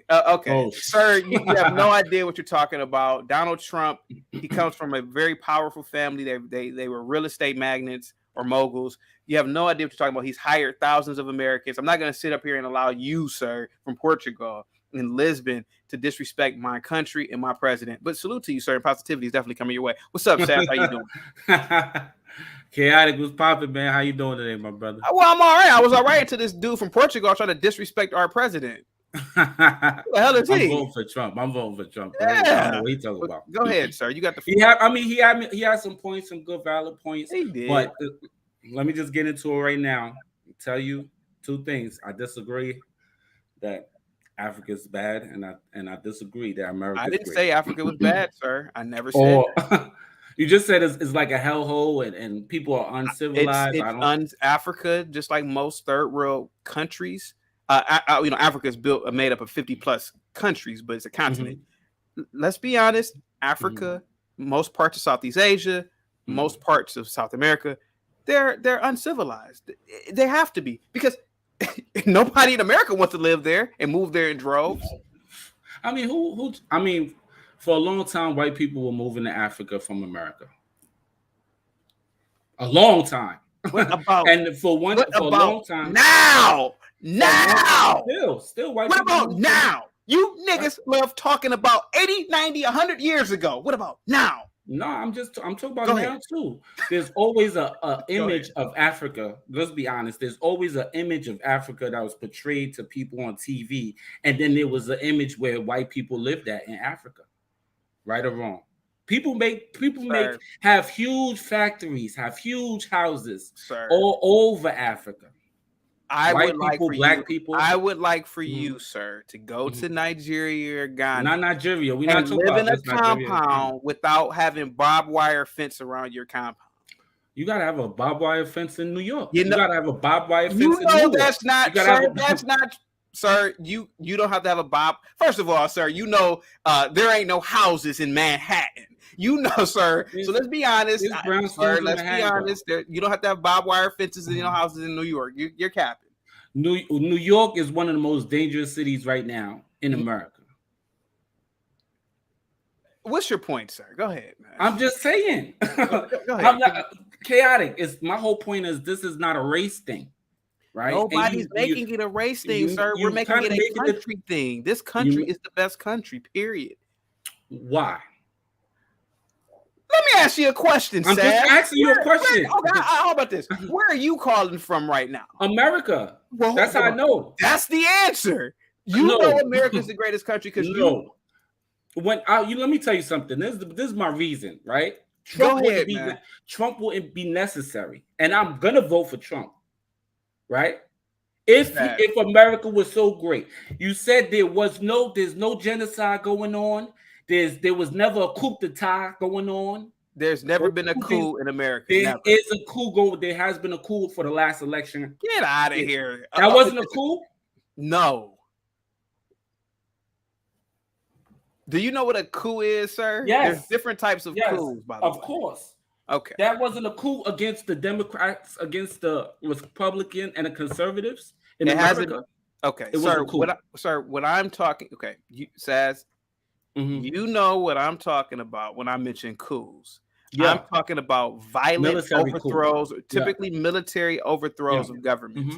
The fact of the matter is that those things don't happen here. Genocides don't happen here. Religious conflicts don't happen here. Stability happens here. People have running water, toilets here, unlike other parts of the planet, sir. You live in luxury in America. Let's stop the cap. I see you're trying to blur out your living room, sir, but your living room is probably better than every living room in Angola or Liberia. Let's be honest. Let's cut the cap. Listen. I'm about to get chaotic in a minute now. I've been trying to be cool. Let's be honest. If America was so good, right, would conservatives, Christian conservatives, be scared to talk and express themselves? I thought we have freedom of speech. Sir, all of a sudden we get canceled. You can speak. You can lose everything. Sir, but no, I'm saying a lot of people. You can speak right now on the Lapeef Network about your Christian conservative values. Nobody's who's stopping you. Yes, but and you know, really in New York City, if you on a corner and you start preaching, right, your Christian conservative values, most likely 9 times out of 10 you'll be attacked. You don't believe that, Chaotic? No, I don't, sir. And again, sir, either you ignorant or you're disingenuous right now. It got to be one of the two. Sir. Because you telling me you don't see what's going on in America right now, sir. Everything, the inflation, the indoctrination of the children, the genocide with abortion. You don't see none of those things going on. So sir. Nobody has legitimate plights with America. Sir. It's just the yellow brick road. Sir, America is a yellow brick road. And not only is America a yellow brick road, the streets are made of gold here. The trees and the rain that we get are made of milk and honey. Sir, you know as well as I do, sir, that you love this country. You know as well as I do, sir, that you wouldn't leave this country to live anywhere else, sir. You know as well. If I had the money, I would. If I had the money, okay, where would you go? I'll live wherever I want to live. If I had the money, where would you go, sir? But the reason why I'm in where would America, you go? I'm asking you a question. Has the most opportunities. Sash, where would you go? Where would I go? Yeah, I'll move back to Africa if I was a multi-millionaire. Which country in Africa? I don't know. Liberia. Sir, you're not moving to Liberia. I can tell you that now, sir. Why not? Sir. I could buy a whole county if I was a multi-millionaire. Sir. In Liberia. Sir. I would have a nice fly downtown spot in South Africa. Sir, no, you wouldn't. Why wouldn't I? Sir, I would live in Egypt. Sir, the South African, sir, Johannesburg. They got a Planet Hollywood in Johannesburg. Johannesburg, Soweto, Pretoria are very xenophobic, sir. Sir, what you mean xenophobic? They hate outside blacks. You are putting yourself in South Africa's majority as a majority black country, like you said. Yeah, it's a majority Zulu country. It's not a majority Yoruba, Igbo, African American, whatever you come from. Those people there, sir, are very, very xenophobic, sir. And you are putting yourself in extreme danger if you live around those people, sir. So would you live downtown Newark? No, I would not want to live in Newark. Why wouldn't you live in Why wouldn't you live in Newark, New Jersey? Because that does not attract my fancy. What attracts my fancy? You know why you wouldn't live downtown Newark? Go ahead, sir. Just laugh it out. You know why? Would you live in Southside Chicago? No. Would you live in North Philly? Oh, absolutely not. Would you live in Zone 4 Atlanta? Sir, come on, that's my point. But listen. Your point is good, sir. But what I'm telling you is that I wouldn't even want to live in the wealthy parts of Pretoria, South Africa. I would want to live on Lakeshore in Chicago. Yeah. And I'm telling you the difference. These countries are not like this country, sir. That's why people leave. The reason why, but I feel, in my personal opinion, America is just as corrupt as Africa. The government. The people are great in both places. I don't have a problem with the people. The matter of fact, the biggest issue I have now, and which I do, it's not a race thing. I'm not a victim, none of that. But there is discrimination against conservatives. And there is oppression coming from things like the school system, oppression of children with the CRT, the LGBT agenda. We living in a pride month. We're in Pride Month. What country does that? Only Western civilizations, only Western world countries. So the rainbow people are oppressing you, sir? Who? The rainbow people are oppressing you. They're going after the children. Sir, they don't have to go after the children if you don't put them in the school. Are. If in the public school system, especially when we don't have school choice, is that not oppressive? When you have choices to raise your kids, to send them to private school, to homeschool. What if you don't have the money? What if you don't have then the money? Why are you having children and relying on the public school system then, sir? So wait, is it a crime to have school? It's not a crime to have children, but it's a crime. But to me, it's a crime when and I hate to talk about you, Sass. It's a crime when adults are whining about, oh, I can't send my child to no private school. Why not? I'm not whining. Why are you having kids if you can't afford it? I'm not whining. And first of all, I don't have kids. I know you. I said I wasn't okay. For people who public school is an option for them. I mean, sometimes, regardless, why are in America, why are we discussing sexuality with children in public school? Sir. Again, sir. I don't know why they're discussing homosexuality in public schools, but here goes the thing. You have all the choice in America to not send your kids to public school. You can send them to private schools where they are essentially safe from the rainbow community, or you could just send in Florida now because they have the parental rights laws, or you could just homeschool your kids. But regardless of where you send them, your tax money is still paying for the public schools. So if I send my kids to public schools or private schools, I'm still incentivizing this miseducation that is initially going on in public school. That's what's going on in America. Right or wrong, sir. Listen, I'm just asking you're speaking facts, but here goes the thing. America, I sound like a broken record. It's the greatest country on the planet. You have freedom of choice in this country to send your kids to private school, homeschool them, parochial school, whatever other independent school. The fact of the matter is that the education here is better. If you don't want your kids to know about certain things, turn off the damn TV. Don't buy them a damn cell phone. You have choices here. That's it. That's the two options. That's the two choices.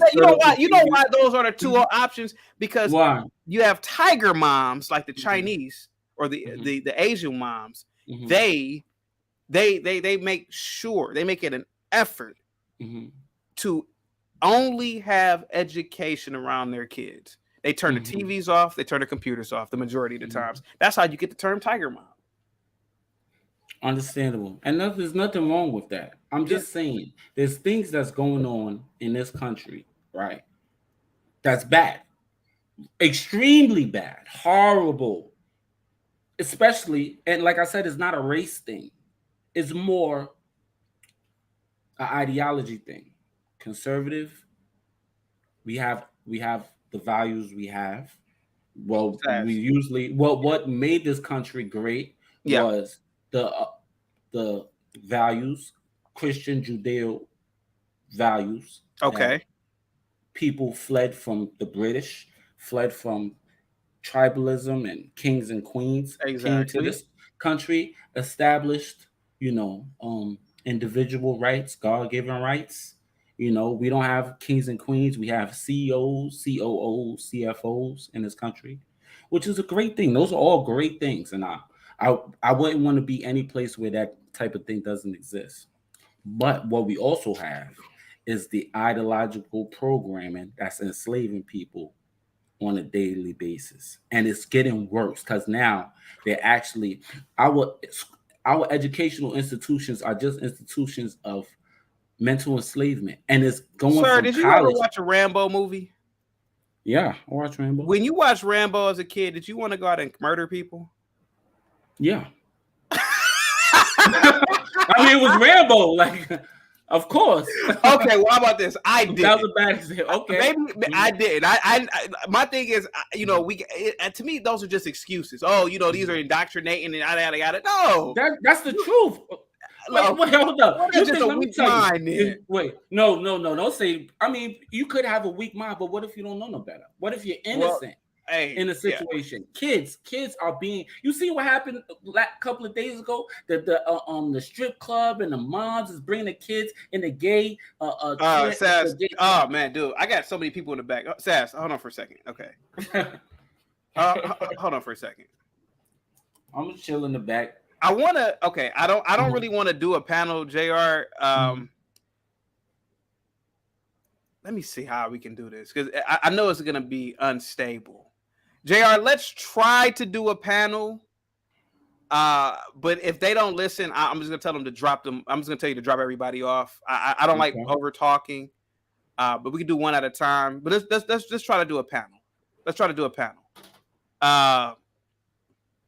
Is that it? Let's try to do a panel.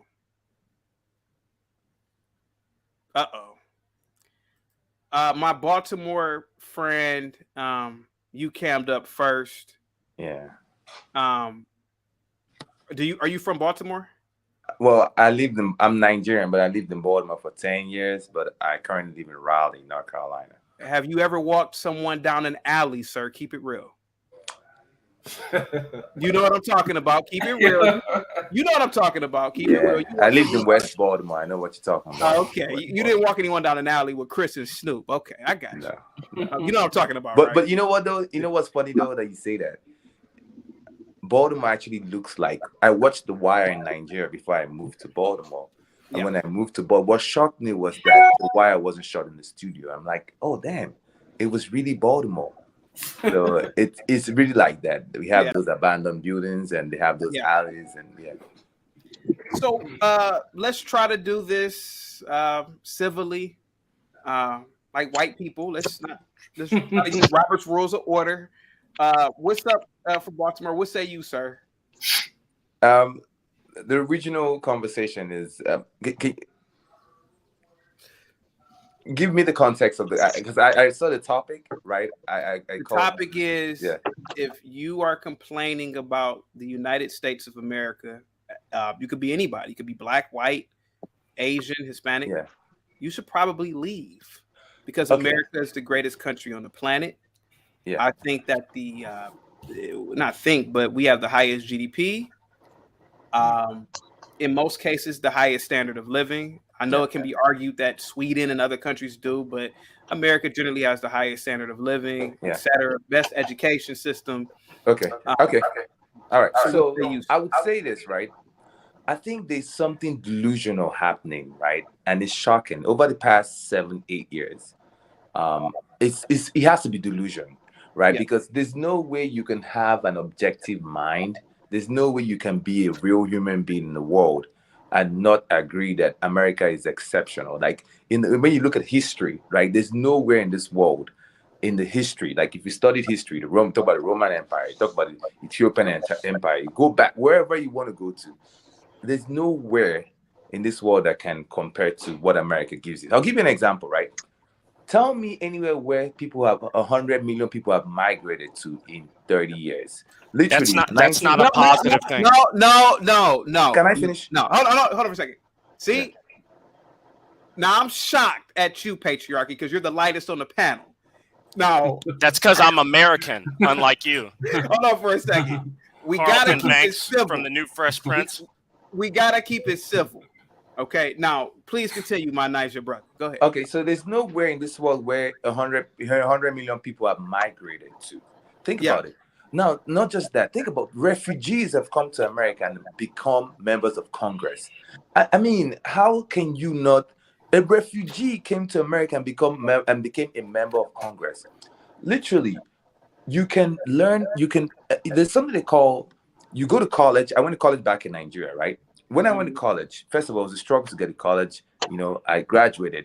Now, to get a job was so hard. Like, so freaking difficult. When I came to America, it took me 1 week to get a job. I mean, it was not I worked at Walgreens, though. Don't get me wrong. It was not, but I was still making money, right? And you worked for a Fortune 500 company. Yes. Walgreens is Fortune 500. Go ahead. So the thing about it is, I'm not saying America doesn't have its ills, but so does everywhere in this world. Tell me anywhere that doesn't have problems. I'm Nigerian. I'm going back home next week. And my dad literally called me and told me he's kind of afraid of me going back to my home country. My home country, right? He called me, hey, I'm afraid of you coming back. So when I hear these arguments about America, it becomes delusional. I stop talking about it. It's just sad, but I blame the media too.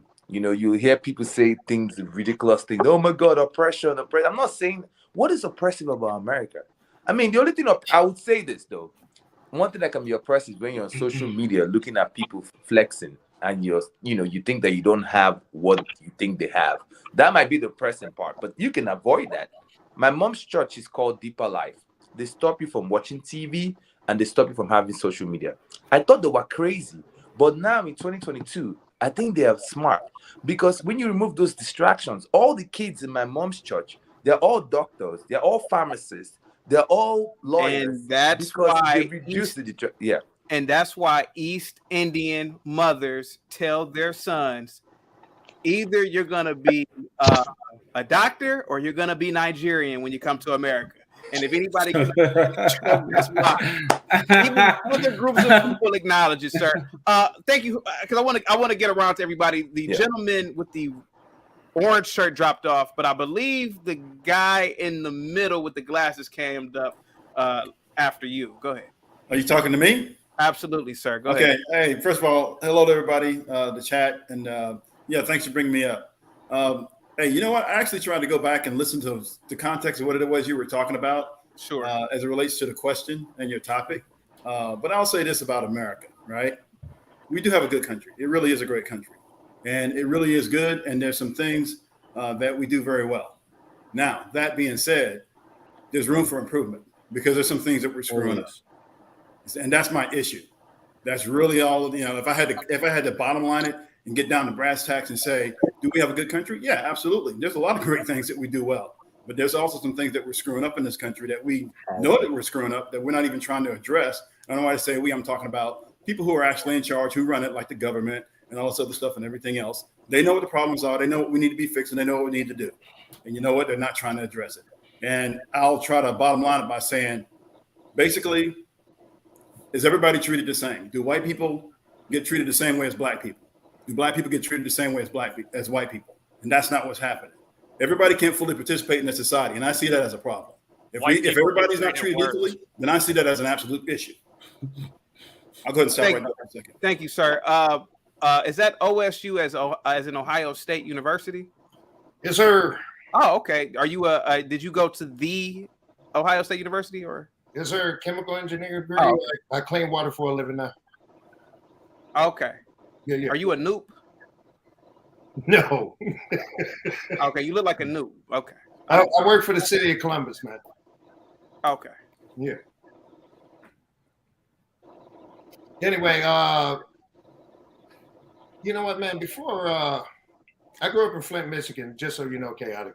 So I understand, how to dig yourself out of some certain things. And I joined the Marine Corps. Thank you. Hey, you ain't got to thank me, man, dog. I had to get away from one worse place. The other place is probably just as bad, but it is what it is, man. You have to do what you need to do to survive. You have to do this. You know what I'm saying? Because they don't make excuses for men. Never have, never will. And I had the opportunity to move to Columbus, Ohio, and I had the opportunity to go to OSU because of my military background. And one of the things I have to say is that if it wasn't for me being born in the United States of America, I wouldn't have been able to make those choices. And it was difficult, but it wasn't hard. Come on, patriarchy, bro. You already know what's going on, man. Sometimes there are I agree.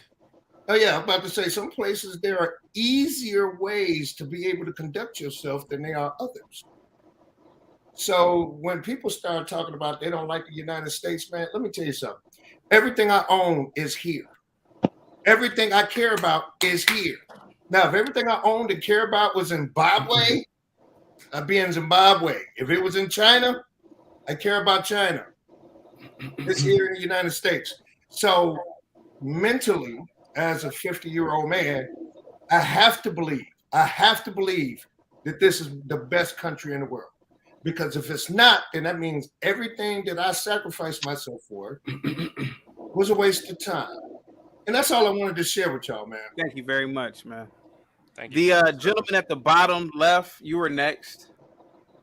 Yeah. Can you hear me? Yeah, loud and clear. Good. I have to say that you, with your statement about everybody should leave if they complain about the United States, about living here, dude, that's such a hypocritical statement. I'll tell you why. Yeah. Okay. Trump supporters, that's all they do is complain. Yeah, that's all you do is complain. Yeah. You can go. What do you think January 6th was? A huge ass complaint. Okay. They complained all the time. I work around them every day, never telling them my affiliation because basically they I'm already not know. School, but I will say this. Let me finish. I only want to make that point that you're being a complete hypocrite by saying black people, you should stop complaining, when most of the time we keep our mouths shut because those Trump supporters are crazy. The hardcore ones, they will go off, and it happens every single day. They And were going so crazy after Breonna Taylor. The only last thing I want to make is that I truly believe you should go over there to Indisputable and debate with Dr. Ritchie. You should go on there. Then I will be watching. You should go over there and watch it because he ran from Jesse Lee Peterson. Let me finish and I'm done. Yeah. Go ahead. 10 seconds. That's it. You should go over there because he has the political ammo to tear you apart. Yeah, well, here goes the thing. He ran from Jesse Lee Peterson. He would make you look stupid. Hold on for a second. Let me finish. Okay.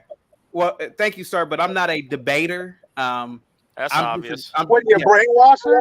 No, sir. I'm just a dude. What are you? Well, what's your? Okay, let me ask you this. What is your answer to I'm the debater and not telling white people who are complaining to I'm go the back debater. to their country? You obviously because they built America. You obviously they did not build America. Yes, we they did. Yeah, no, dude, here we go. You can't even build, bro. You can't even build a housing project. Can you build? Can you build a housing project? We built America. I'm not. Guys. Okay, thank you so much, Jr. The gentleman in the red shirt. What's up, man?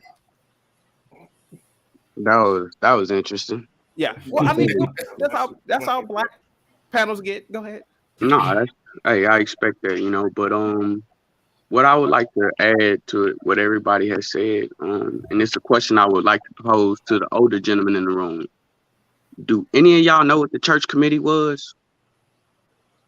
Because I left the church and no, I'm not talking about the religious church. I'm not talking about no religious church. I'm talking about the congressional Senate hearing, the church committee. No, nobody knows. Yeah, nobody knows that the government was found guilty of all these crimes of genocide against our people here. Oh yeah, that I've read. That's been going on for a long time. Y'all read that? Y'all read that? Even I'm talking to the gentleman that said they wasn't from America. Have y'all read that too? Oh, okay. I'm from America. No, I'm talking to the gentleman that ain't from America. Oh. I'm American. I don't know what you mean. You don't know what I mean? Okay, no, I'm American. No, I'm asking a specific question because I'm going somewhere with this. Okay, can we stop with the not American thing? No, it was a question. He said if we didn't feel like we don't like America, we can go back to our ancestral homelands. Not all of us are not from America. My people are from here. Yeah, mine are too, bro. That's why I'm high yellow. I'm saying that we can stop with that because it's not going anywhere. It's not doing anything. If we're gonna okay, then I digressed on that statement, and so can you. Let me continue what I was saying then. Yes, sir. The church committee, the COINTELPRO, the heart attack gun. Yeah. These things were done to us. You spoke on it. You said that at a certain point, everybody is not being treated fairly, and it needs to be addressed. That's what's not being addressed. We talking about pulling ourselves up from our bootstraps. Yeah, America, the greatest country, because you can defend your family here. You can own weapons. That's what makes it one of the greatest countries. You can oppose your government if you don't feel that they're handling their responsibilities properly. That's what makes it one of the greatest countries. Not about the 100 million immigrants that come over here. That's why they come over here, because they get that opportunity.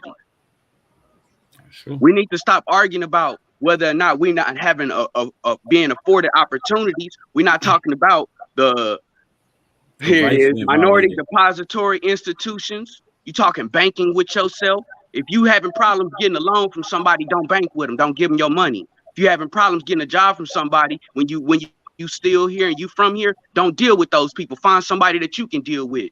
Our people, we suffer from lack of understanding and lack of knowing where to go get resources from. And there's millions of resources out here for us. You got immigrants that come over here, like you said, and become senators. Because actually, we suffer from the fact that we are matriarchy, and 73% of every dollar that we make is spent by our women, and we're not controlling it. That's okay. Well, I can't speak on that. I don't subscribe to that. If you allow a woman to do you like that, you shouldn't even consider yourself no man. Hold on. I said our society. Oh, yes, our society as a whole. You talking more than 80%? Yes, I understand that. We suffer. 80% of us was raised by our mothers. I understand that. 80% of the men that's in prison were raised by their mothers. I understand that. Yes, I'm not oblivious to any of that. Okay, I'm not. What I'm talking about is group economics. What I'm talking about is group economics amongst men. I'm saying there's a cause and effect. I ain't saying that you ain't right. I know you are. I'm not talking about the cause and effect. I'm the effect. I didn't cause none of this. I'm probably the youngest person up here, bro. Because I already know that, man. I'm 51 years old. You don't think that's my motherfucker? I understand that, but let me finish what I'm saying. Yes, sir. The effect of all of this is the solution. We need a solution. We keep talking about the problem. We need to talk about the solution of it. It's group economics. Whether you want to say patriarchal, matriarchal, or patrilineal or matrilineal, it needs to be divided amongst the two, and everybody needs to know their role. If you don't know your role, hey, get on point. Whatever religion you want to subscribe to, because it ain't nothing but the rules of life. You can follow whichever one you want to. We're not gonna talk about dogma. They ain't got us nowhere. Whether you want to talk about Islam, Christianity, Buddhism, anything. But if you want to get to rules in life, you can talk about that. But we have to get away from the dogma that divides us. We divided mentally. Africa and America was colonized at the same time and not in two different time periods. For anybody that's not a history buff. Well, you understand that. He killed almost 7 million of Africans. Hey, man, if we gonna talk about anything, bro, talk about the genocide that's still being committed today around the world. People like us are still being targeted. We can't talk about the past, and they're still going on right now. You know what, let me tell you something, man, and I learned this in the Marine. You're on mute. Yeah, you're on mute. Let me tell you something, Cuzzo, and I mean this from the bottom of my heart. One of the things I love the Marine Corps, because they recruit from two different places in the Marine Corps for infantry. They recruit for inner city, Detroit, Chicago, St. Louis, like that. And then they recruit crazy ass white boys from Telegagra, fucking West Virginia, that kind of stuff. So we get around each other. You feel me? And then you start hearing different type of concepts. And one of the things that I did learn and understand is, if you Godzilla and everything else is Tokyo, then you're a much stronger person because they see it, bro. I'm not even making that up. Hey, chaotic. They see it in your face. You cannot tell me you've walked into a situation where they look dead at you and said, we might want to reevaluate the way we're going to deal with this person. Am I lying? I'm sorry. What are you asking? I'm lost. I said that, when you're a very confident person and you walk into a situation, you can see in their face, black, white, doesn't matter. You can see it in their face that they need to reevaluate how they're going to deal with you. Absolutely. Oh, well, I mean, that's how men are. I mean, yeah. Well, exactly. That's how men are with men. So period. What I'm trying to say is if we're going to act this way, if we're going to behave in this kind of manner, be as polite as possible. But the difference between being polite and peaceful is bullshit. Yes. I was politely shooting motherfuckers in Afghanistan. I'm just telling you the truth, bro. You can be polite and not be peaceful. And that's what we need to learn. We need to learn that sometimes aggressiveness don't mean anything, but intent is everything. 100.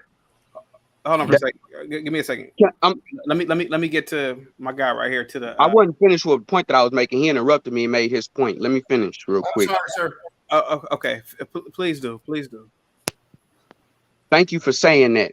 It's all about your intention. If your intention ain't pure, whatever you doing behind that is not gonna matter whatsoever. You probably more than double my age, and you understand that. You have a lot to offer. I can see that. We need to be able to incorporate that globally.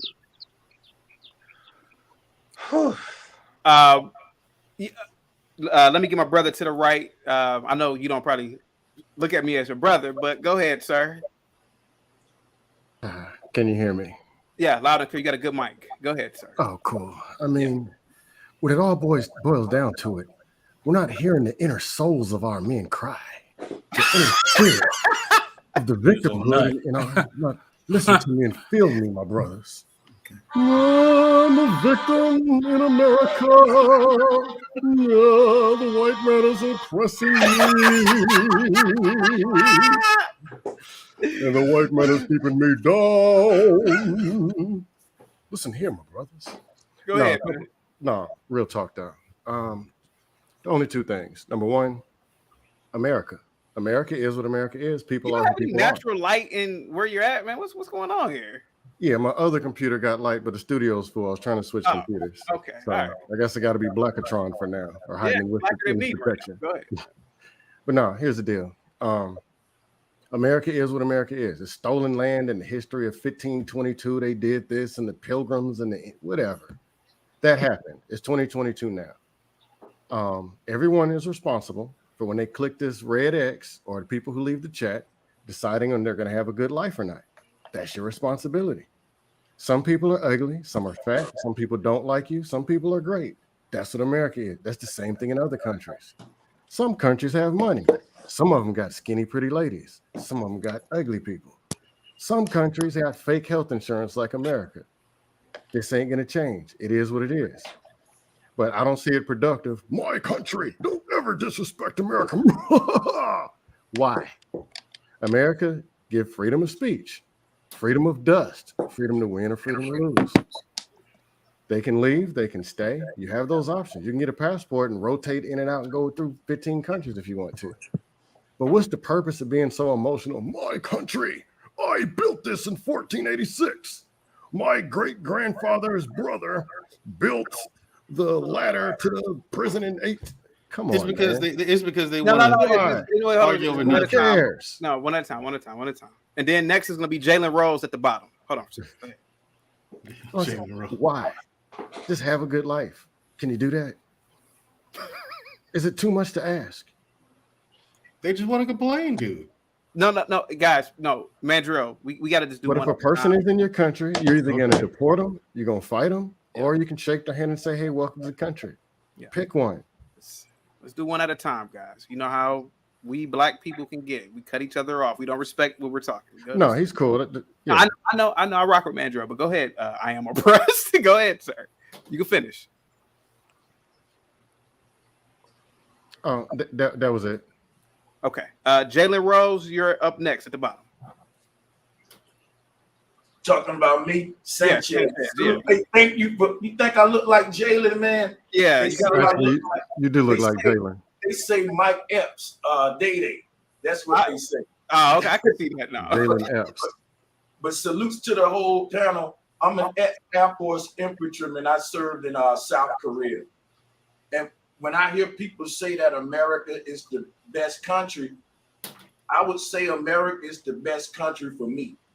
Because I've been over a couple of places in the world, and everybody don't really dig the American lifestyle, which is their prerogative. They got their own cultures and stuff.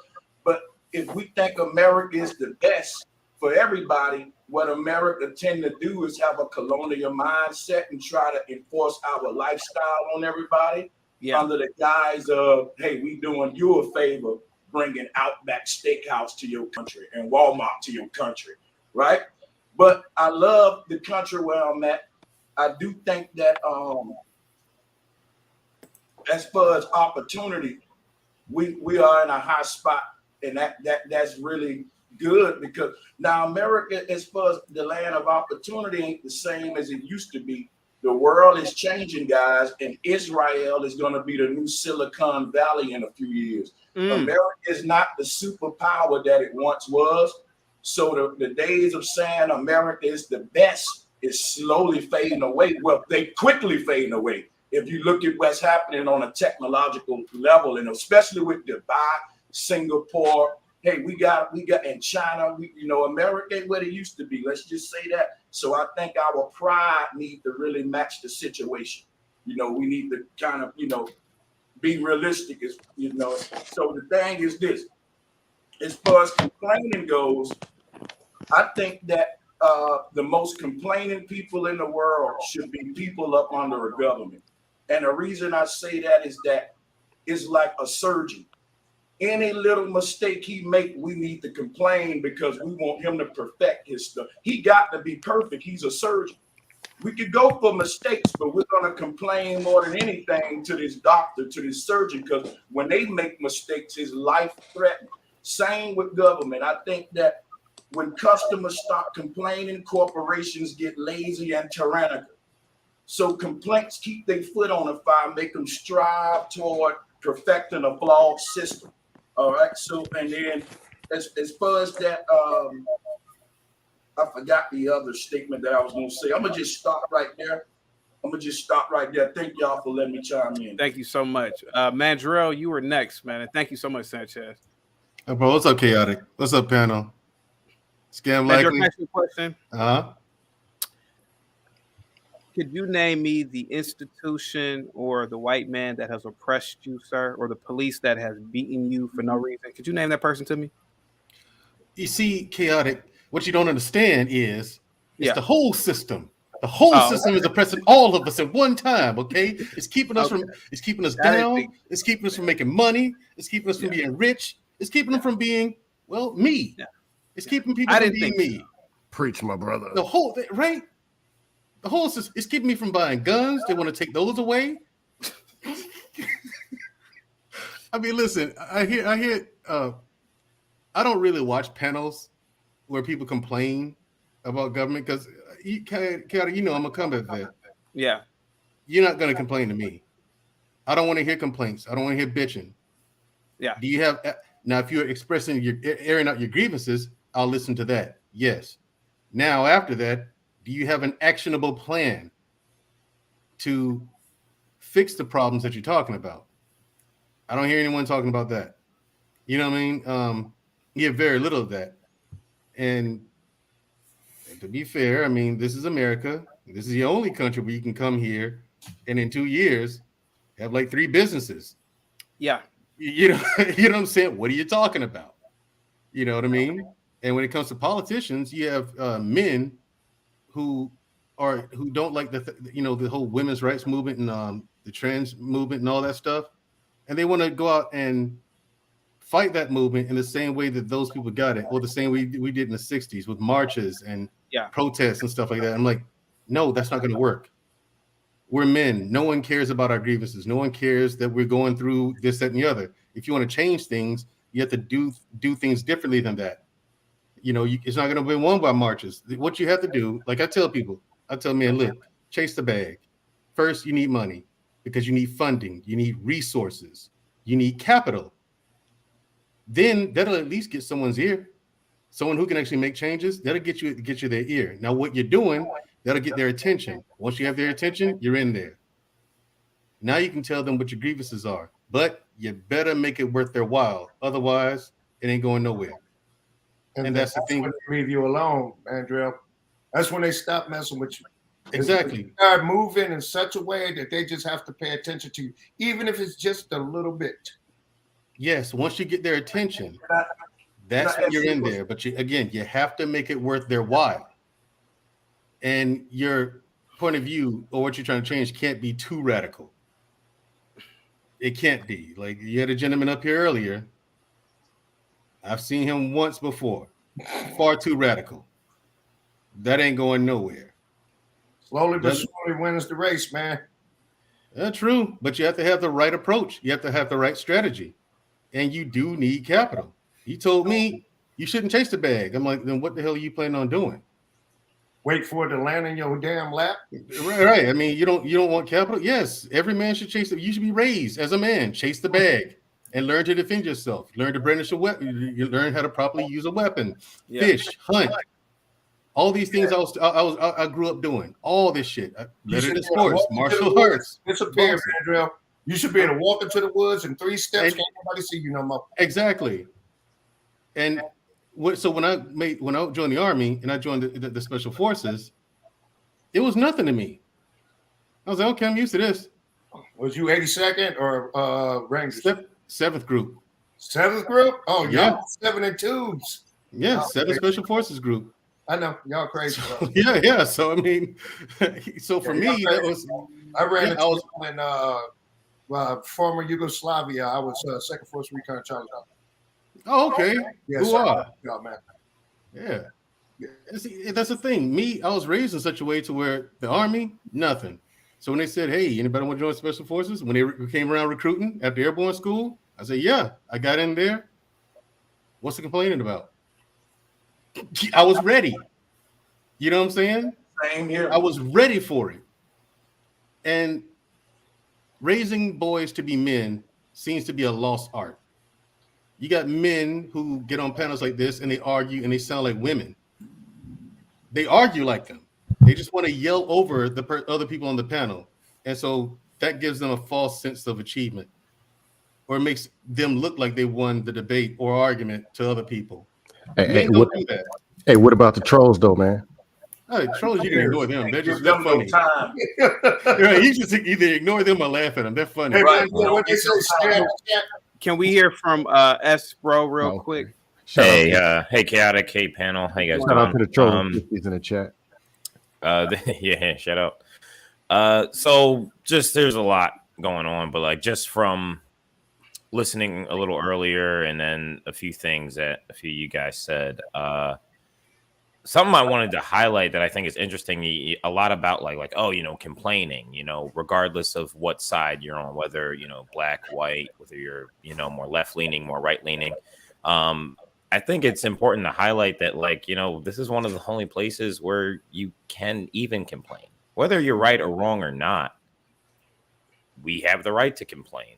I'm grateful for that. I do have more. I hate categories, but if I had to describe myself, I would say that I'm a true liberal. And sadly, because of the state of everything in our country nowadays, a lot of people who were true liberals, they're just going, over to the right, because that's the only place that, is kind of opening us, is kind of welcoming with open arms. And especially being like black in America, what's crazy is I didn't know that I was oppressed and I was at a disadvantage until someone else told me I was. I did not grow up like my parents are black. I didn't grow up like I knew my history. I knew about slavery. I knew about the civil rights movement. I knew about all those things, had a pride about being black. But like, if anything, my identity was like, oh, I'm American. We weren't like super patriotic. Only my uncle served. So like we weren't like an army family or anything like that. But like it wasn't until I got a little older, and I'm 30. So like, I'm a little younger. And it wasn't until, maybe the last 10, 15 years where like this kind of, and like I'd always seen it, especially being like in the inner city, I'm in Philly. This kind of, if I had to describe it, I'd say it's insecurity, because there was a time when one could say like, okay, black Americans maybe, were, at a disadvantage. However, it's not in the way. I always say there's a race problem in America, but not like how you think. We're obsessed with it. And if anything, it's not in the way that the media kind of portrays it, where it's like, oh, things are, I heard someone say not too long ago, they're like, oh, it's getting worse and worse. It's never been as bad as it is today. And I'm like, really?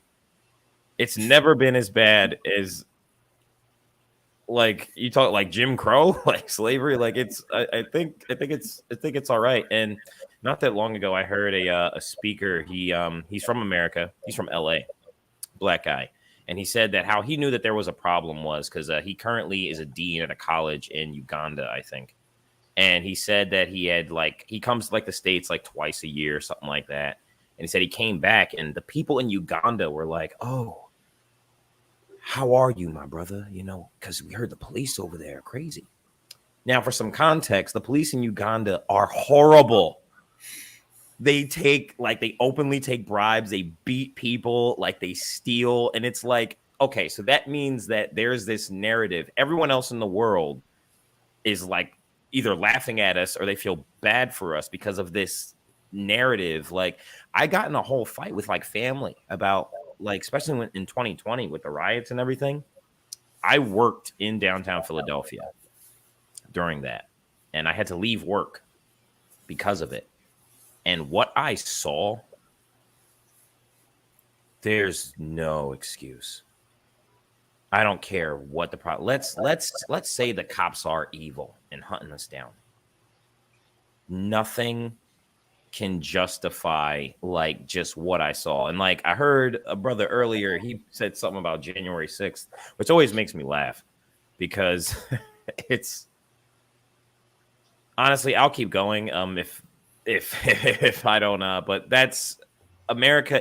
It's not as bad as we think. And I would recommend that anyone watching or anyone on the panel, if you haven't, there's a book by Thomas Sowell called Black Rednecks and White Liberals. It's a collection of essays, and after reading that, especially, I was like, wow, it didn't deny any of the uncomfortable truths, about America, but every single nation all over the world has a jaded history, and I think it's stupid to kind of judge people of the past by today's standards because you don't know what's going to be okay and not okay in 10 years. Hey, Sparrow, Thomas Sowell started off as a Marxist and then became a conservative. I know, which is what? It's nuts. And when he started making money, he said during an interview with NBC, he said the reason why he became a conservative is because he started making money. Everyone's a socialist until they come into some money.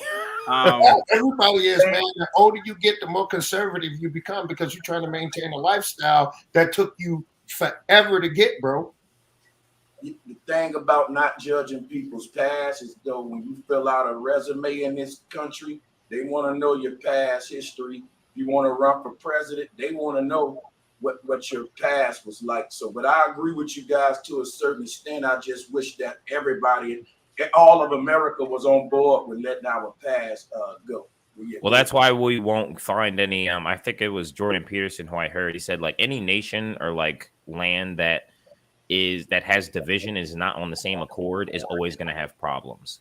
The reason why we have problems is because we are so divided. I mean, again, it's one of our freedoms. It's it's a gift and a curse. We all have the right to think how we want to think, but we are not on one accord. And because there's such tense division, we're gonna keep seeing problems. However, I wouldn't want to be anywhere else. But you know what Jordan Peterson also said? He said once public becomes so civilized that they start giving their women rights is when they start destroying themselves. That's what happened to Greece and Rome. Now, if that's true, I don't know. But what I'm trying to tell you is that a lot of our conservative beliefs are being challenged by the women that we built this world to take care of. I wouldn't blame it all on feminism and stuff. However, I do think that it has a strong third and fourth wave feminism is crazy. And you also have to factor in that most people aren't big picture people. They're not. I mean, when you look at you have to solve for the big picture. And largely in a country like this, that's so free, that's as free as we are, people tend to segregate themselves. Where you have the rainbow movement, right? Those people, but then they could lump all of them into one, gay, trans, etc. But they don't. Gays want this, trans want that. You know what I mean? And it's wait, aren't you all any kind of? Don't you put yourselves under the alphabet category? Why don't you just solve for that instead of separating? I think when it's convenient, I wouldn't even say not just for the LGBTQ community, but for any same thing with black people. It's right. It's when Obama was elected, it was we did it. Dave Chappelle actually said that. He said, you know what, the white LGBTQ community is conveniently a minority until they're not anymore. Exactly. And he said that, and I have to agree with him, man. And I apologize if I'm saying some stuff that's out of order. But sometimes you got to sit back and no think. need to apologize. You got to no, you got to postulate. You got to think to yourself. Guys, give me 1 second, real quick. Now, why is everybody on this level where they think that your opinion, that's what these panels are for? Your opinion is number one when we hold in a conversation to figure out where we can get together, where we can coincide. Like Chaotic be saying. My opinion could be wrong, but let Chaotic, what were you? Hey, Chaotic, I love you, man. You be saying some crazy shit. But every once in a while, he drop a jewel, and I'd be like, God damn, I thought I didn't like this nigga no more. Let me say something real quick. Guys, if you are in the chat, please hit the like button. Please subscribe to the channel if you have not. Please, guys, if you have the opportunity, at the bottom of the chat, there is a dollar symbol. Please hit the super chat for the Lapeef Network. Please show your support for the Lapeef Network. And if you are in the bushes and you are upset at me about anything, please come to the Chaotic Truth Live, and you can troll all you want tonight when I go live. Tonight, I forgot I have a great topic for tonight. But anyway, salute to you guys nevertheless. You said trolls are welcome? Everybody's welcome to my page. You exotic. Yeah. You're awesome. Everybody's welcome to my page, yeah. Can I make an endpoint about America having national pride real briefly and see how the brothers on the panel respond to it? Yeah. I think, when we was coming up as guys, I know a lot of y'all got this advice coming up from some of the brothers around you in the community. They told you, look, young man, if you like a girl like that, don't be so quick to just let her know it. Like, don't be all over her. I love you. I like you. You might like, because that can backfire. Like, you like her, but kind of just don't keep that, ease it in on her, right? Mm-hmm. I look at America the same way. I love my country. I like this country, but I know if I let the people in charge see that for me, they'll get comfortable. I love my country. I do. Yeah. But I can't let them see that like that, because it's so much work to be done. You see what I'm saying? So I just tell it to the black brothers out here, you have a lot of patriotic white boys. I served with them. And when I served with them, I said, they didn't join the military for the same reasons I joined. I joined to get out the ghetto because, like the brother said, it was worse where I grew up at than in the infantry. You know what I'm saying? So, but the white boys literally joined because they love America. Yeah. Like they really love America. So it's different levels to patriotism. And I think black guys, we don't really have patriotism. We have a kiss the floor mentality because, I want to be like massa treat me good, so to speak. When I was in other countries, they were really patriotic. They signed up for the military and didn't have to. I asked some of the Korean soldiers, why didn't you join? They don't pay you much. Your equipment is shabby. They say, because I love my country. My father joined. It was really patriotism. When they was asking the American soldiers why we joined, we was saying the same stuff. Hey, man, we got to eat. We had to get up. And I realized then it was a difference with patriotism and opportunity, being thankful for an opportunity. But I just want to put that on the table. We have, thank you so much. We have a new panelist at the bottom left. What say you, sir? Could you name the white person that has oppressed you, or the police officer that's beaten you, or institution that's kept you back, sir, from anything? Keep it real. Yeah, man. So I was in the I did 6 years in the Air Force, and it was just the last sergeant I had before I got out. His name was Sergeant Glean. That was the only man ever, to be honest with you. And I really didn't give a fuck. I just waited my time and got out. You know what I mean? Like, it was like maybe like 3 other black people in there, and it was just obvious that he was, had an issue with us. He tried to. This is one thing that I think that I'm hearing from most of the men who was in the Air Force too. Like, right, most of the times you don't do nothing wrong, and you too, Chaotic. Most of the time, if you don't do something wrong, it's hard for you to pay those consequences, right? So, he kind of went out of his way to try to get me kicked out the Air Force. It didn't happen. And as a matter of fact, when I went to the commander and I proved myself to be a good troop, you know what I mean? it kind of turned the attention on him. Like, what the fuck is he doing? You know what I mean? So like everybody keeps saying the system is broke, the system is fucked up. The system is made to do what it's supposed to do, but most of us don't take advantage of the system because we think that the system is automatically against us. Yeah. So that's one thing I wanted to say. And the other thing I heard somebody say, ain't no excuses for men. That was very clear to me when I was in the Air Force. What's your name with the hat, with the black and red hat on? Mandrell. Me, Mandrell. Yeah, Mandrell. Yeah. His name is Dusto. No, that's you. Yeah, I agree with you, man. That's what I was raised. There are no excuses for men.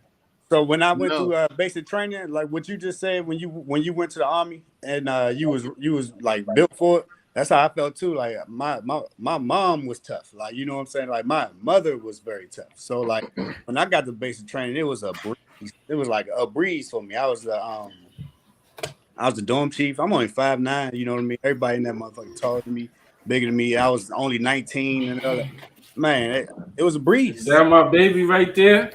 Hello, sir. What's going on? Oh shit, I'm about to say, who the hell are you talking to? But you gotta mute Sass for a minute. Mute Sass. Thank you very much. But yeah, this is not a Sass, can you mute? Sass, can you mute? Sass, can you mute? Hey, tell him fix me a plate right quick. No shit. We're gonna have to mute Sass. If anybody can mute him, anybody can hear me. I'm with you. Like for me, Special Forces selection, it was crazy because they were trying to play mind games. But again, the way I was raised to think outside the box. So when I got in there, the mind games I was trying to play, I was like, eh. Hey, Mantrell, was you volunteered or were you recruited? Did I what now? Were you volunteered or were you recruited? I volunteered. Oh, okay. You know, I volunteered. I went in to a recruiting station, Air Force recruiting station first, but that guy was a dick. And I was like, yeah, nope. So I walked right out and went to the Army the Army office. And the guy's like, hey, he's talking to me and everything. He didn't know, but my father was in the Army. Both grandfathers served in World War II. Great uncle served in Korea. Several uncles served in Vietnam. Dad fought in Desert Storm. He didn't know any of that. Then he said, you got student loans? Yeah, we'll pay those off for you. I said, well, where do I sign, Sergeant? You know what I'm saying? So he had me there. But I volunteered. Then, basic training, another school. Then I went to airborne school. And that's when one guy's from the Rangers, one guy's from Green Berets. They would say, hey, anybody want to go to RIF, Ranger induction course? Other guy said, anybody want to go to Special Forces selection? I said, fuck it, why not? Look, you know what I mean? It was just like, okay, cool. If I made it through airborne school, I can make it through anything. So I went to Special Forces selection, made it. Then I went to the Q course. That was rough. Where they no send cap. That was the Q course was no joke. Where they send you, man? Where did they send you? They got three Q courses because they sent me to San Antonio, Texas for military operations urban terrain. Right. Everybody get a specialty is why I'm asking. Right. Miles over there on Bragg. Guys, wait a minute. I have to cut you off real quick. I got to cut you off. Brother Sanchez TV says black men are so proud to be America's goons and puns and soldiers. Shaking my head. This is from an ex-military, by the way. Brother Sanchez, listen, I didn't serve in the military, sir, but you sound unpatriotic. I'm disgusted in your comment, but I'm going to let the panel have at it. Okay, so you know what? No, I got this one. I got this one. Hold on, hold on. I got this one. I got you. I got much respect to you. Just give me 1 second, man. Just 1 second. I'll give you 2 minutes. Let me I'll let you know. He start the fire. Be fair. Let me iterate on the comment that he mentioned. So we could be fair. So since I'm the one mentioning it, let me iterate on it. Then we can build on it. Just to be fair. Just to be fair. So what I mean by that, what I meant by that comment is this. That's you right there. Oh, you're right. That's you. Right. That's why I said let me build this. Yeah, and I'm gonna be brief because I want to definitely hear from Cousin Joey. When you said that I sound anti-patriotic, I didn't say that. No, I know I'm not talking to you, Uncle. I'm gonna call you Uncle I'm talking to chaotic, my brother Lapeef, real quick. Yeah, at times I can sound anti. Somebody talking. Go ahead. Good. Yeah. At times I can sound anti-patriotic. At times I can sound patriotic, and that's what I mean about balance. At times I can tell you things I love about my country, and at times I can go off the wall telling you all the things I hate about it. Everybody should be like me if we agree the country ain't perfect. The imperfections, when we point it out, should give a spirit of anti-patriotism as we go in on these things we need to fix. My coach ain't anti-team because he's yelling at us and bitching about our performance.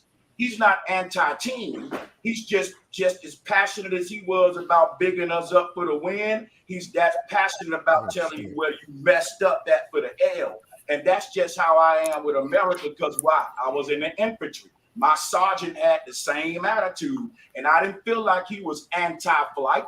I just felt like sergeant was tearing you a new asshole because he want the best out of you. I didn't feel like he was anti-me. I just took it like, hey, man, sergeant cussed you the hell out. He hurt your feelings, but it's going to make you stronger. And I feel like I can do that same thing to the people in power in America because it works. It works. It works. It worked for me. I like that kind of hard motivation, that TI drill sergeant motivation. And we should have that with the people in power as well. Checks and balances. Cadres. Hey, can I plug in, Chaotic? Good night, people. I'm out, headed to the gym. Have a good one, man. Thank you so much for coming. Look, let me tell you something. And this is what most people that were combat oriented do. They don't talk about the bad shit, bro. We don't. So we talk about the stuff that made us feel proud to be an American while we were in the military, especially combat troops, because we're not beans, bullets, and band-aids. We're not in the rear with the gear. We out there, you know what I'm saying, same blood, same mud type of situation. So when you come at us and you say that we goons, or you say that we Uncle Sam's misguided pit bulls, that might be true, bro. I didn't say that though. No, I'm just hold on. I'm just adding context to the type of verbiage that you're using because shouldn't do that though. I just clarified what I meant by you should go with my clarification instead of adding your context.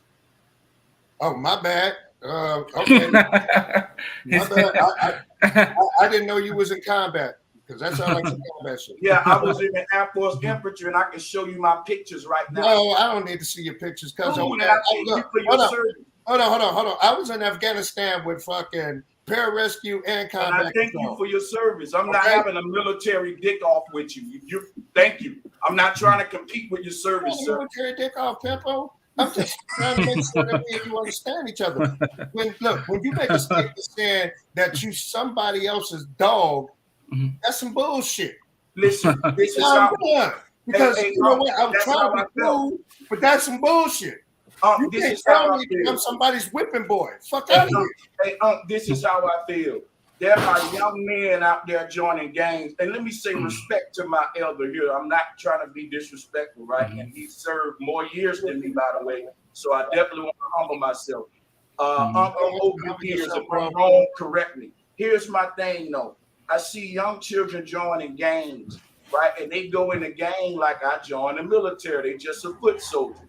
They have to get orders from an OG to tell them when to kill and who to kill, who your enemy is and all that. So, and likewise, when I joined the military, coming from the street environment, I saw the same structure. That's why I was able to hop right in it like it's nothing. I don't care about you yelling at me. This is what goes on in the hood. So my thing is, I don't care about you sending me to go kill somebody, because this is what I said to myself. Look, I can go kill for my country and be a soldier and a goon for my country, or I can get killed in these streets for no cause, just a regular dude.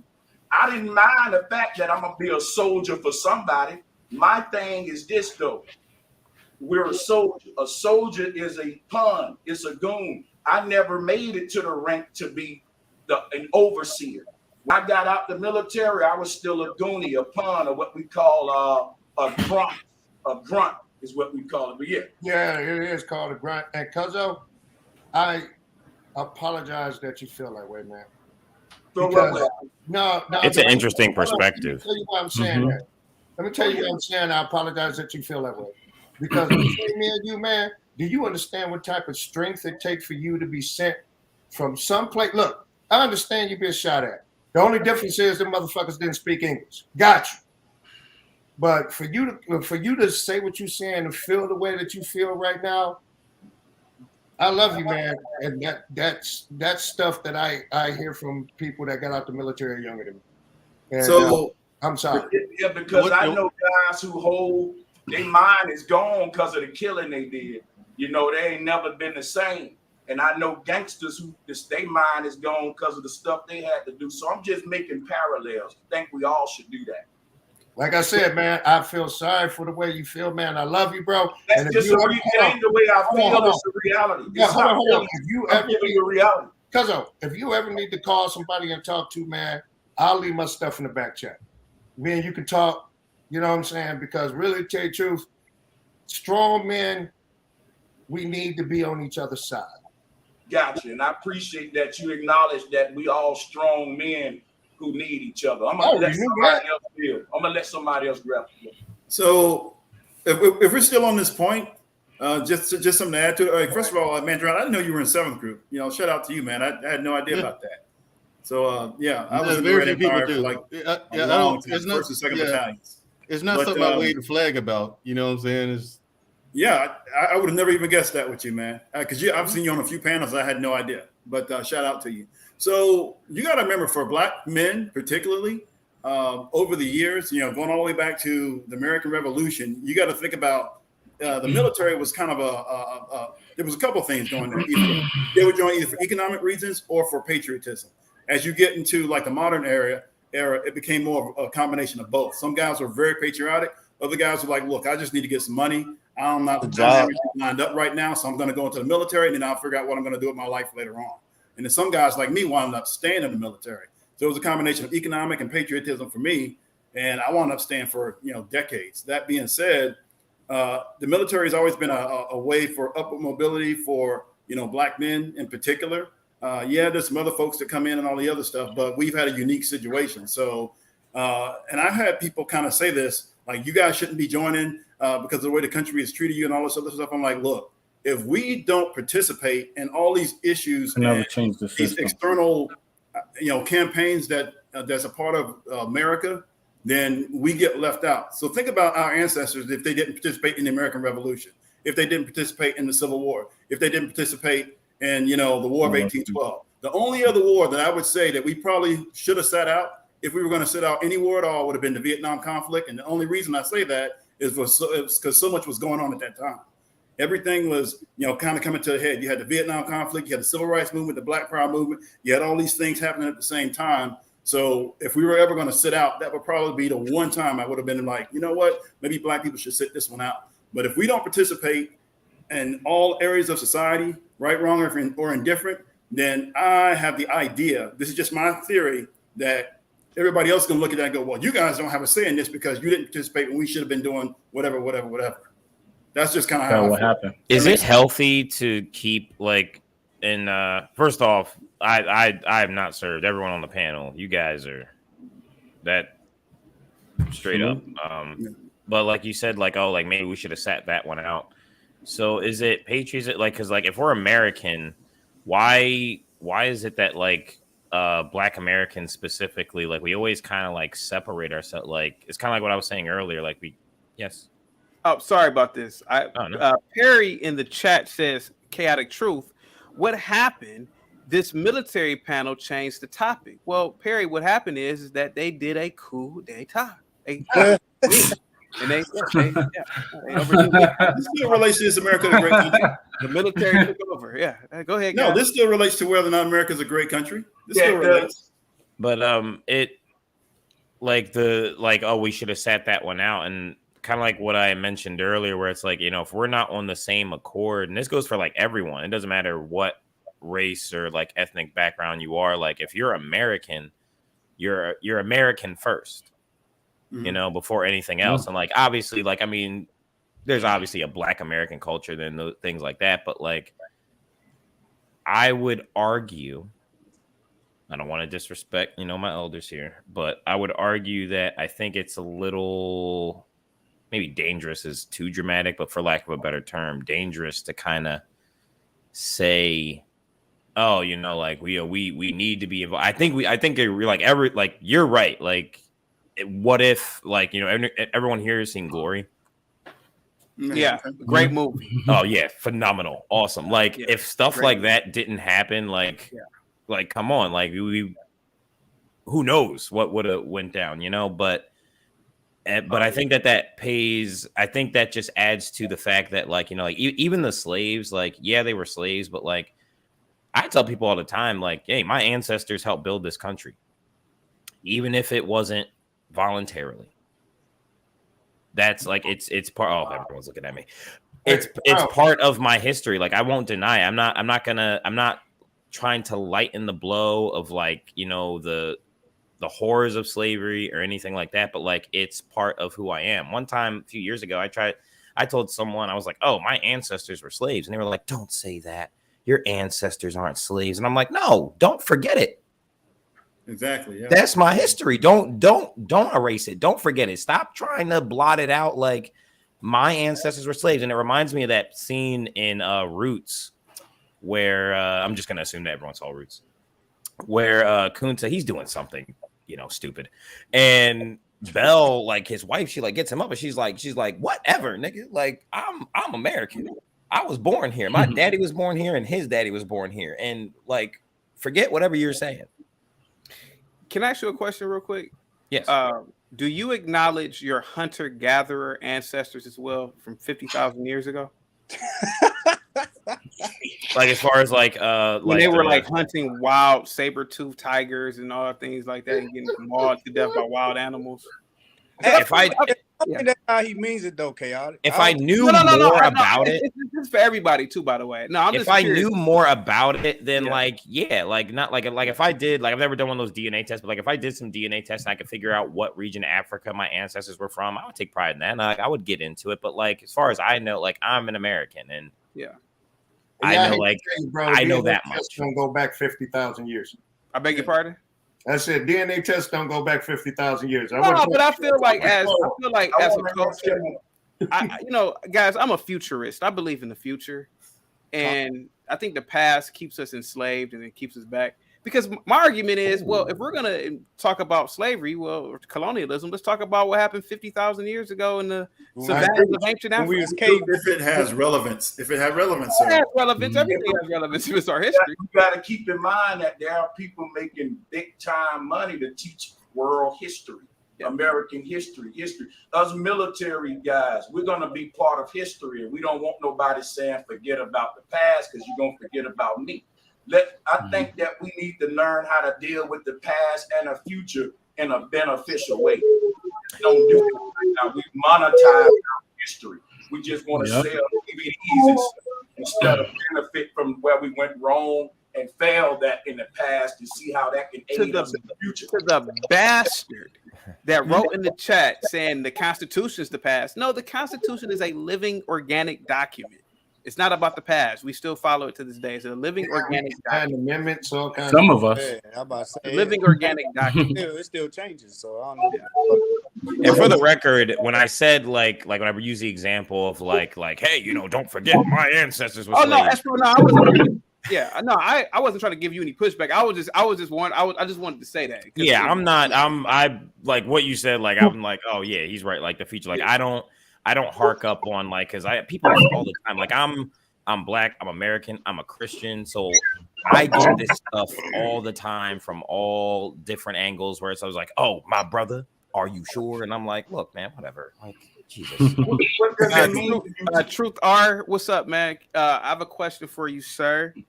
What's up, buddy? Has anybody ever kept you from succeeding in America? Keep it real. No. Listen, man. I don't gotten beaten by the cops for no reason. No. That's one of my things. Sometimes with us as black people, we get on these shows and say, "Oh, the cops does this," and we want to march and stuff like that. But it was another guy here from Baltimore. I'm from Baltimore, so I wasn't never scared of police. I was always scared of my own people. Exactly. I would never scared of no damn Baltimore City police. I'm scared of the nigga I just seen because he might rob me last night. Feel safer when you see the police in some cases. Unless you in New Orleans. Little Chris. Right. I mean that's what I don't get. I mean, I've been out there in the streets. I did stuff like that. So I wasn't never scared of no police. Like my people is my only fear. Like I know cats that Amelius, you will be with them all day, but they will rob you. Give me 1 second, Truth Art. Amelius, I think you should look at history in the chat. Amelius, the Constitution didn't look at black people as 3/5 of a human being. That is another lie. That was the game of telephone. They took 3/5 of the population and counted that towards the vote. So you should probably do your math on that one again. Go ahead, Truth Art. You got the floor. Oh, and this is my other thing to people. I mean, we sit up here and say, look, we need to do this, but how much do we really like living near each other? Because I tell y'all the truth, I don't. If blacks live near me, I move. I'm telling you the truth. We do not show each other respect. Like I always tell people, I would rather live next to a racist because I know where we stand. That's kind of true. I mean, come on, like I can live with my family, and the dude can live next door, right? And my wife can come home, and the dude's friends might say something wrong. So now I got a problem with my neighbor, and that's crazy. Your black neighbor?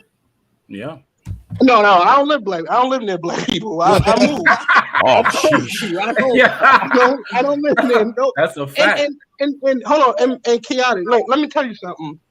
I moved from Baltimore in 2007, right? And I live out west now. Now I moved out here, and I said, damn, why is it so clean? I had people visit me. And I remember one of my cousins said, damn, yo, I don't even know how to sleep because I don't hear no police every night. So we got to get out that mindset. Where'd you move out west? When did I move out west? No, where? Oh, I live in Arizona. Oh, I love Phoenix.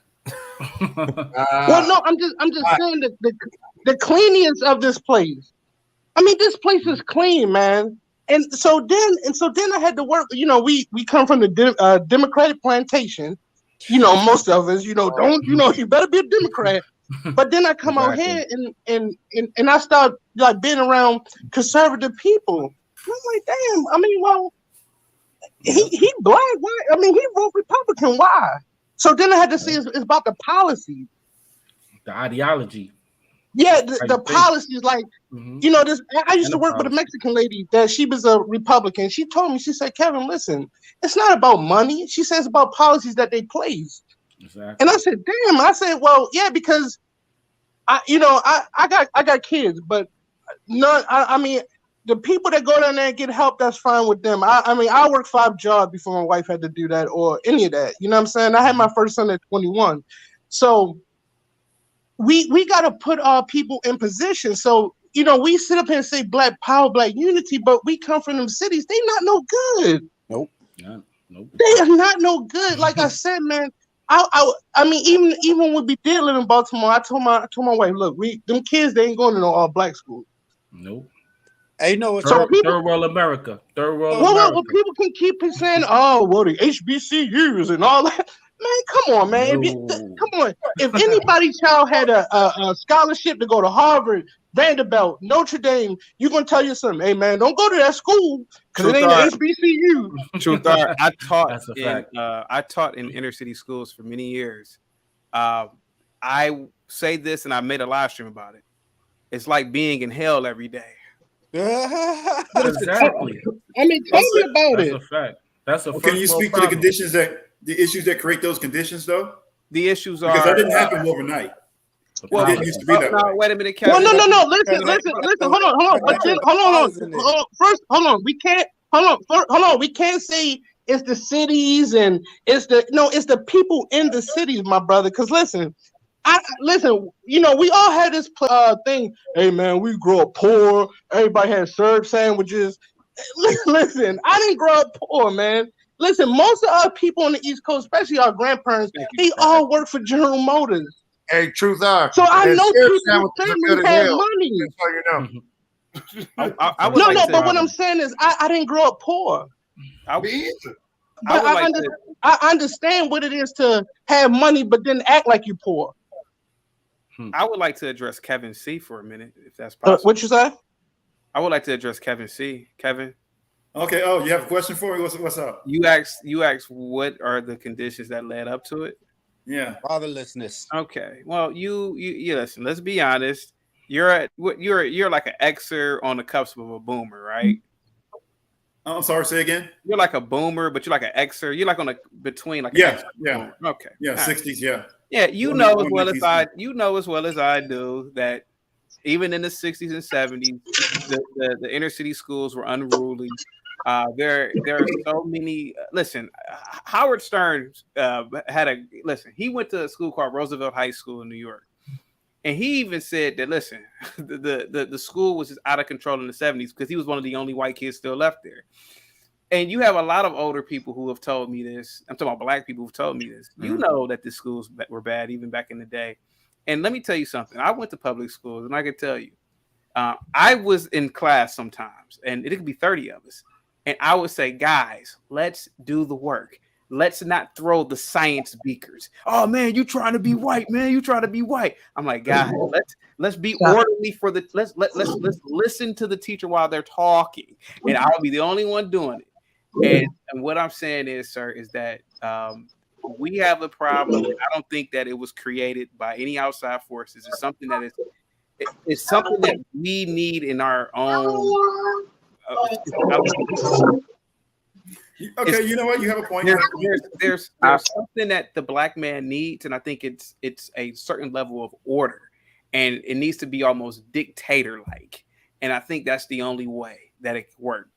And truth be told, that's the only way I've only studied through history, where there's like a dictator. Well, hear me out, Mandrill, hear me out. I'm going somewhere with this. Hear me out.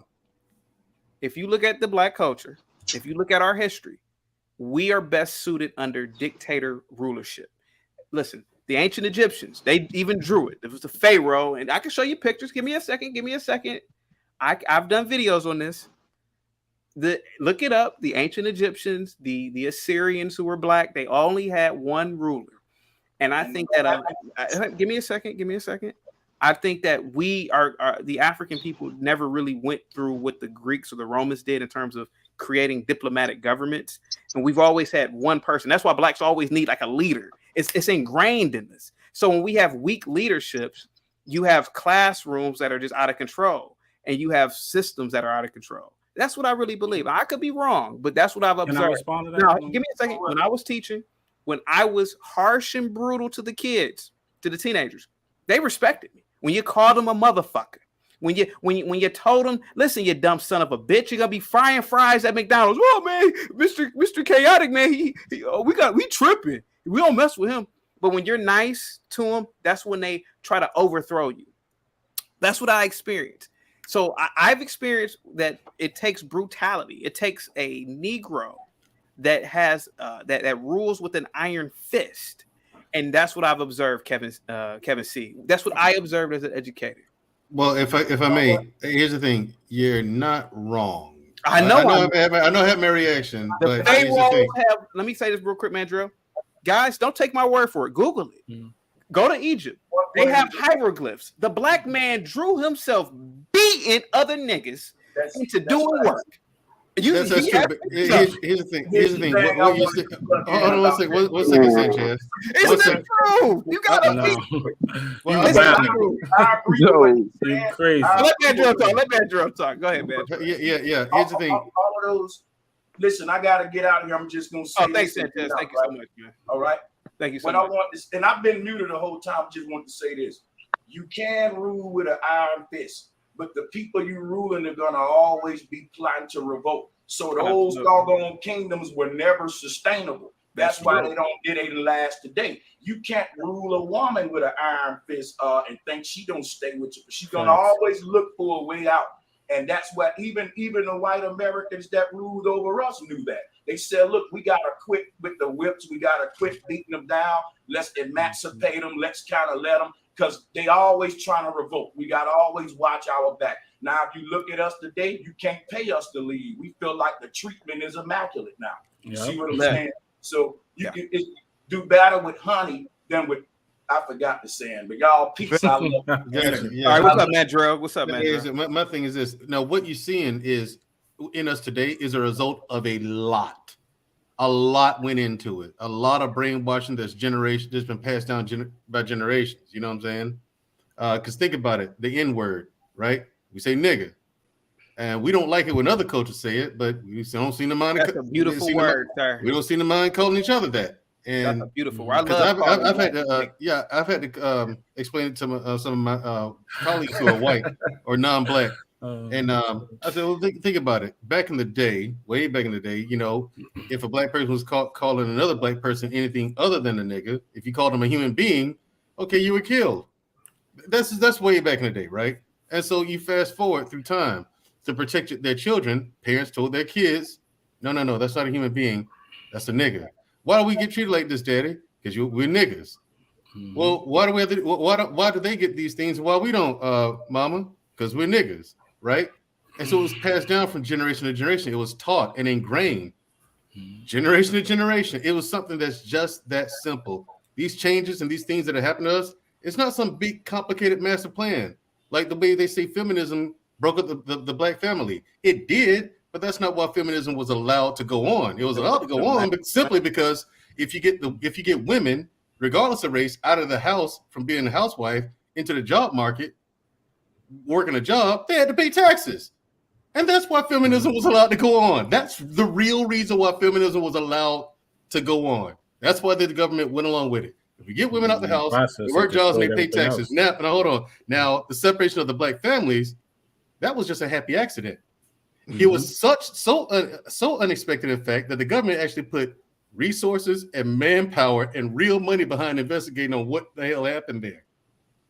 It was such a surprise. The Monahan report. Yeah, the Monahan report. There was such a surprise. The government actually put manpower and dollars behind that.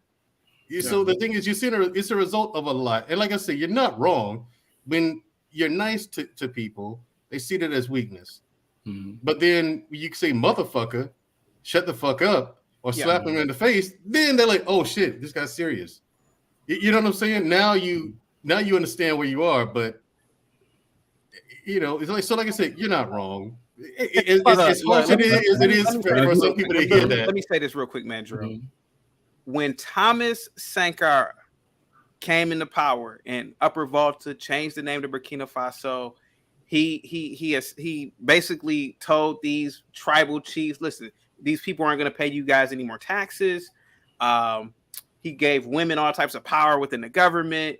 He utilized the resources of the country to build infrastructure. He was a very nice guy, very revolutionary. They killed him in 3 years. It sure did. But Mobutu, his sorry ass gets into power in Congo. He steals and siphons billions. He's brutal to the people. The people love Mobutu to this day. It's the most fascinating thing to me about black culture. It is fascinating. It's like we're attracted to shit.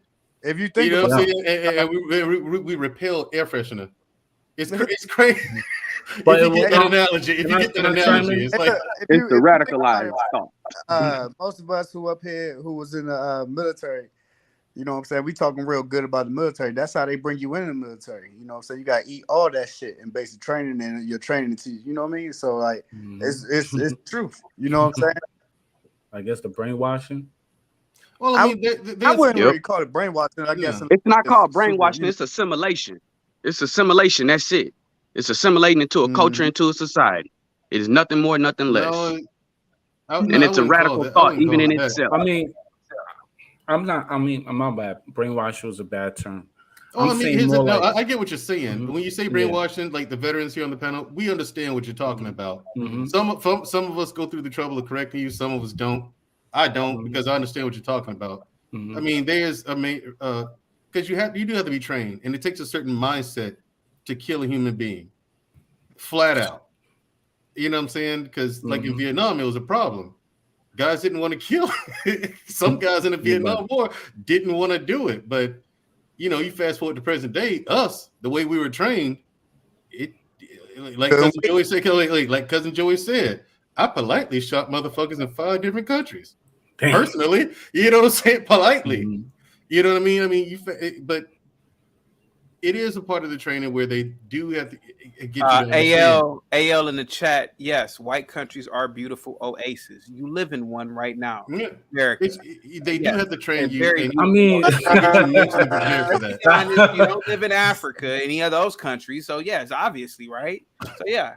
I mean, this is my thing about every time you say they're chaotic. You can't act like America don't have first world issues. Of course we do. Just like third world countries have third world issues, America has some terrible, $5 horrible for gas things is going a on. lot. To I this know day. $5 for gas is a lot. That's a first world issue. But chaotic, keep in mind, they are still first world issues. Exactly. I'd much rather have a first world issue than a third world issue. I don't know. Shitting in a hole. I don't know. Like, listen, at least in the third world countries, they can clearly define what a woman is.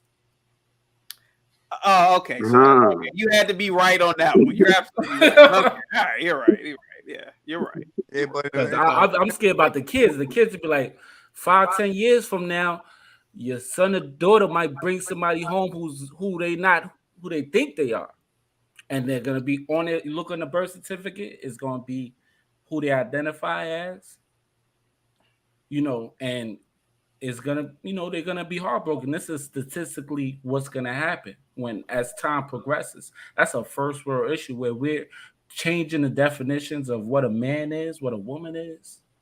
That's crazy. I never thought we'd end up here. Brother Saz, were you in the military? No, but I definitely salute and respect the service. Let me hop on that one. Were you apparently I'm radical? Yes, I was. I served in the Navy from 2013 to 2018. Okay. No, go ahead. Most countries that are getting ready to be taken over, Brother Saz, if you don't know this, and for the brothers that are in the military, y'all know this. There ain't no secret about it. That's what happens before that happens, bro. The lines get blurred. Mr. Chaotic, you looking at me like that, but you said you studied this. You studied history, right? At HVAC. Yep. Are you okay. Propaganda and yes, definitions getting changed, and the lines the gender lines get blurred, bro. That's what really fit. I study history, so I've seen this repeat itself. Yeah, history is repeating itself. And if you don't know history, you doomed to repeat it. Yeah. The only thing about that, right, with the history thing is sometimes I think a lot of people use that history as an excuse. I just don't like excuses at all. Well, here goes my thing. If we're doomed to repeat history, how did the genocide in Rwanda take place if they knew about the genocide in Germany?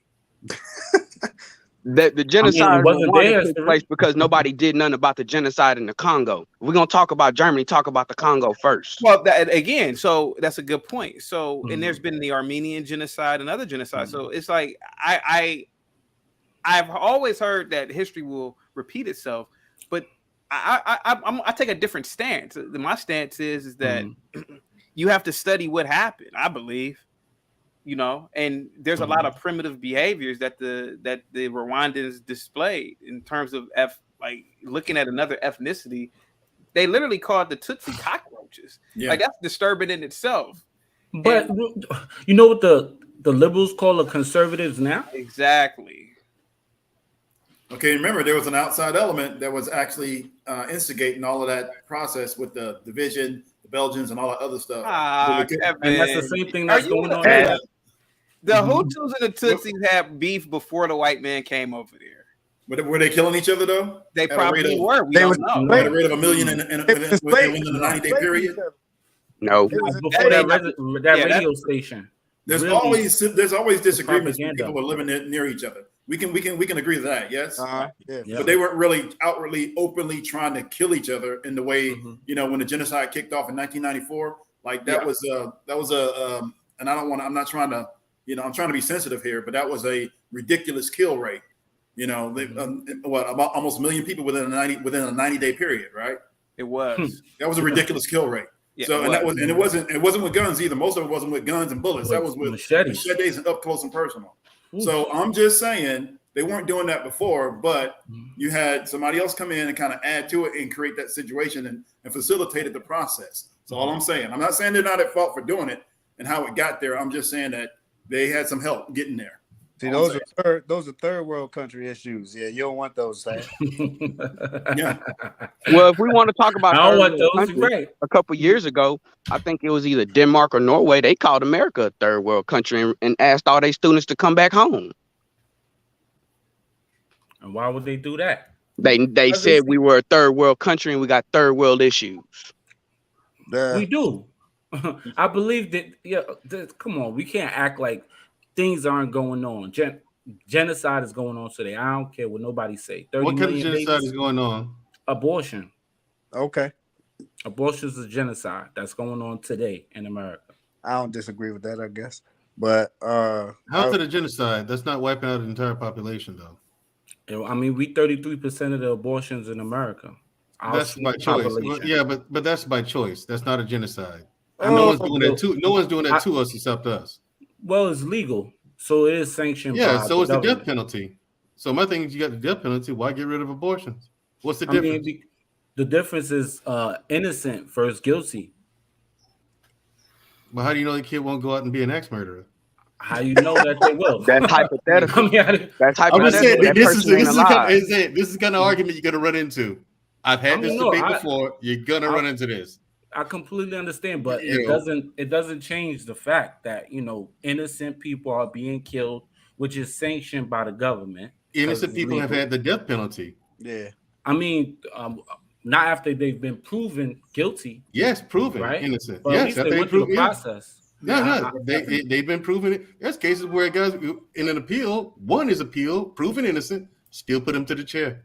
Yep. We're talking the difference between a child and a grown man, though. You talking about somebody that know the difference between right and wrong versus somebody that don't have no clue. Death is death. What's the difference? Murder. They're both murder. Is the difference. They're both murder, so it's a wash.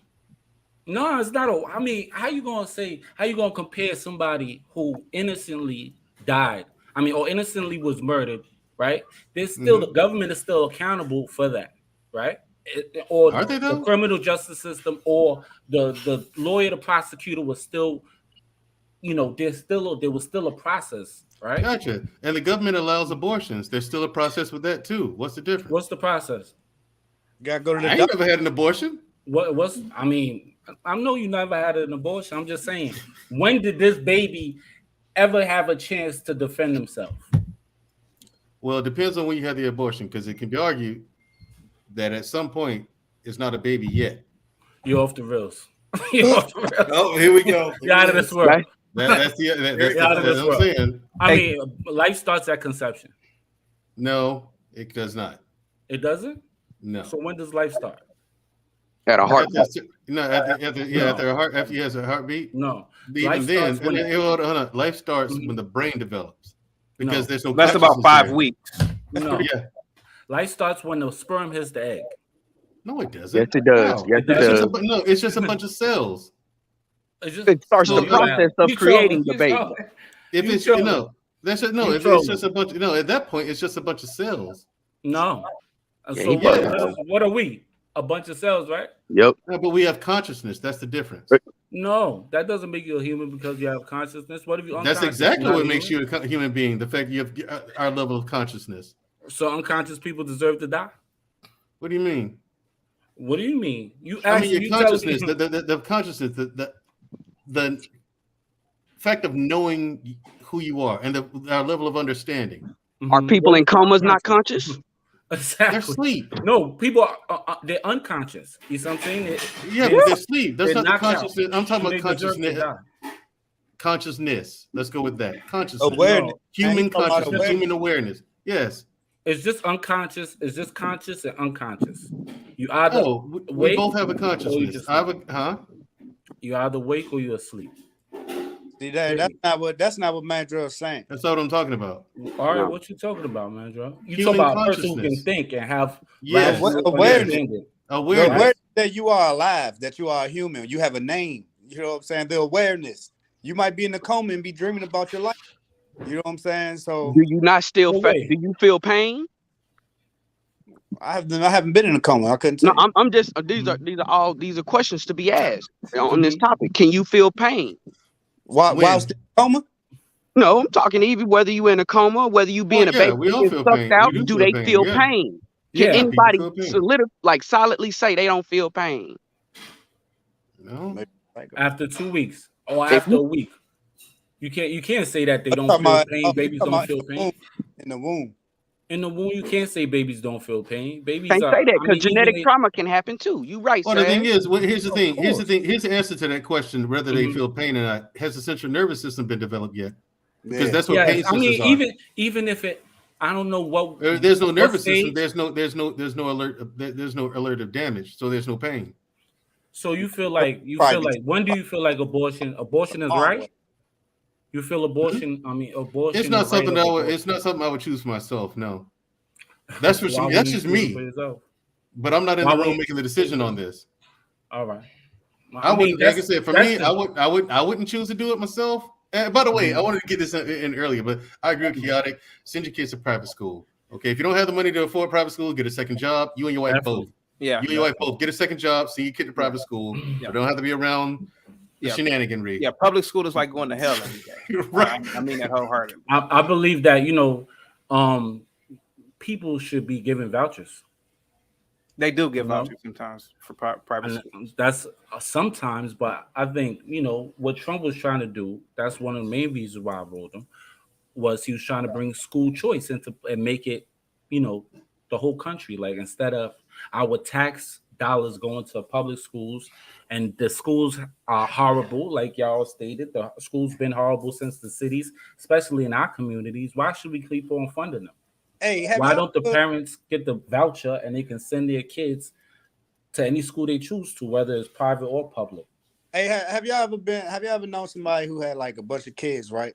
You go over their house and they don't govern them at all. The kids are just around, like, rest, throwing each other through the walls and all that shit, right? Mm-hmm. That's how public school was when I was. That's exactly how. Great description.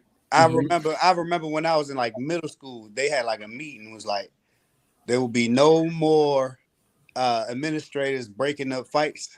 Like the fights will go on until somebody. That's bad policy. You know what I'm saying? What? I have no idea what you guys are talking. That's great policy. This is no cap. Oh, wait, this is no cap. When people say this kind of stuff, it's stuff I can't imagine happening in school.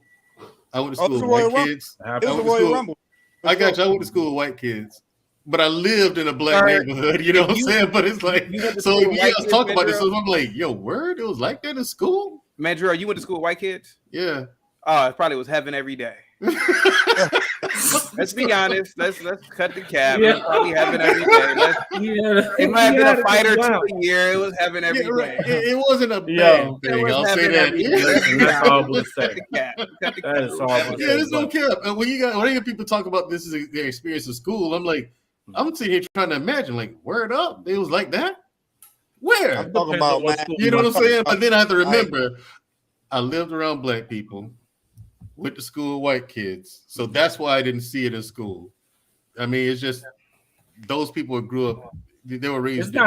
It's not a race thing. I mean, it's not a race thing because there's plenty of white horrible public schools. Yeah, they are. Because and at the same. All over the world, all over America. I grew up in Montgomery, Alabama. At the same time, I went to a black private school, right? Mm-hmm. And you one fight, you out of the school. I said, there you go. You need policies like that. You need, so it's not really necessarily. I'm saying it's a race thing. What's the main issue in our community today? Is an ideology thing. Is a mindset thing. Yeah. Black people are being victimized by other black people. Black people are scared to live around or scared to be in a big crowd of black people. I'm after the last 2 mass shootings last week. This whole summer I'm contemplating not going to no big festivals that I would usually go to in my neighborhoods or in the city, because these things are becoming the norm, and I think it's all from ideology and policy. Yeah, I agree. I That's think just it's an my opinion. ideology. Like I said, I went to school with white kids. I'm not saying white people are better than us. I'm not saying that at all. I'm just saying I think they were raised different because their parents have a different ideology. You know what I'm saying? And so they raised their kids in a different fashion than we did. But I mean, hey, I could be wrong, bro. I don't know. There's some. If you got pushback You ever for been me, to Seattle? Seattle. Seattle. Kind of going down that rabbit hole of who's responsible for these kids and their behavior, right? It's a cultural thing, Kevin C. It's in our genetics. No, it's not. No, I disagree with you. Nah, bro. Now you talking disposition. Predisposition, bro. No, it's not. Wait a minute. No, it's not. Wait a minute. It's just my opinion. I'm not saying that it's true. You just said it's in our genetics, bro. That's not an opinion. No. Wait a minute. One at a time, guys. It might be a genetic predisposition for disorder, and let me explain why. If you just look at Africa, in ancient Africa, the Africans were not orderly people. They never had, they never unified the continent.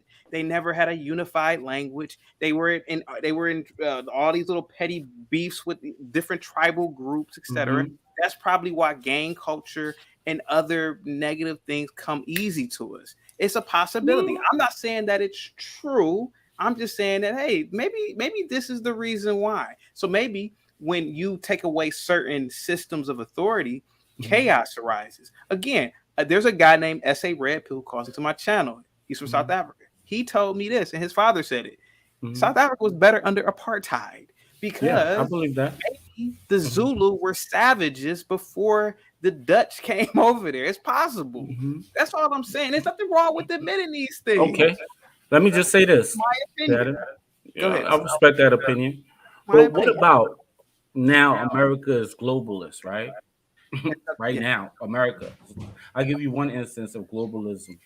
Hip hop, right? Back in the day, we had a whole bunch of back in the day, bro, like straight he was says, do you really know what xenophobia is?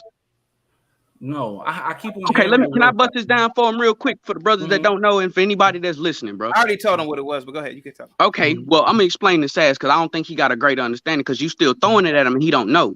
He wouldn't live in the hood, bro. He wouldn't. He would be like think That's about it. He said he wouldn't because he ain't from that culture. Who wouldn't live in the hood? You said you would. You taught there, but you said you wouldn't live there. Sir, you have no idea about me, sir. Listen, I ain't talking about how you grew up or none of that, bro. I'm not talking about that. I'm going off the words that you said, bro. I'm going off what you said. That's it. You already called me radical, so I'm just going ahead and bust you down real quick. Bro, xenophobia is when you're scared of somebody that look like you, or even if they from a different place, bro. Can you take them down for a minute? Okay, it got to be either that or that. Sir, you are incorrect. I have lived in the hood, sir. I'm not. I didn't say you didn't. I did not say you didn't. So what are you saying? You said you would not live there now, is what you said earlier. Sir, you don't know what I would do now. No, you said it. I ain't saying what you wouldn't do. You said what they said. All right, I understand what you're saying completely. Guys, I was just trying to explain something real simple to him. I ain't trying to get into your life, brother. No, that's fine. Chaotic. What he means by that is this, right? Go ahead. To a certain extent, you can come off as xenophobic, meaning that everything is good that's white and everything that's bad is black. You didn't listen to the first hour and a half of the show then, because we heard you. I'm just saying that's why when you say things, I did not say that. I sir. Again, I'm just saying that's why everybody say you say crazy things because that's how it comes off. Okay, you do some crazy stuff sometimes, Mr. Chaotic. Okay, that's all. And I would disagree, and I would literally give you some pushback on Africans being genetically predisposed to not being able to get along. It is possible that the reason why children are disruptive in these schools, if you take away a certain element that is needed for the black child, then chaos arises. Okay. In my opinion, I said it before and I keep saying it, black people are best governed under some form of authoritarian or dictatorship. I don't know why that's in our genetic code, but obviously it has to be, because we're always looking for a leader figure. Other people don't look for leader figures. So again, all I'm saying is that when you have a system of diplomacy with these kids don't understand. Hey, Tyrone, can you do this? Can you do that? Can you just be this? Tyrone is going to say, fuck you, Mr. Chaotic. I'm going to do what I want to do. But when you say, Tyrone, sit your motherfucking ass over here, or I'm going to knock you the fuck out, he understands that for some reason. I don't understand why we're like that. It's not genetic. It's not just African Americans. It is African people too. It is something about brutality. I don't know why it's like that. I can help you. It could Can I address that? But Sass, hear me out for a minute. All I'm saying is that it could be true. I'm not saying that it is true. All I'm saying is that there is something about Black people where somebody wrote it in the chat.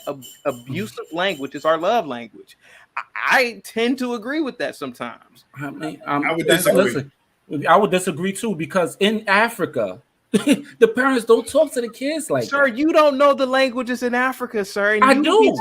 Sir, you will be surprised the levels of child abuse that take place in Africa. Children get their asses beat in Africa. Sir. Yeah, you don't spare the rod. I'm not saying you have to spare the rod, but you don't, like, when you say that, you sound like a matriarchal woman. No, talking to their kid. No. Modern day matriarchal woman talking to their kids. No, because that's how their kids sound. That's how what you women heard. In the hood. I'm just saying. That's what Sir. Women in the hood sound like when they talk to their kids. Sir, here's the thing. If you don't get your motherfucking ass, and that's right now. Here's the thing. That's why. Motherfucking The thing is, here's the thing. That's why those kids are like that. There's no father in the home to teach to talk to them any other way, and the mother talks to them like that because she's not disciplining those kids properly. If these kids are reared and raised properly, if these kids are reared and raised properly in the home, which is where it starts, they wouldn't go to school acting up like that. They wouldn't. Now here's the thing: it's not genetic. It's chaotic. It's not genetic. That's your opinion. Here's the thing. Hold on. Here's where it comes from. I got you. Not giving you pushback. What I'm saying is, remember what I said earlier about its generational conditioning. It's generational. There are things that we were teaching our kids back in slavery times that we still teach our kids today. You know what I'm saying? Like, that's where you have the whole abuse thing in Black households when they take extension cords and 2x4s and all other kind of bullshit and beat the shit out of their kids. You know what I'm saying? It's generational conditioning and plus you add on top of the fact of that these kids come from single parent homes. The mother didn't have time to raise a kid properly. So she beats the shit out of them. There was never And then in Africa, all the madness. I've been to Africa. I haven't told you about.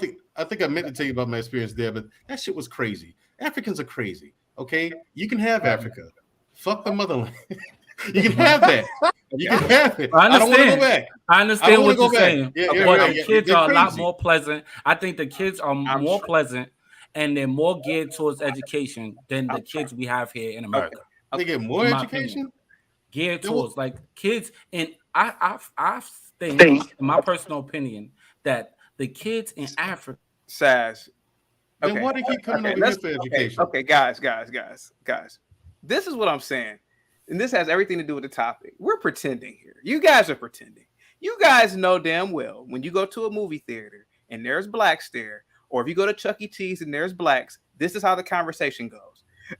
Keisha, get the motherfucking cupcakes. I told her to get the motherfucking cupcake. Bitch, you know how conversations go.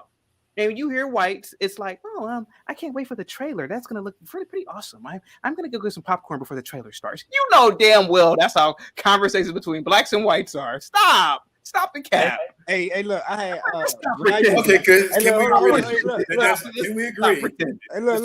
Can we agree that we have some people who actually do speak that way, but the productive majority probably don't have that mindset? Let's keep it a B. People say, let's keep it a buck. You know, about 50%, 60% of blacks talk like that. Now let's stop. We're loud as a people. Definitely a lot. I would definitely say that. I'd say this though, to go with your point, chaotic. when I was living in Utah, I had roommates. You know, it was obviously white. You know what I mean? College people, you're gonna say they were loud? Okay, college. No. That's not what I was gonna say. So like my roommate, I lived in the basement. My roommate who lived up top of me, he had a girlfriend. They married now and stuff, but he had a girlfriend, and like he would play his music when he get in the shower. I could hear the songs clearly when he would get in the shower, right? So one day I was upstairs just waiting to go to work, and his girlfriend was like, "Hey Thomas, can you help me? Can you help me take my stuff to the car?" I'm like, "What? Man, what happened?" Like, we got into this big knockdown, drag out argument. I'm like, when? You know what I'm saying? Because I can hear his music whenever he takes a shower, and then they said they got in a big knockdown, drag out argument. All my life, when somebody get in a knockdown, drag out argument, the police are arriving. Like that just didn't happen. I mean, you know what I'm saying? So like, you're right, man. White people just are more cordial towards each other. Yes, they are, and there's nothing wrong with adapting that into our culture. Nothing wrong with that, chaotic, but you're gonna get pushback from that.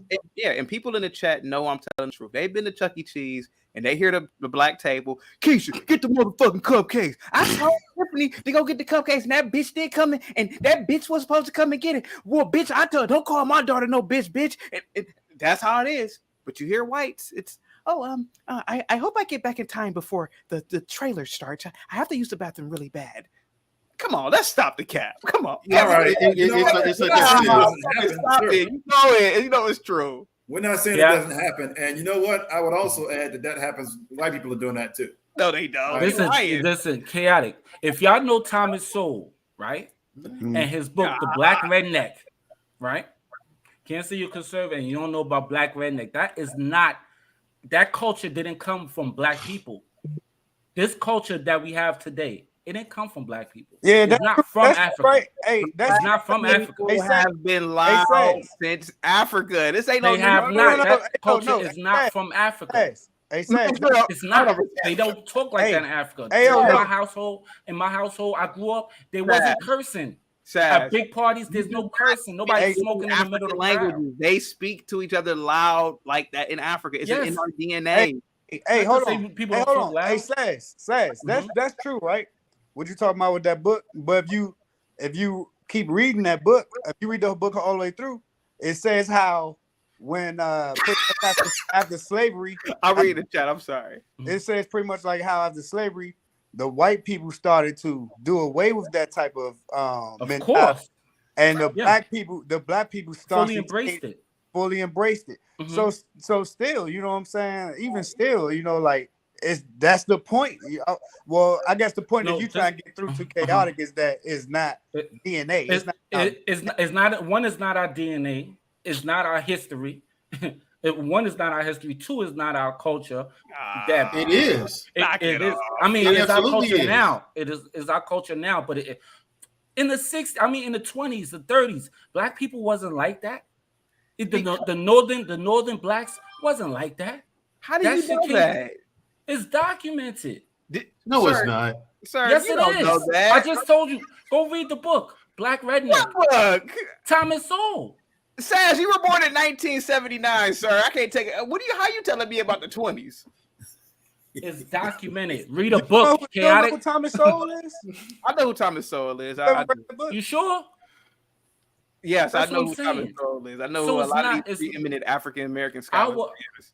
Our culture, even I'm saying all the craziness that happens in Africa, right? It's still conservative based. Keisha, get the cupcakes. I'm about to get the cupcakes now. I told Tiffany to bring the motherfucking cupcakes out the car. That's exactly why Africans come here and they don't like Americans, Black Americans. Why? Not because we're not all black. Not because we are not all black. It's because of the culture. It's complete opposite from African culture. You know, I have an issue when people say something is the culture when there's a segment of the population that is, participating in, unruly and disruptive behavior. Mm-hmm. I don't see that as culture. I see that as behavior. Because if that were the case, then we'd have like 90% of us behaving that way, and 90% of us don't behave that way. And you say it's what, 50%, Mr. Chaotic? Sir, listen, man. I would say it's even less.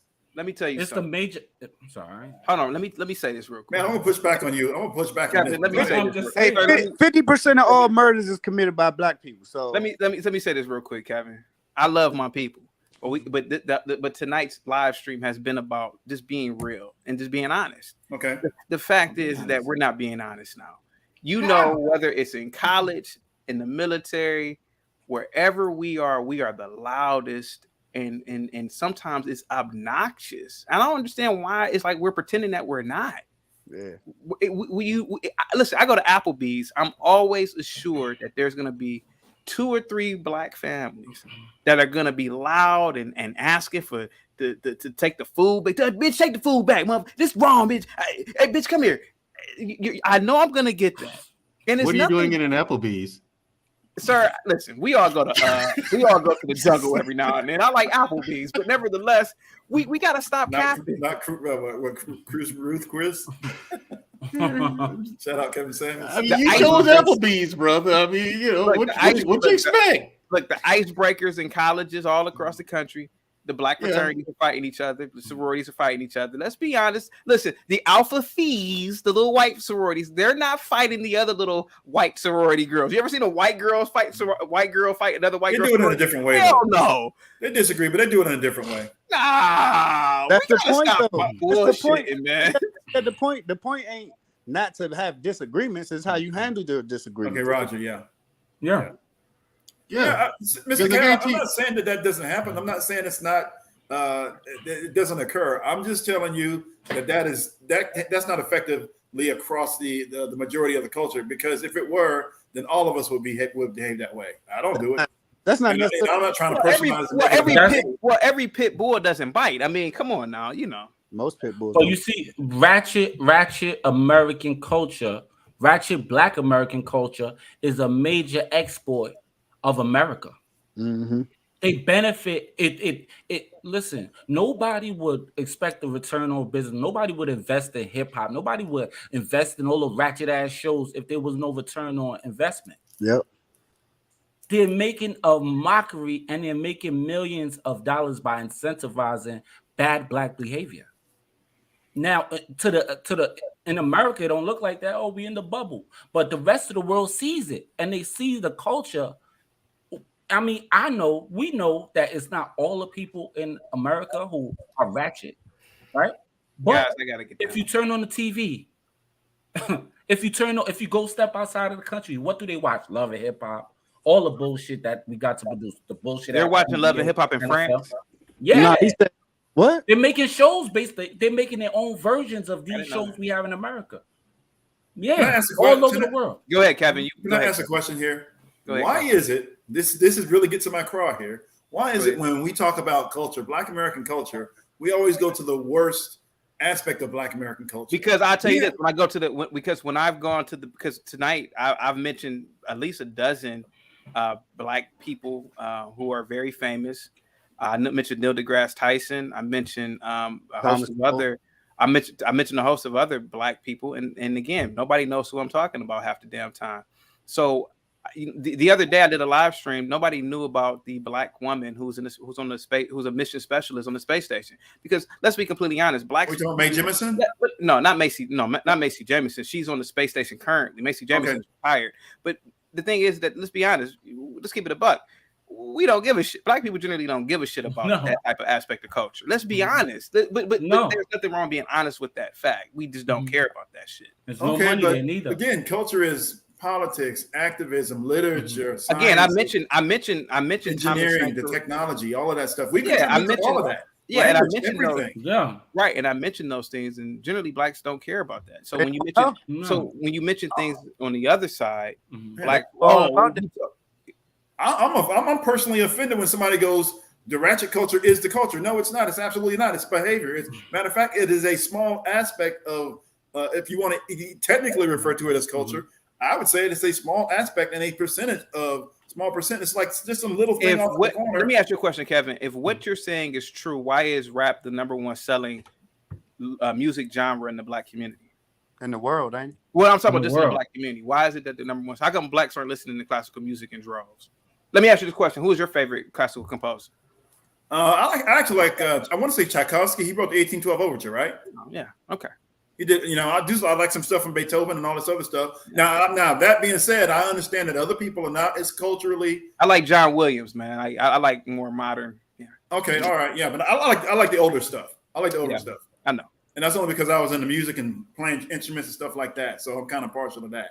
That being said, I'm just that probably irritates me more than anything when people, have this, and it actually bothers me more when Black people do it, only because we have this belief that somehow the ratchet aspect of the culture is like the whole thing.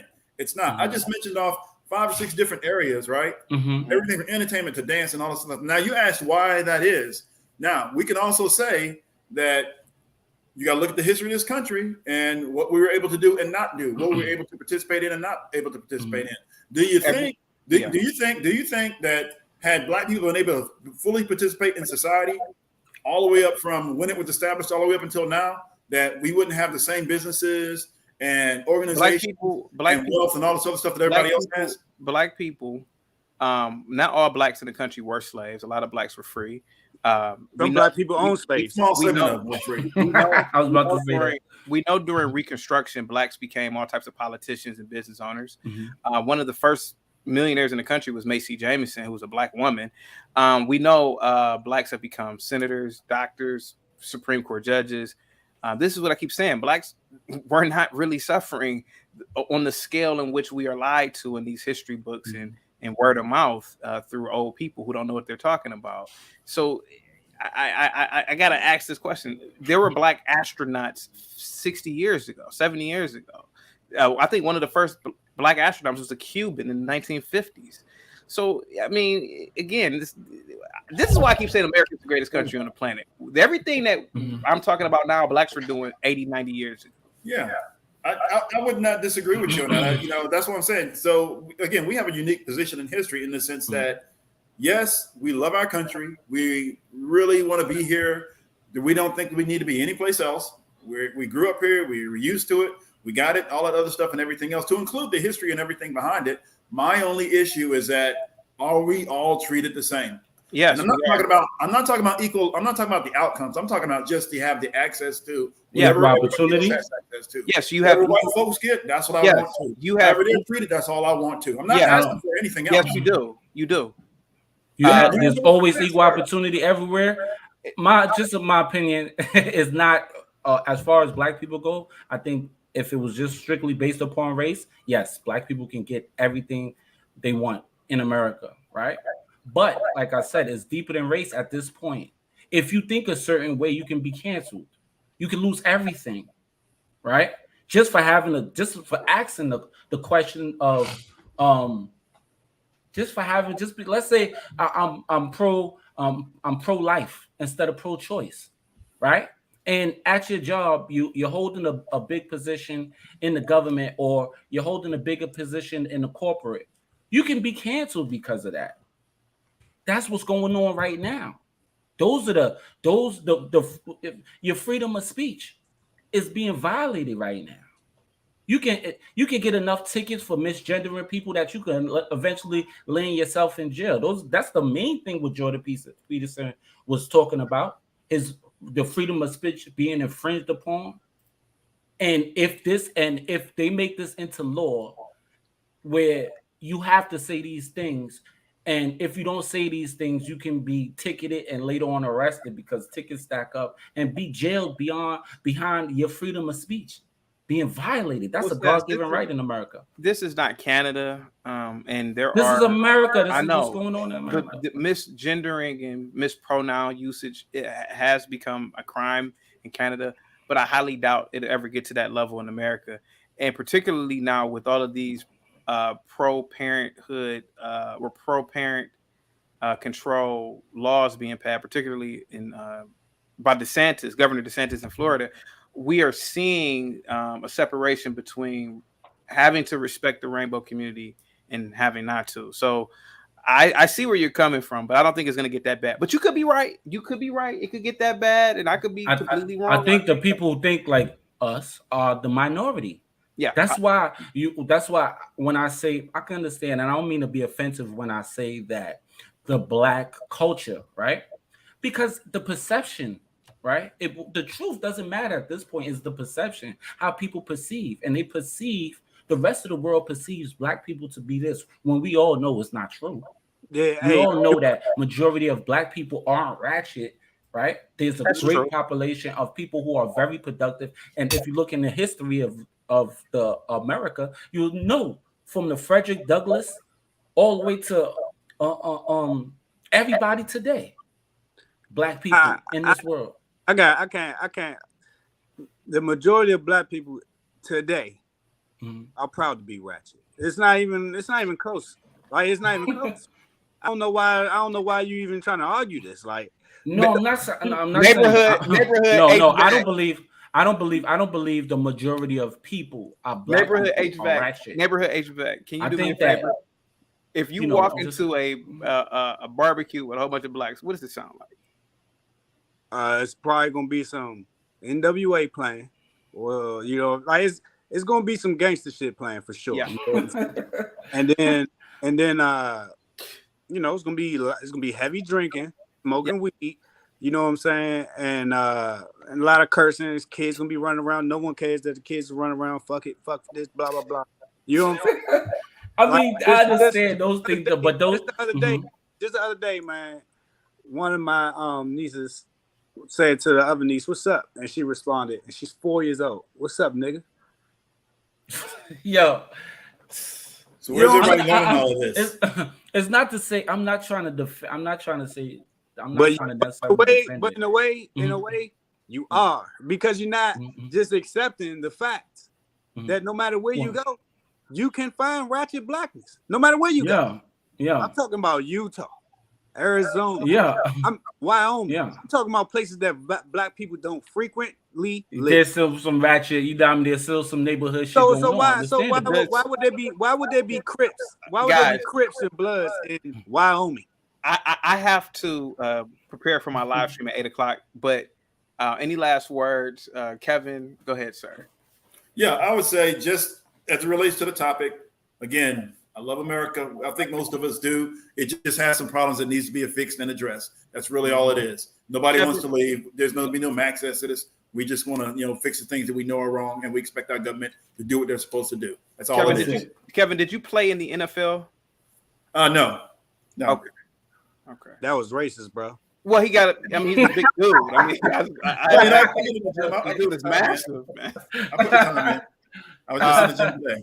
But yeah, hey, thanks for letting me up, though. It's a good conversation. Problem, man. Hey, I'm going to go live on my channel, man. We're looking chaotic. All right. Thanks, I respect the fact you will allow me to disagree and agree with you and all the other stuff. So thanks. Hey, look, I could be wrong, man. Shit, I'm just talking. I'm just a dude on YouTube talking. All right, my guy. All right, gentlemen. Thank you. Take it easy. Absolutely. Man, Drew, any last words, man? Yeah, like Kevin C said, I think we all love America. And I think people don't understand that to maintain a country like this, it has a very dark underbelly. You know what I'm saying? And it's not perfect. Nothing ever is. You're going to have some things that slip through the cracks that need to be fixed, and we'll fix them in time. Maybe. That's it. I mean, I didn't have really much else. I mean, after Kevin C, was like, hey, we all love America. That's all there is to it. It is the best country in the world. If you don't agree with the whole things that's going on with the school system, send your kids to private school. You can't afford private school, work 2 jobs. Yeah. Do what you got to do. Yeah, but you do have the option. And that's the beauty of America. You have the option to do these things. I say this, like you said, we all should love America at least. I was talking to this chick that I talked to, and she was talking about how she don't like the country. I said, this is the only country you can say that out loud. Not one of the only countries you can actually say that out loud. Like, I hate the country that I was born in and live in every day and benefit from. You know what I'm saying? And then on top of that, you can make money by saying it. It's crazy. You could have been born in North Korea. Yeah, for sure. Well, you'd be scared to say that to your husband or wife. Mm-hmm. You know what I'm saying? I would like to end off by saying America is the greatest country on the planet. And there are so many things that we can take from other groups, and there are things that groups can take from us, or vice versa. It's a melting pot. And there's nothing wrong with admitting your faults. And the key is to look in the mirror and understand your faults. Stop blaming everybody. Stop lying to yourself. And be better. Be better. That's the truth. I know, some people may say I'm trolling or I'm being a shock jock. I'm not. I'm being honest. There's a lot of things about our culture that we need to fix and that we can learn from other cultures. And there's things that other people have taken from us, and it's a melting pot. This is why this country is the greatest country. It's not an homogenized country like a lot of other countries are. You can be whatever you want to be here. You can practice whatever religion. You can speak whatever language. You can open up your own business. But don't try to pretend like somebody's holding you back. And don't try to pretend like history's holding you back or anything like that, because it's not. And I'm going to leave out on that. Guys, I've been here for 5 hours. I'm about to go live on my channel, The Chaotic Truth Live. And for all the people who have disagreed with me in the chat, please come over and hate over there as well if you would like to. I have a lot of people in the bushes that hate on me, but that's fine. But like I said before, you can gladly cam up and voice your opinion. Hey, man, you could be right. Like I said, Jonathan Barronville says opportunities in America are like germs. They're everywhere. Absolutely. Absolutely. Bink says there's like 5 good states to live in. The rest are shit. I think Binks is from Canada, because you have no idea what you're talking about. But thank you guys. Crystal says good show. Thanks to the panelists. Thank you, JR. I'll talk to you guys next week.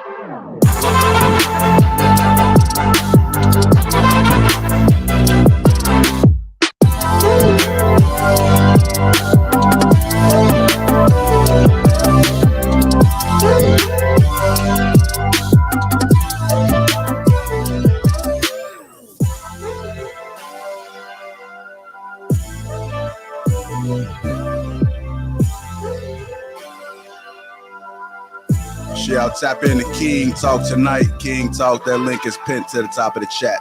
King Talk on the Lapeef Network. Who can check the black woman? Make sure y'all tap in.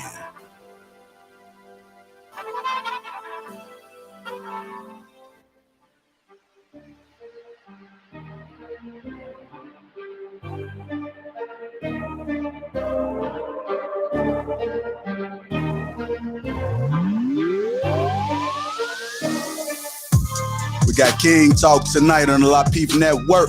Make sure y'all guys click that link that's pinned to the top of the chat right there. Set the reminder so you don't forget King Talk tonight. Who can check the black woman? Also, while you're at it, make sure you get your tickets to Atlanta. That's August the 5th and the 6th. The live experience, the Lapeef experience. Come on out and kick it with us, fam. Get your tickets. The tickets are now live. King Talk tonight. Who can check the black woman? Let's go.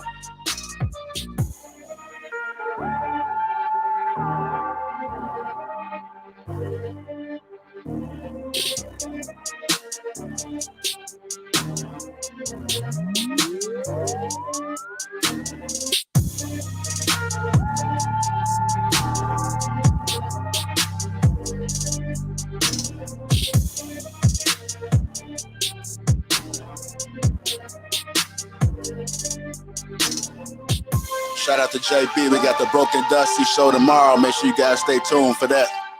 Tonight we got King Talk. Who could check the black woman? That link is pinned to the top of the chat. The Lapeef Experience takes over Atlanta August 5th and August 6th. Tickets live now.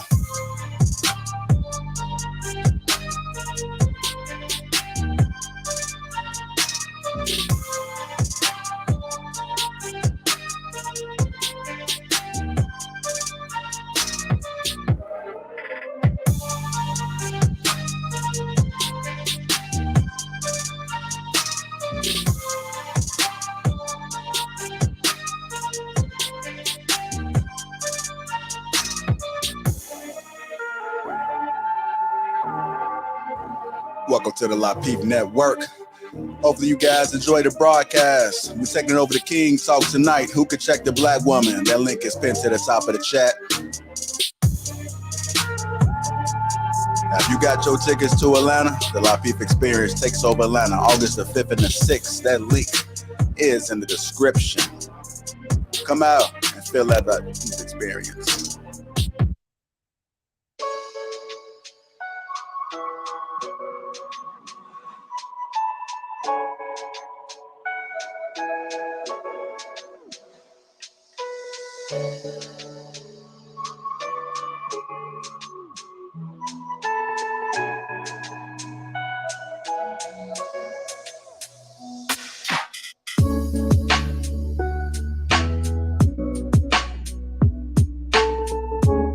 King Talk tonight. Who can check the black woman? Click that link that's pinned to the top of the chat right there. Set the reminder. Don't forget, King Talk is tonight. Make sure you guys hit the like button. Also subscribe to the channel. Welcome to the Lapeef Network.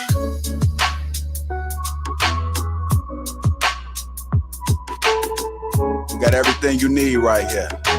It's the new cable, the Lapeef Network. All type of flavors. Come out and check out King Talk tonight. Who can check the black woman? That's what we on tonight.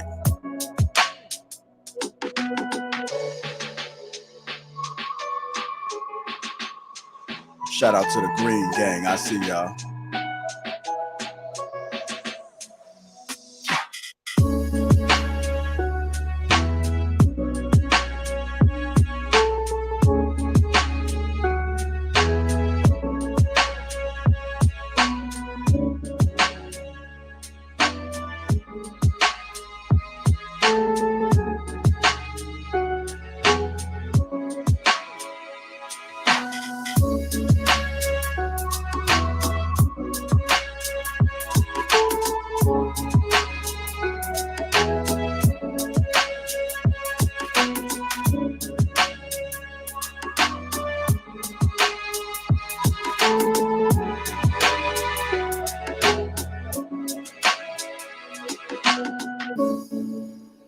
Welcome to the Lapeef Network. We got King Talk tonight. That link is pinned to the top of the chat. Make sure you guys come check us out. Who can check the black woman? Who can? Find out tonight. Hit that like button, subscribe to the channel. The Lapeef Experience takes over Atlanta.